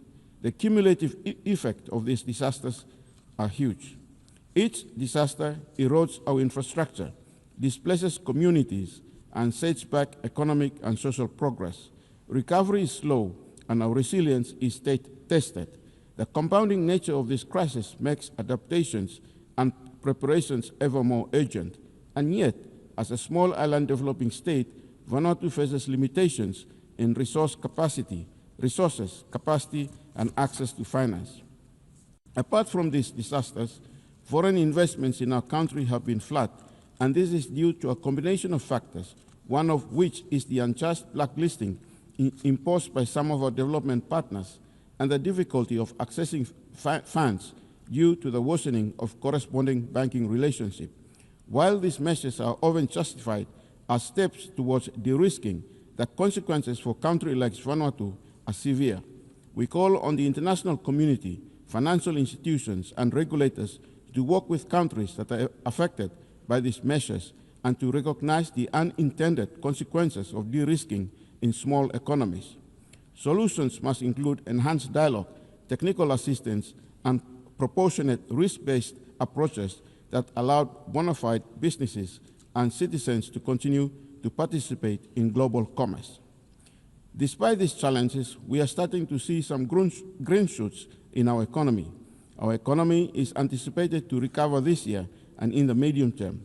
Of course, our growth prospects, among other things, will depend on a favorable external and domestic economic environment and how far we can withstand natural disasters in the future. Our development experience thus far reveals that as a vulnerable country which has graduated from least developing country status, it is not easy to chart your own course for development. The international environment has been unfavorable for small island developing states, and accessing climate and development finance continues to be challenging. The securitization of development finance makes it difficult to address our most pressing development challenges. Just like any other small island developing states, Vanuatu relies on the current global legal order that is underpinned by the UN Charter to thrive. As a nation, we will continue to espouse for the preservation of these ideals. Furthermore, we call for the UN to urgently look deeper into the challenges of states like Vanuatu and find innovative ways to assist them. Madam President, this year the Pacific leaders established the Pacific Resilience Facility, which aims to support climate projects that would build resilience in our economies and communities in the Pacific. This is one of the first regional-led initiatives of its kind in the world. I join our Pacific leaders to thank our development partners that have contributed to this initiative. I call on our good friends and partners to contribute further to this facility. Madam President, as you are well aware, Vanuatu, with the support of a coalition of nations, led a UN resolution which was adopted by the UN General Assembly in March 2023, calling for the International Court of Justice to provide an advisory opinion on climate change. The court delivered its historic opinion in July 2025, affirming that states have clear legal obligations to protect the environment and human rights from the impacts of this crisis. For vulnerable nations, including small island developing states, this opinion is a powerful affirmation of a long-standing call that climate change is an existential threat and that the world has a legal duty to respond. Now that the advisory opinion is rendered, Vanuatu will take a follow-up resolution this year to the UN General Assembly to affirm the findings of the court and propose actions for the opinion to be operationalized. I call upon all the UN member states to support this crucial resolution. Taking climate change to the ICJ via the General Assembly is not a silver bullet for increasing climate action, but only one tool to get us closer to the end goal of a safe planet for humanity. That is why, beyond the ICJ, we are also supporting other tools to battle the existential threat of climate change. We call on all states to join the group of nations proposing to include ecocide as the fifth independent crime of the Rome Statute of the International Criminal Court, and thank the nations of Fiji, Samoa, and the Democratic Republic of Congo for their existing support in this regard. Vanuatu maintains that better prevention of future environmental destruction is as fundamentally important as mitigating and adapting to existing damage. We believe that criminalization of the severest forms of environmental destruction at the international level can and should play a crucial role not only in deterring harm, but also in protecting the rights of present and future generations. The imposition, Madam President, the imposition of cohesive economic measures, including unilateral sanctions against developing countries, is unfair and unjust. It undermines the social and economic development of these countries. Such measures are in violation with the principles enshrined in the Charter of the United Nations. In this respect, we call for the uplift of the economic embargo on the Republic of Cuba. While the United Nations establishes human rights as a fundamental pillar of the organization, human rights challenges continue to persist globally. In the Pacific, the human rights of indigenous people are yet to be adequately addressed and remain a matter of ongoing concern. We acknowledge that in the recent Pacific Islands Forum Leaders Communique, member states have agreed to a roadmap to address human rights concerns in the region. The decolonization process within the United Nations framework requires enhanced momentum, and it is imperative that sustained dialogue be maintained among all stakeholders. In this regard, Vanuatu notes the ongoing dialogue conducted between the indigenous leaders of New Caledonia and the government of France in Paris this year. This dialogue has resulted in a roadmap, and we hope that this is a start for parties concerned to work collaboratively in finding the best way forward toward a peaceful and progressive future for the people of New Caledonia in accordance with the principles of self-determination established in the UN Charter. Madam President, 80 years on, the Charter calls us to action to safeguard international peace and security, to strengthen multilateral cooperation, and to ensure that the United Nations continues to serve as a beacon of hope for present and future generations. By returning to the spirit of the Charter, equality of nations, respect for rights, and shared responsibilities, we can meet today's challenges and build a future where no state, large or small, is left behind. Thank you.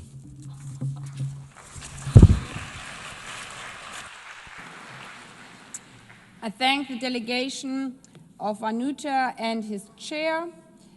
I now give the floor to His Excellency Dionisio da Costa Babo Suarez, chair of the delegation of Timor-Leste.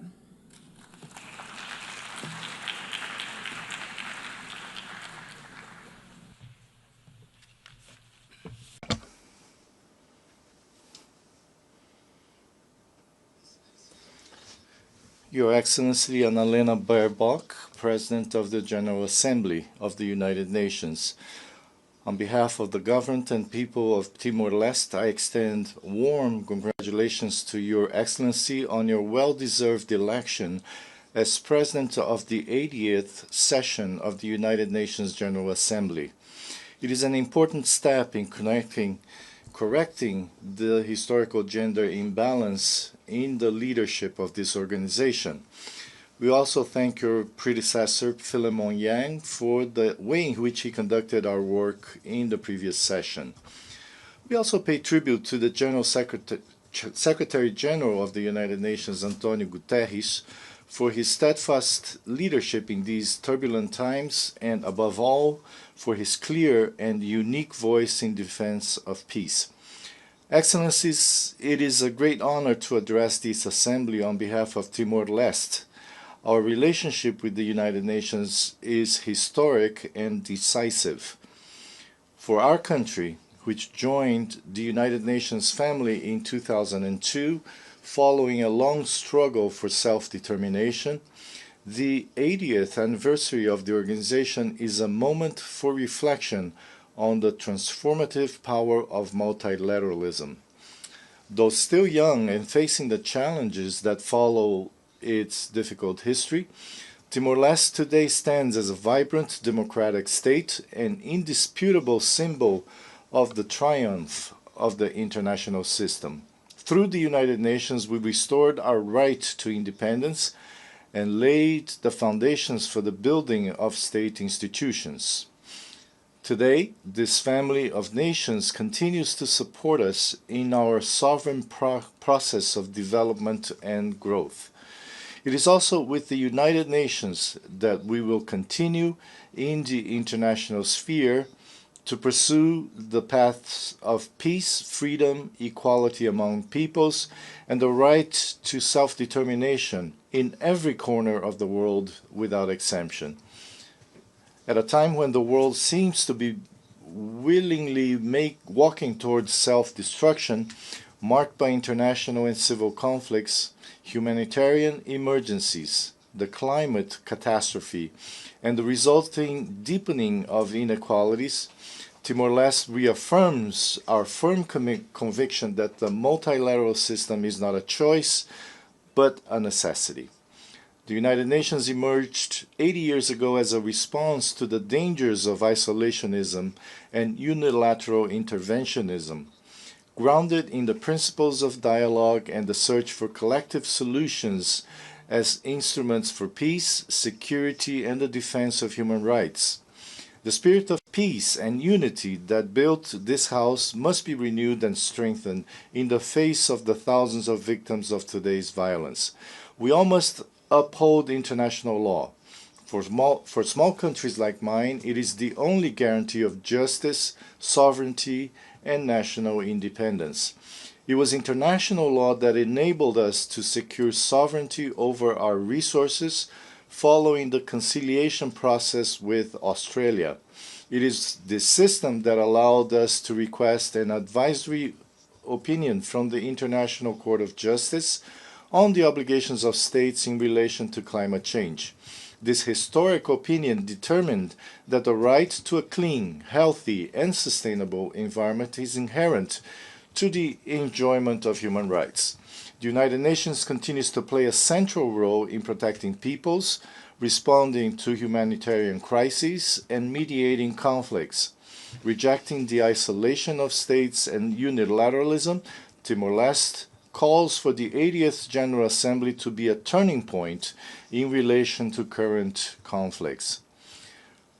Ladies and gentlemen, deeply concerned by the erosion of international humanitarian law and the suffering of civilians in ongoing conflicts, Timor-Leste calls on all states to renew their commitment to the peaceful settlement of disputes, to respect international law, and to strengthen the role of the United Nations in conflict prevention. Peace and security remain the cornerstone of the Charter of the United Nations. We believe, however, that the UN cannot and must not delay in implementing the urgent reforms that we have all called for. First and foremost, to ensure its effectiveness in defending and guaranteeing human rights and international law, which are being violated before our very eyes in many parts of the world. The urgency of UN reform lies in addressing the structural impediments that prevent it from fulfilling its most basic mission, to protect lives. To strengthen the global architecture for peace, Timor-Leste proposes that the General Assembly be given greater power and authority in security matters to prevent a single member state from paralyzing the entire collective security system of the United Nations. We also underline the importance of reforming the Security Council so that it reflects the vitality and reality of the 21st century and gives voice to developing and smaller states.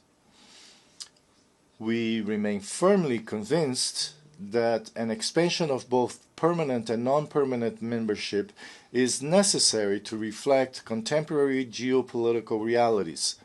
It is the right and duty of our nations to aspire to a Security Council that is more accountable, representative, transparent, relevant, and above all, effective. Excellencies, Madam President, our commitment to peace is reflected in the way we relate to the world.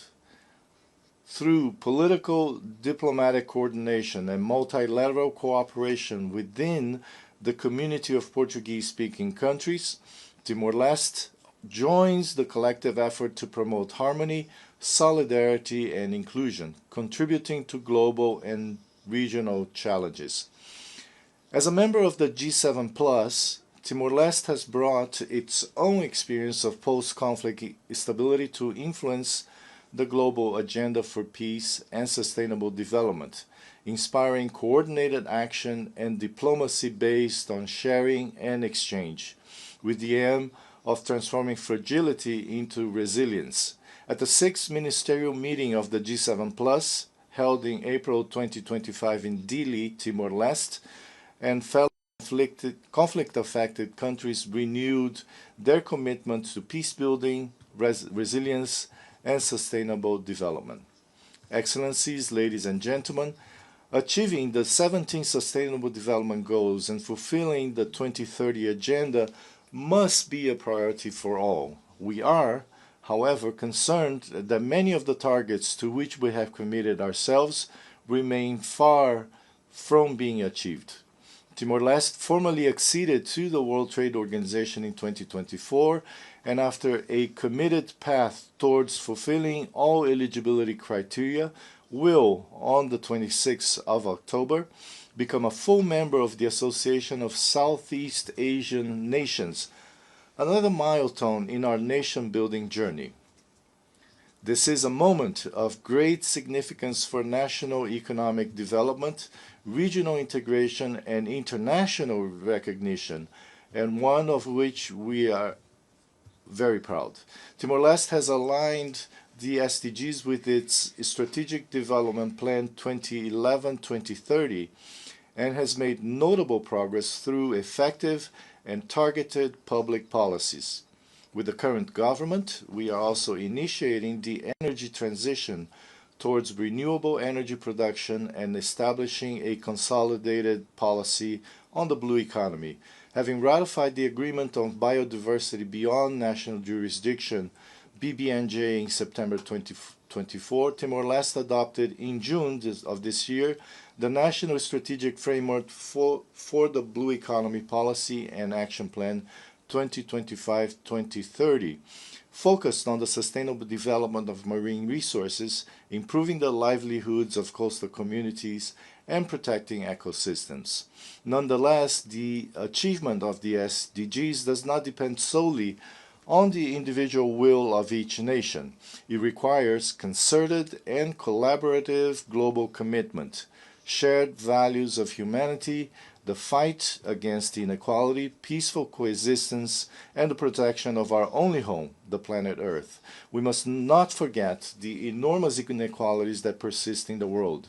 For developed countries, achieving the SDGs may be a simple political choice, allocating resources in their budgets. For many others, their realization depends on development assistance, solidarity, and international cooperation in terms of financial resources and the transfer of knowledge. Timor-Leste, as part of the G7+, the group of least developed countries and of small island developing states, is especially vulnerable to the many factors that threaten the achievement of the SDGs. It is necessary to recognize the special circumstances of small island developing states. It's a foundational principle of development since 1992, reflected in the Seville Commitment and the Antigua and Barbuda Agenda for SIDS. The unique vulnerabilities of SIDS, with their small size, remote location, and limited resources, require tailored and differentiated development approaches. It is particularly urgent to translate commitments into predictable and increased means of implementation. Another relevant aspect in this context is the use of the Multidimensional Vulnerability Index, MVI, and ensuring SIDS have a seat at every table. It is no longer acceptable to hold discussions and make decisions on the issues that most affect us without our participation. The international financial architecture must be reformed so that the MVI is applied in development support policies, access to concessional financing and technical assistance. Climate change is undermining already fragile food security, striking our countries with natural disasters that divert vital resources to reconstruction and humanitarian relief. For this reason, it is particularly important, especially for industrialized countries and major polluters, that commitments under the Paris Agreement and the Glasgow Climate Pact be honored, with the allocation of resources for true climate justice.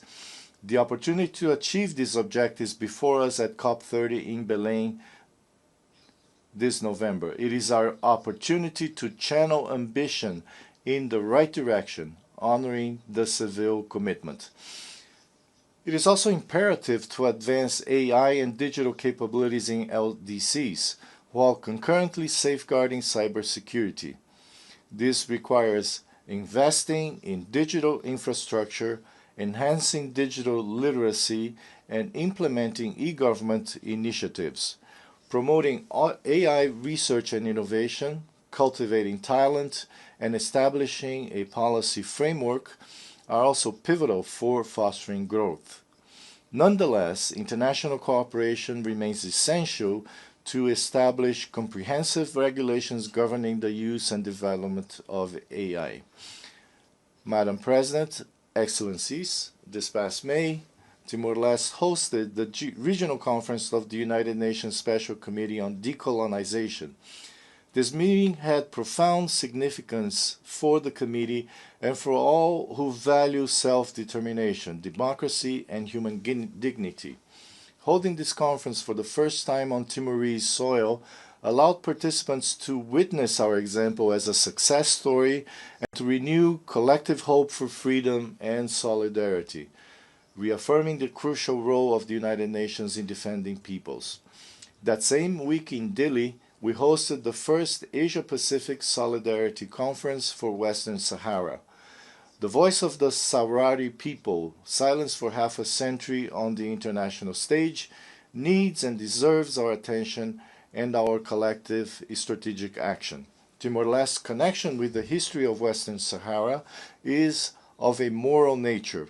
In the words of our Prime Minister, Kai Rala Shanana Guzmão, the suffering of the Sahrawi people was a lesson for Timor-Leste when we decided our own popular consultation since the postponement in 1992 of the referendum promised to Western Sahara marked all those who dreamed of independence. As the suffering of the Timorese people came to an end before that of our brothers and sisters, we will always in this House and in every forum of dialogue be amplifiers of the right to self-determination of Western Sahara, calling for a collective resolution of the conflict. Drawing on its own experience of occupation and prolonged suffering, Timor-Leste continues to advocate for dialogue, mediation, and multilateral engagement in the pursuit of peaceful, lasting, and sustainable solution as the path to peace. Timor-Leste therefore welcomes the overwhelming adoption on 12 September of the New York Declaration on the Peaceful Settlement of the Question of the Middle East and implementation of the two-state solution. Timor-Leste recognized the State of Palestine in 2004, 2 years after its own independence. We did not, however, imagine we would witness the conflict escalating to the tragic proportions we see today. It is urgent to implement the roadmap set out in the adopted declaration, in particular an immediate ceasefire in Gaza, the release of all hostages, the establishment of a sovereign Palestinian state with the support and collaboration of the international community, as well as the disarmament of Hamas and the normalization of relations between Israel and neighboring Arab states, in order to guarantee collective security in the region. Even more urgent is the response to the humanitarian crisis in the Gaza Strip. After the situation of famine and genocide in the region was officially declared, we must waste no more time on terminology. Despite the clarity of the reports, the world demands the immediate unblocking of large-scale humanitarian operations and the guarantee of security and respect for human dignity in the delivery of international assistance. We are, however, deeply concerned that the intensification of Israel's military offensive in Gaza in the wake of peace efforts made here in New York in recent weeks, faced with the humanitarian catastrophe where famine already exists, the consequences will be devastating and irreversible for the civilian population. We reiterate the urgent need to reform the organization and its Security Council, which continue to prevent us from upholding the founding principles of the United Nations and from saving Gaza. Madam Presidents, Excellencies, in Ukraine, we also witness the devastating consequences of unilateralism and the disregard for international law. The costs will be borne by all of us.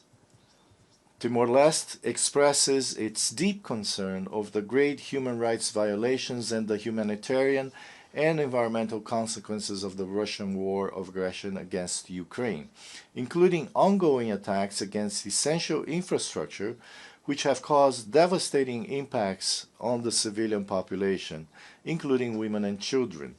We call on all parties to the conflict to comply with their obligations under international humanitarian law, to spare civilians and civilian objects, to ensure the safety of all in accessing humanitarian relief, and to refrain from attacking and destroying items indispensable to civilian survival. We cannot ignore the many of other theaters of violence and instability that weigh heavily on our common conscience. From the Sahel to the Horn of Africa, from the Great Lakes region to Haiti and Southeast Asia, right on our doorstep. Each of these crises carries its own history and complexity, yet they share a tragic pattern: the suffering of civilians, the erosion of trust in institutions, and the perpetuation of cycles of displacement and loss. Our collective responsibility is to ensure that none of these situations are consigned to silence or neglect. They demand not only humanitarian relief and respect for international law, but also the sustained investment of this organization in prevention, dialogue, and inclusive political solutions that restore hope and dignity to those who endure them.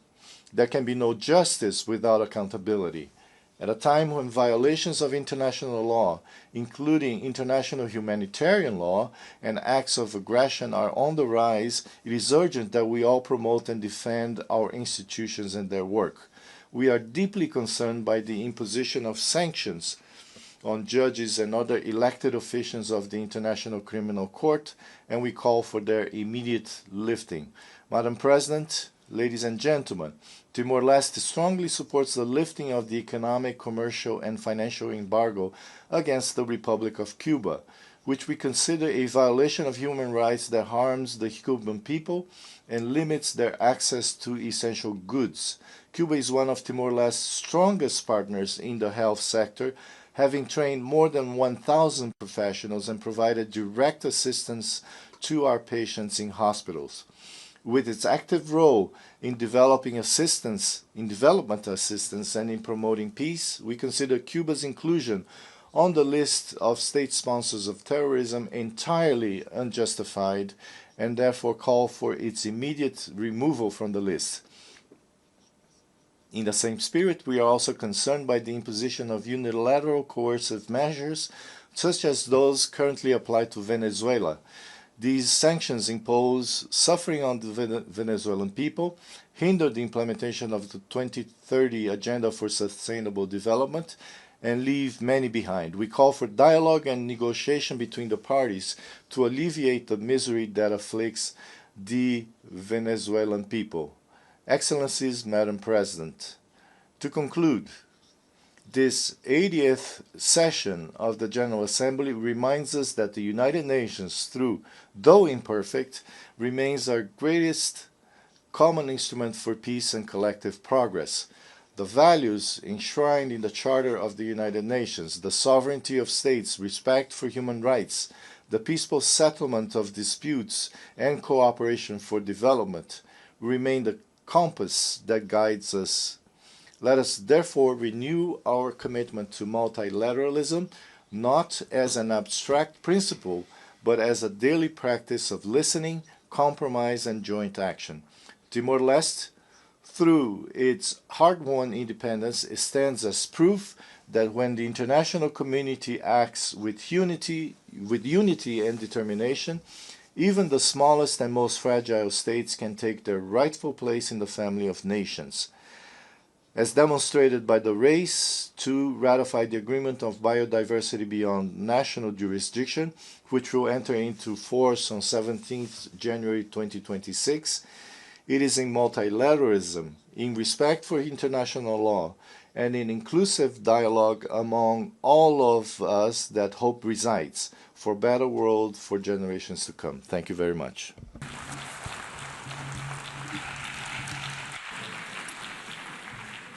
I thank the Chair of Delegation of Timor-Leste.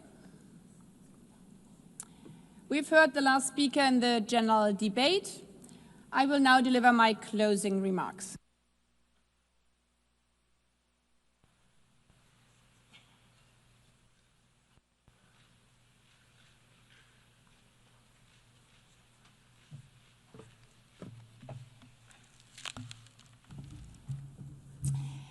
Excellencies, ladies and gentlemen, at the beginning of this week, we referred to the United Nations as the house of diplomacy and dialogue, standing at a crossroads, a place where we gather to have hard conversations during challenging times.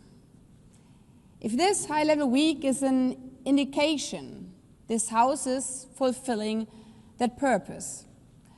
The United Nations is still relevant. Over the past week, we have heard from 189 member states, including 124 heads of state and government. Delegations, I thank you for your proactive leadership, for embracing diplomacy, for not shying away from the hard topics, for proving why our United Nations remains critical, especially facing a crossroads. I would like to thank the host country, the United States, for their continued and generous support, reminding that the host country agreement obliges to give access to all delegations, as otherwise the House of Diplomacy would not work. I express my deep gratitude to the City of New York, particularly the NYPD, as well as colleagues across the UN Secretariat for making the high-level week possible. Finally, I thank my OPGA team, led by my chef de cabinet, for their tireless dedication, their countless briefing notes, and for being my ears and eyes throughout this high-level week. Across the week, certain themes resonated above all others. Chief among them, peace and security. Gaza, Ukraine, Sudan, and the many forgotten ones. The clear message was, member states must do more to stem the tide of war and violence, to protect and feed starving civilians in Gaza, to return to peace to Ukraine, to protect women and girls in Sudan. This organization is only as strong as our collective will to uphold the principles of our Charter and international law. And when we do, progress follows. Monday's high-level international conference on the peaceful settlement of the question of Palestine demonstrated clearly that what happens in this hall matters. The conference, coupled with the New York Declaration, showed diplomatic movement on an issue long considered immovable. But while we are gaining traction politically, on the ground, the situation remains catastrophic and unacceptable. We should not delude ourselves. The real test now is whether the momentum generated here can be translated into tangible, short-term measures in and for Gaza. An immediate ceasefire, a surge in humanitarian aid for the civilians, the immediate release of the remaining hostages, and lay the foundation for a peaceful, long-term perspective, the realization of the two-state solution. The only way to achieve lasting peace, security, and dignity for both Israelis and Palestinians. The Charter is not only a blueprint for peace, it's also a vision for shared progress across every pillar. Dozens of delegations spoke on the impacts of climate change and the ticking clock we face in delivering on the Sustainable Development Goals by 2030. That clock does not stop while we are here in this room. I don't know if you were in the hall, but as the Prime Minister of the Bahamas was delivering his remarks here, his country back home was bracing for the landfall of the cyclone Nene. It's happening now. Climate crisis won't stop if we deny it. The climate crisis is the biggest security threat in this century. We face it together or we suffer alone. Conversely, if we work together to tackle climate change, we can capitalize on the benefits all together. Last year alone, investment in renewable energy amounted to $2 trillion. So as you can see, there are also positive tipping points. Looking at the amount invested in renewable energy, there's no way back, as no investor wants stranded investments. And thus I commend member states who joined the UN Climate Summit and pledged stronger, more ambitious climate targets in the light of COP30 in Belém. However, we are still not as far as we need to be. And financing is the clear obstacle. Financial reform was mentioned repeatedly throughout the general debate and discussed in detail during the first biennial summit for a sustainable, inclusive and resilient global economy. The commitment made in 2015, repeated last year in the Pact for the Future, must be met. To build resilience for countries facing ruinous climate consequences, we need to unlock financing. The technology is there, the need is there, we now have to match it. And make no mistake, this is not charity. Addressing these borderless challenges and financing sustainable development is an investment in our collective future. Investing into green technologies and fighting the climate crisis is our best security protection. Excellencies, I would also like to take this opportunity to commend delegations for engaging in sometimes challenging discussions around SDG-related issues, including the high-level meeting on non-communicable diseases and mental health, the 30th anniversary of the World Programme of Action on Youth, and the Global Dialogue on Artificial Intelligence. The discussion on AI in particular lent only further credence on the argument that we are better together. Few of us would be comfortable leaving the benefits or risk of this immense resource in the hands of a few. The opportunities are vast, as we discussed all together, from farmers accessing plans for resilient seeds, to city planning, to disaster risk management. AI is a tool that must be harnessed for all of humankind, equally in a controlled manner. This last point bears repeating, as the risks of AI are becoming only more prevalent, and age-old biases are being perpetuated by algorithm. As you can see, for example, when 99% of sexual-related deepfakes are targeting women and girls. Yet, as we also heard and saw on Monday's celebration of 30 years since Beijing, when female leaders spoke, one after the other, there's power in joining forces, in taking the right course at the crossroads, and doing the right thing. So many strong female presidents, many the first of their country, all reminded us that women's rights are the yardstick of freedom of a society. If women are not free, eventually no one will be free. But the opposite is also true. If women are free, finally everyone will be free. If women are not represented equally or participate equally in societies, economies perform worse.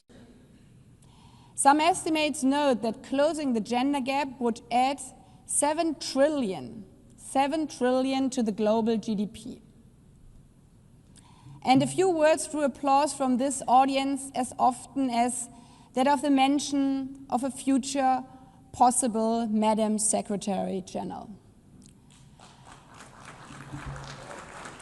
Excellencies, throughout the week there were moments of energy, even electricity, where we really felt the collective will to do better, to reach further, to choose the right path at the crossroads.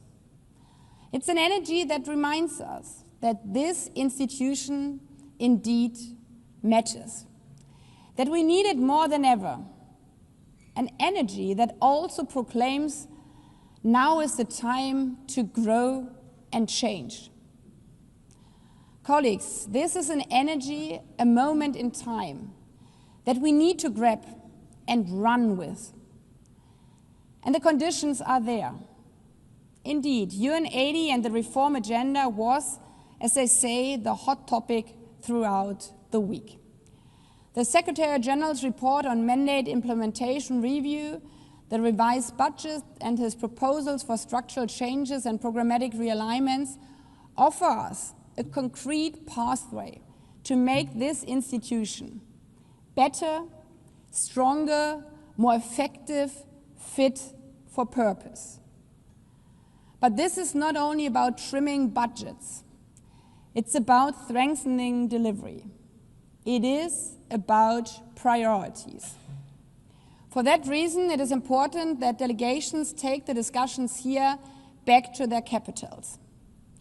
Discuss also back home in national parliaments how every government can constructively support and implement these processes in a way that make this institution work better, deliver better. For all of us, but especially for those who still look to the streaming blue flag as a sign of hope, even in the darkest hours. For those who have the benefit of living in peace and social security, and, as recent surveys showed, even in spite of all global narratives, still value the benefits and necessities of the UN. On this point, I would like to thank the many, many delegations who responded to my call for a positive reflection on the UN's 80th anniversary.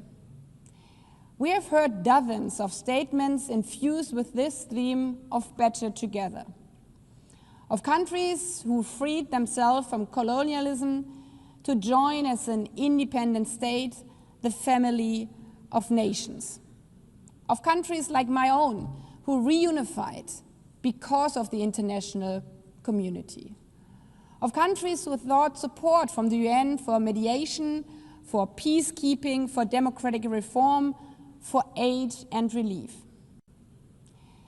Even if we have not always succeeded.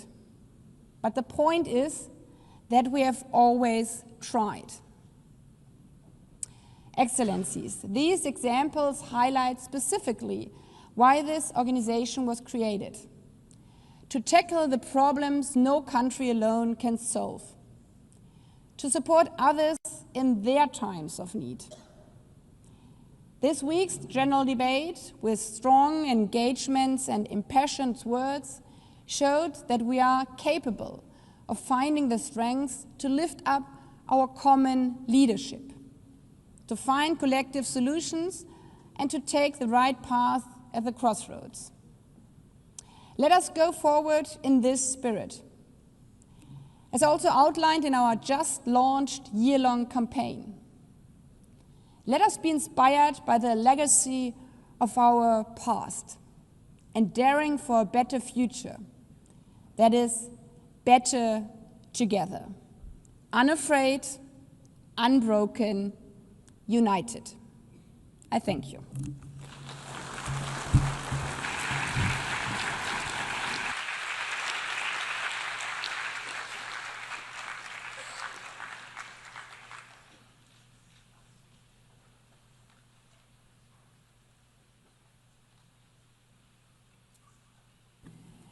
The exercise of the right of reply has been requested.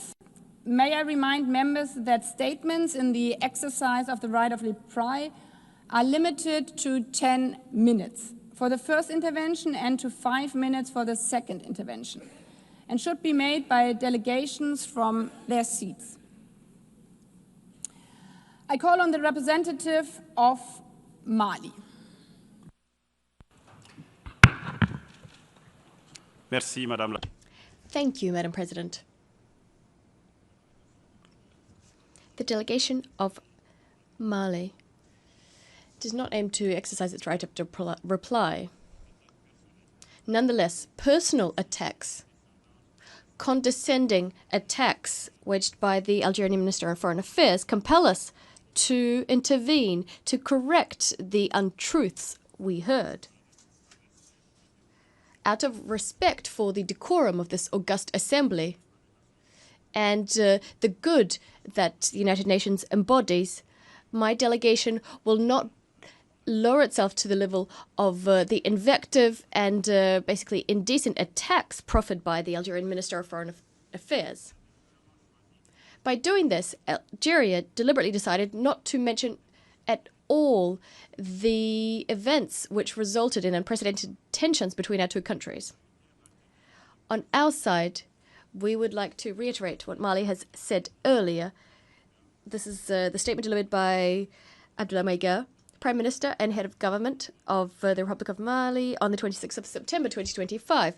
He recalled that current tensions between our two countries are rooted in, first and foremost, in the unacceptable interference of the Algerian regime in the internal affairs of Mali. The Malian people decided to take charge of its fate and take ownership of the peace process. There were then disputes regarding the destruction by the Algerian armed defense forces of surveillance and reconnaissance drones of the Malian armed and security forces in the night between the 31st of March and the 1st of April 2025. A few hours after the incident transpired, the Malian government learned from the press of a communique issued by the Ministry of Foreign Affairs of Algeria claiming ownership for the destruction of a drone which purportedly violated Algerian airspace 2 kilometers. In order to conduct an in-depth investigation, the Malian authorities requested from the Algerian authorities to provide them the evidence underpinning their allegations. Over 72 hours later, no satisfactory follow-up was provided by the Algerian party. Following our own investigations and on the basis of scientific proof that was published on the 6th of April 2025 in a communique, the government of Mali drew a conclusion of which it is absolutely certain the drone of the Malian Armed and Security Forces was destroyed following a premeditated hostile act waged by the Algerian regime. This conclusion is underpinned by the following. First, the guilty silence of the regime in Algeria and its refusal to cooperate. Second, specific data about the trajectory of the aircraft recorded by our systems unambiguously proves that the drone never left the airspace of the Republic of Mali. What's more is liaison with the drone and location information, all of it is located on Malian national territory. As I'm sure you understand, these allegations of supposed violation of Algerian airspace are absolutely absurd in light of the above. After all, the debris of the drone was found within Malian territory, over 9 kilometers from the Algerian border. How could it have ended up there if it was within Algerian territory, 2 kilometers within? This violates the laws of physics. It's simply impossible. It's simply impossible for the drone to have ended up there. This is clearly an unprecedented attack, unprecedented in the relationship between our two countries. This hostile act, unfriendly and condescending, is further proof, if there was ever any need for it, of the fact that the Algerian regime is sponsoring international terrorism in Mali and the Sahel. Indeed, the destruction of the Malian drone clearly sought to undermine the neutralization of armed groups who have claimed that they've conducted terrorist acts. Faced with these attacks and a refusal to cooperate on the part of the Algerian regime, the government of the Republic of Mali decided to institute proceedings with the International Court of Justice. Regrettably, even though it's unsurprising, it's regrettable that the Algerian regime refused to recognize the jurisdiction of the ICJ.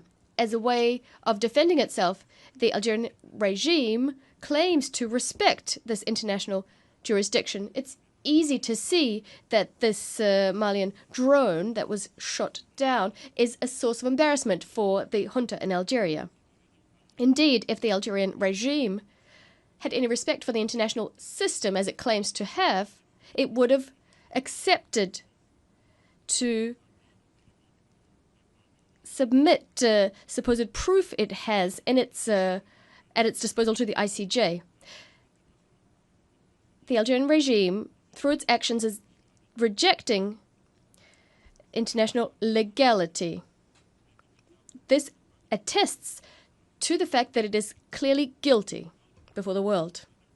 The lack of transparency on the part of Algeria vis-à-vis the ICJ is grist to the mill of the Malian government. That is, the fact that the drone was destroyed. It's further proof of the fact that Algeria supports terrorist groups.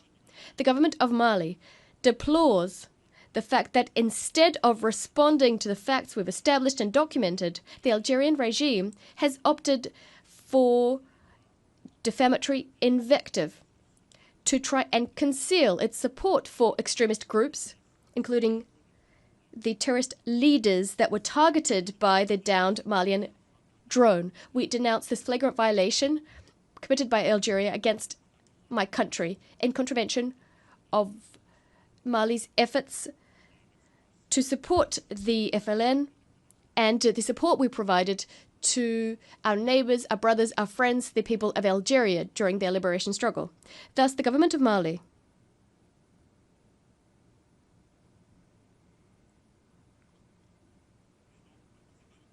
As a consequence, the government of Mali reaffirms its call for the Algerian regime to put an end to this unacceptable interference in the domestic affairs of Mali, as well as its support to terrorist groups which are destabilizing the Sahel. The Algerian regime would be better served to focus its efforts on its own contradictions and the government's challenges, which are vast and from which it has been distracted. We call on the Algerian regime to change its approach and to improve its relations with neighbours working in good faith for stability, collective security and sustainable development in the region in full respect for the sovereignty of states. By way of conclusion, I'd like to reassure you that the Malian government will spare no effort in defending our national territory and ensuring that we protect our people and our property. I thank you. I call on the representative of Morocco, followed by Algeria. Merci, Madame la Présidente. Thank you, Madam President. Morocco would like to exercise its right to reply following the intervention by the Minister of Foreign Affairs of Algeria this morning. Without any animosity nor wishing to create any polemic, I would like to provide some clarifications and also restore some truths on the following points. The Algerian Minister of Foreign Affairs recalled that the issue of the Sahara was on the General Assembly's agenda for almost 62 years now. I'd like to say that history is stubborn. History will remember that it was Morocco that listed the issue of Sahara on the decolonization list. This didn't happen on and of itself, but rather thanks to Morocco's claims, which has continued to reiterate its claims since 1956. The minister also stated that the Security Council adopted its first resolution on the issue of the Sahara 50 years ago.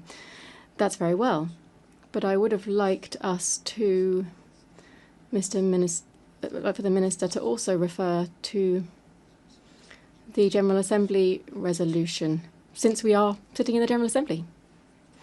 Indeed, in this chamber, the General Assembly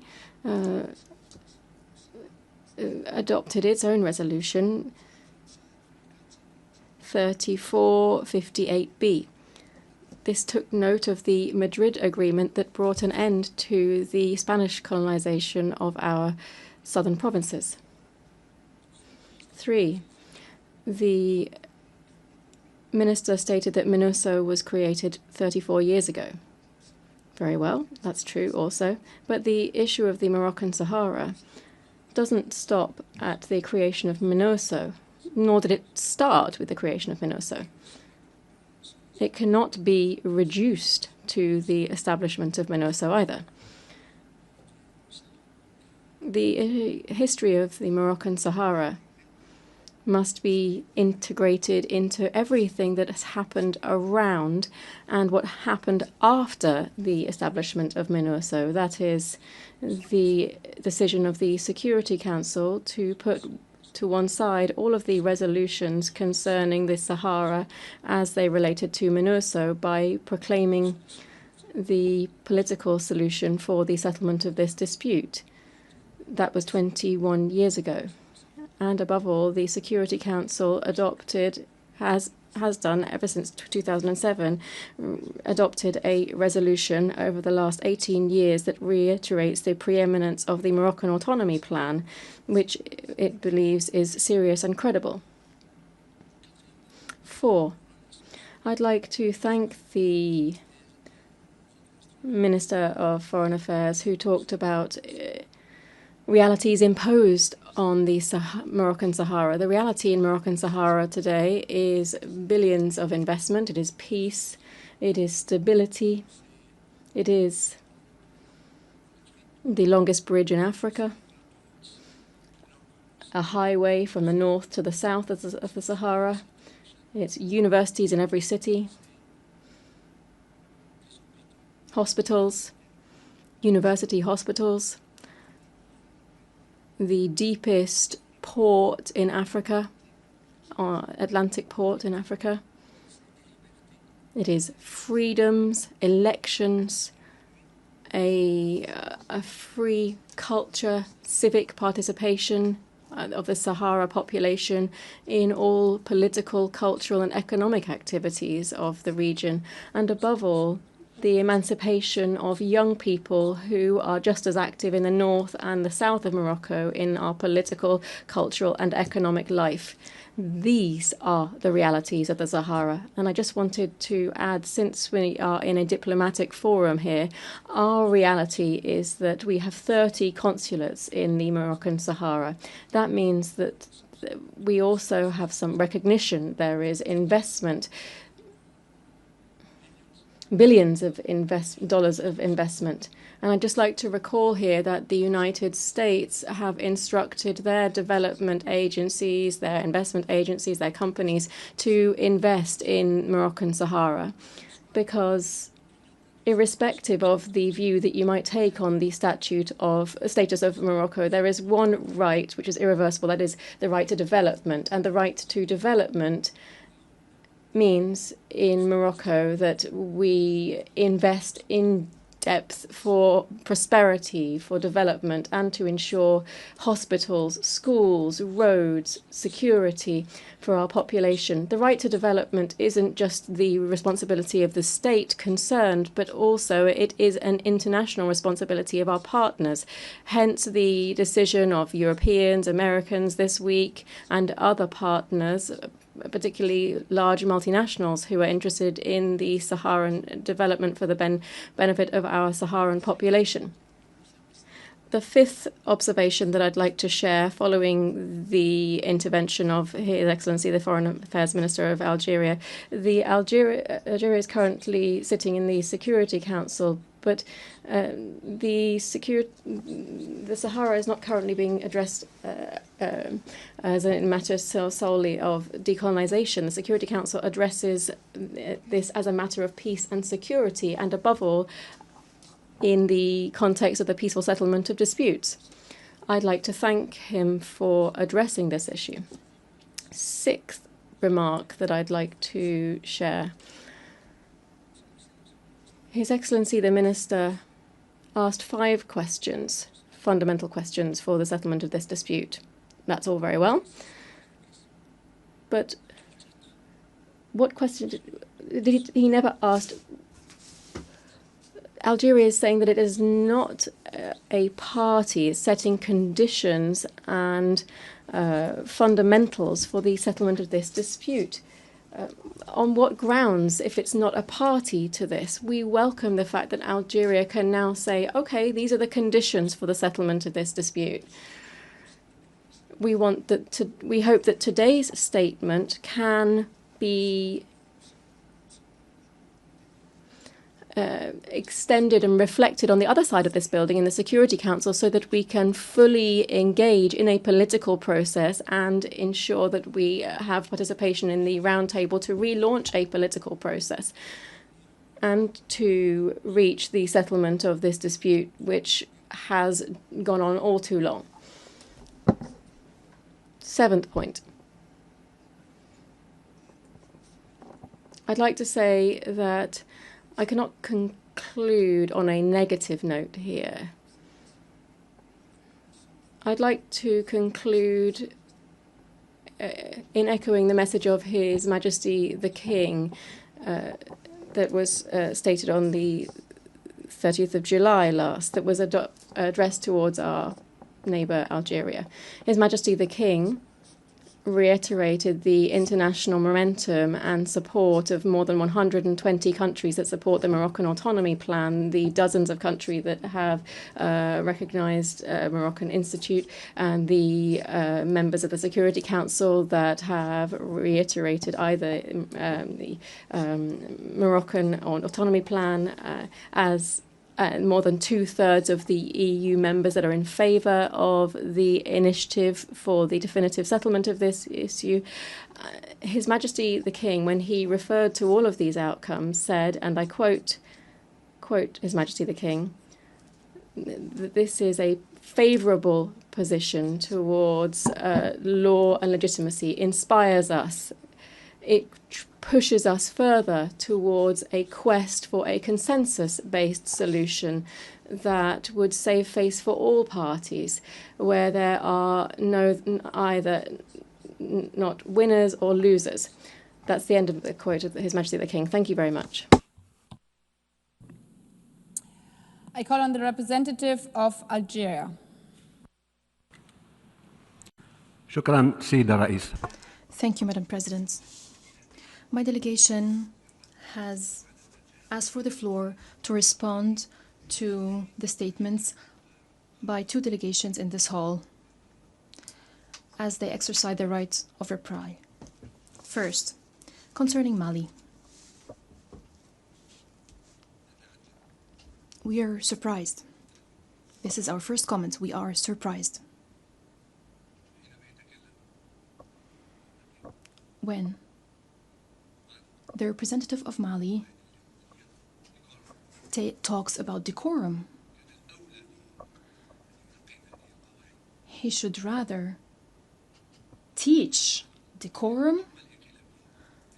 The representative of Mali, he teach the representative of Mali decorum. في كلمة الجزائر صباح اليوم. The representative of the junta. Second, the representative of the Foreign Minister of Algeria. His statement was comprehensive. He refuted the claims, the provocations that we've listened to 2 days ago by the representative of the putschists in Mali. It was abundantly clear that the response of the Foreign Minister was addressed to the putschist junta in Mali. In addition, Algeria does not and will not succumb to desperate attempts to provoke us. Out of respect, out of appreciation to the neighborly, brotherly Malian people, we do not and will not succumb to such distortions led by a putschist junta, whose representative, who came here to speak on the behalf of this junta, came here to talk from this rostrum to settle his personal scores with my country. Second, regarding Western Sahara, in response to the representative the distinguished representative of Morocco, I would like to clarify, first and foremost, the following. The intervention by Algeria, delivered by the Minister of Foreign Affairs this morning, abided strictly by the historic parameters agreed by all at the United Nations, the legal and historical parameters, especially the decolonization agenda of the United Nations when it comes to Western Sahara. However, since the distinguished Moroccan delegation chose to exercise the right of reply to the Algerian intervention, it is an opportunity for us to present some points, or to respond to some points that the distinguished representative of Morocco has addressed. He referred to the Western Sahara issue being a decolonization issue at the United Nations. I have to recall some legal and historical parameters when it comes specifically to this matter. We cannot accept such claim. We cannot accept such claim. There is no such thing as regarding the Western Sahara as a non-self-governing territory.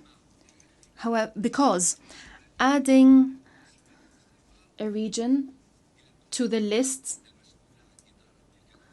on the decolonization agenda goes back to the countries that are responsible for this particular region, according to Resolution 1514. This resolution is adopted by the GA based on information provided by the administering powers.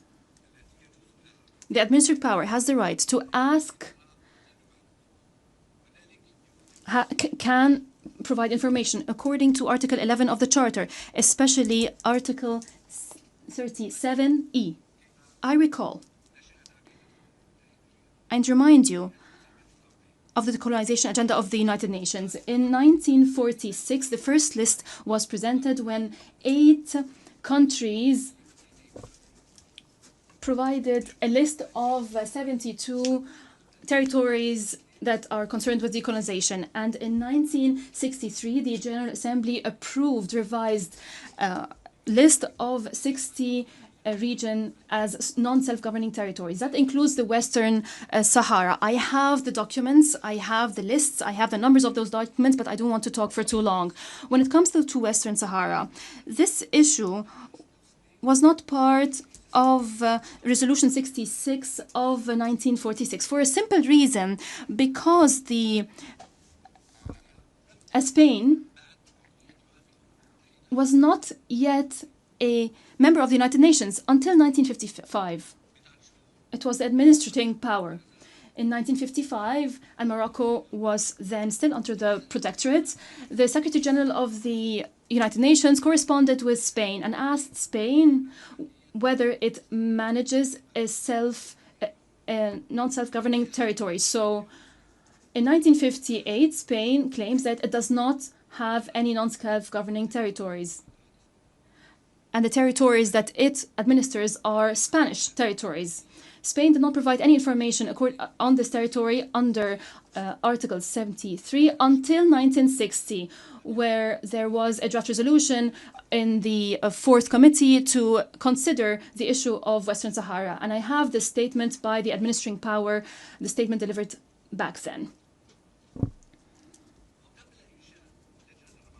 Before the establishment of C24, the information provided by the administering power on Western Sahara, this information has already been sent to the Information Committee, which was a predecessor of the C24, and that was in 1961. When the Committee of Information was dismantled and the C24 took its place, the issue of Western Sahara was added to the list of non-self-governing territories that fall under Resolution 1514, the resolution on decolonization. This all to show that the issue of Western Sahara is registered under the decolonization agenda of the United Nations. And this leads me to another issue addressed by the distinguished Moroccan delegate, the issue of addressing Western Sahara at the Security Council. As a matter of international peace and security, in all Security Council resolutions,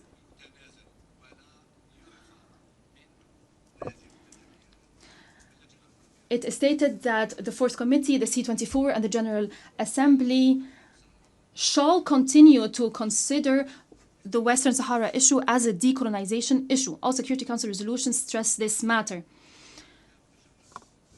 A final point, since the Moroccan delegation has referred to how Algeria considers the Western Sahara issue and why we even consider this issue. We are a responsible member of the United Nations. Algeria addresses all just causes.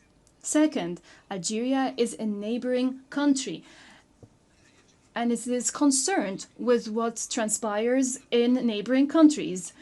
We must, it is our duty as a responsible member in the United Nations, we must respond, we must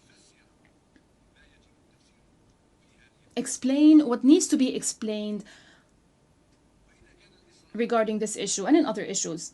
If there is insistence to drag Algeria as a party to this issue, Algeria says the following. I repeat what the Foreign Minister has said this morning. Algeria says negotiate with the party concerned. There's a need for direct, unconditional negotiations in good faith between the Polisario Front, the party concerned, and the Kingdom of Morocco, the other party concerned, to settle this issue. I thank you. I now call on the representative of Mali for a second intervention. May I remind you of time to be 5 minutes. Merci. Thank you, Madam President. I won't take up too much of our time. I just decided to request the floor to say the following. I listened very carefully to the response of the representative of Algeria. I was expecting to hear answers regarding the root of the tensions between Mali and Algeria, but we heard the same ad hominem attacks, the same invective we heard earlier. The root, the crux of the problem, is the unacceptable interference of Algeria in the internal affairs of Mali. That's the first thing. And second, it is the destruction of the drone of the Malian armed and security forces by the Algerian regime. So I do have two requests for my Algerian counterpart. The first being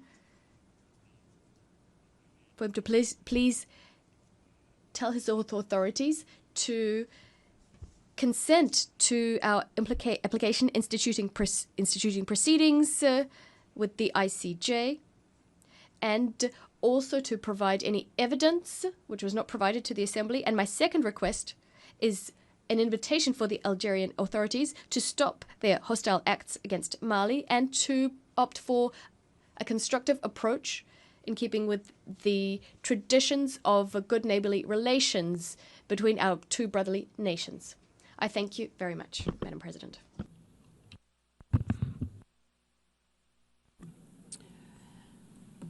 May I take it that it is the wish of the Assembly to conclude its consideration of agenda item 8? It is so decided.